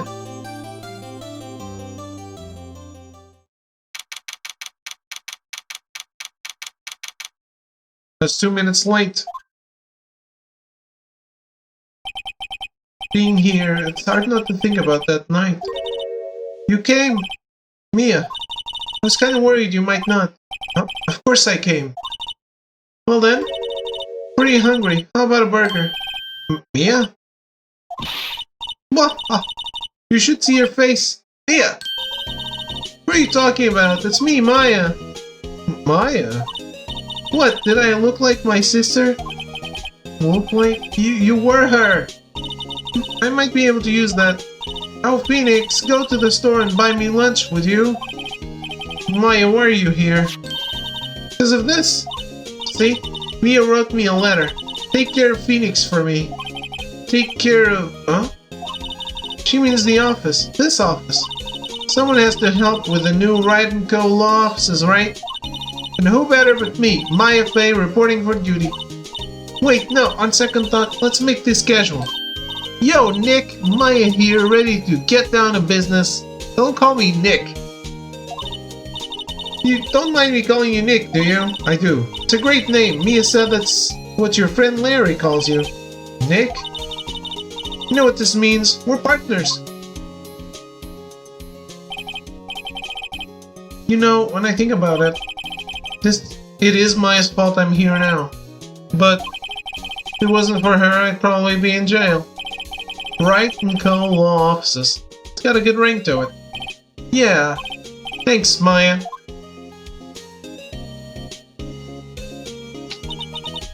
Good luck, Phoenix. I'll always be here, watching.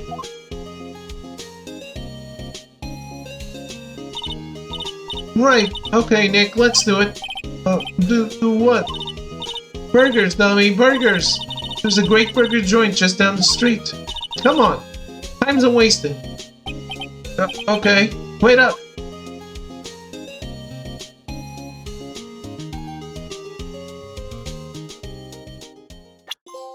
Damn, I didn't get to clearly rub it in Miles' face.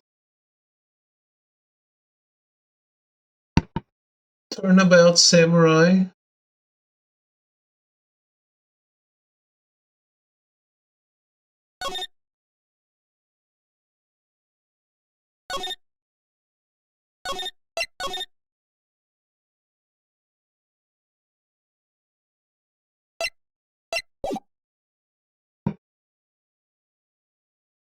Wait. You have disgraced me for the last time. The film. What? Why does this auto skip? The moon? Yo, it's you who should gaze upon the moon. It'll be the last moon you'll ever see.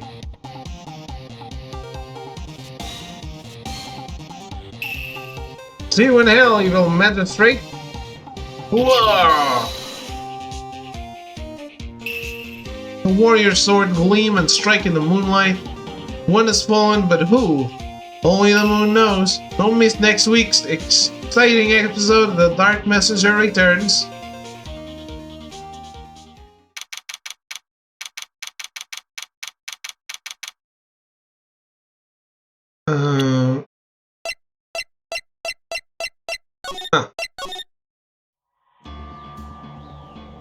I think my throat. There's a lot of reading. It's all reading. I mean, it's all voice acting.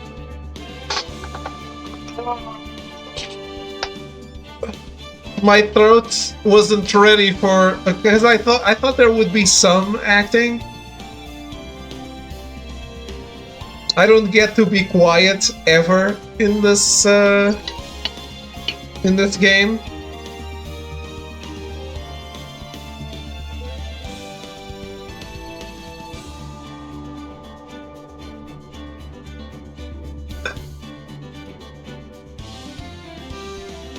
So I think we probably could end it here for today.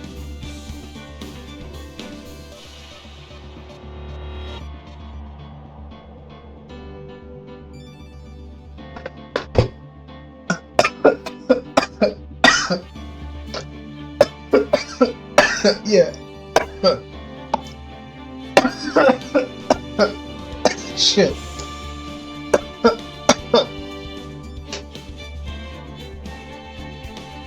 See? And now I'm choking. That's even worse.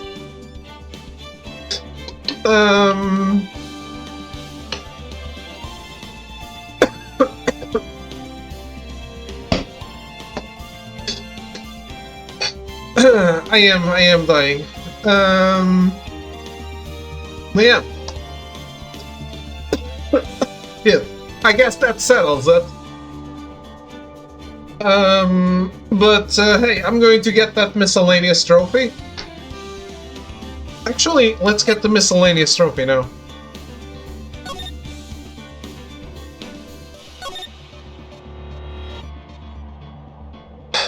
Should do final bar line every other day to rest your voice. I wanted to buy the DLC before I played the game.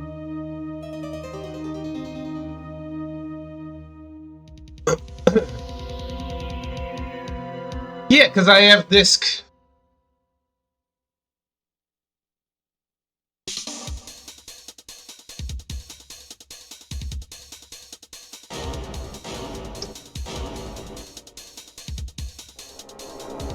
Yeah, exactly. I do want to get the deluxe stuff. Deluxe or deluxe and season pass. I mean, the only stuff I don't like is The World Ends With You, so... Well, I don't like it because I never heard it. I'm not saying it's bad. So I am interested in the DLC anyway.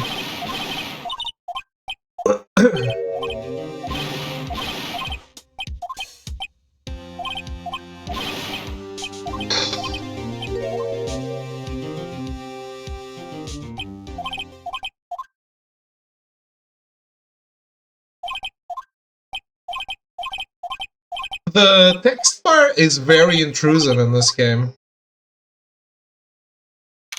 It takes up so much of the screen.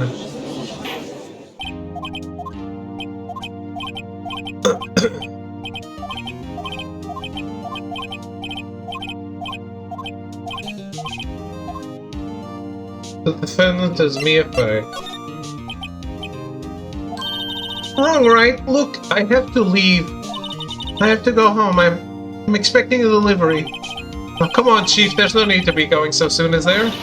Listen, Wright.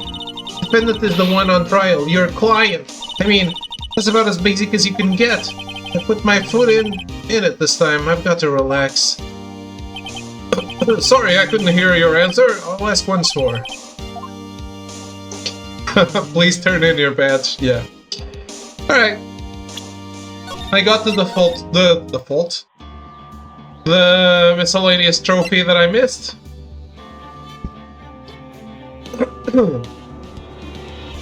It's time for us to stop for today. I do hope you enjoyed Phoenix Wright Ace Attorney, or the start of Phoenix Wright Ace Attorney.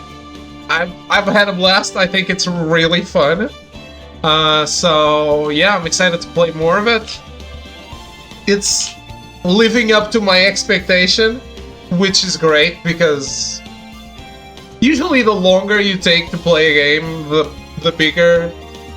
the more you hear about it and the bigger the expectation becomes. And yeah, this this does seem like really fun stuff.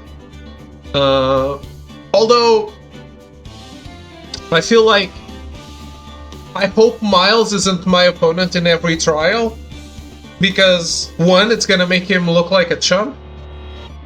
Two, it's going to become more of a me versus him, and not me versus the person on the, like, the actual culprit. But that's what I'm saying now. I don't know. Maybe I'll like it if there is just this rivalry. But it doesn't seem well intentioned. Every case is really Phoenix versus stupid judge. I also hope there are other judges, just for variety's sake. But yeah, like, I expect another lawyer to want to win, but especially if they say he's so much looking for justice, he should be like, okay, I guess this isn't justice.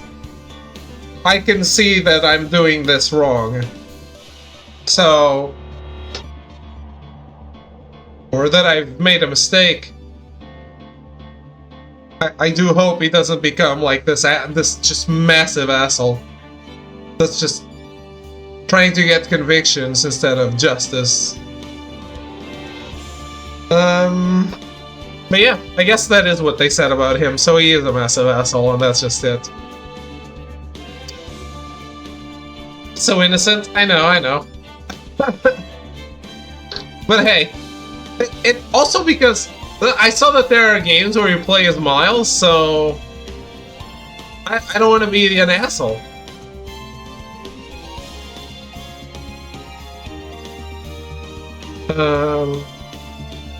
I understand it's the other side, you're looking for a guilty verdict, but I don't want to be convicting innocent people. I want him to do good work, not be an asshole. That's basically it. But yeah, hey, that's one of the reasons I was so disenchanted with law school when I was in law school. Yes, it's when I realized that it's more about your powers of argumentation than finding out the truth and getting justice. I was more innocent then. Yeah. Well, we'll find out tomorrow more about the game. Or I will, at least. You guys already all know. But yeah, thanks for watching. Thanks for hanging out. I do hope you enjoyed Ace Attorney. I do hope the voice acting was not that bad.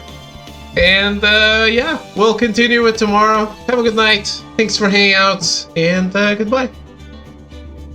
Go play Hidden Bunny. Don't play Hidden Bunny.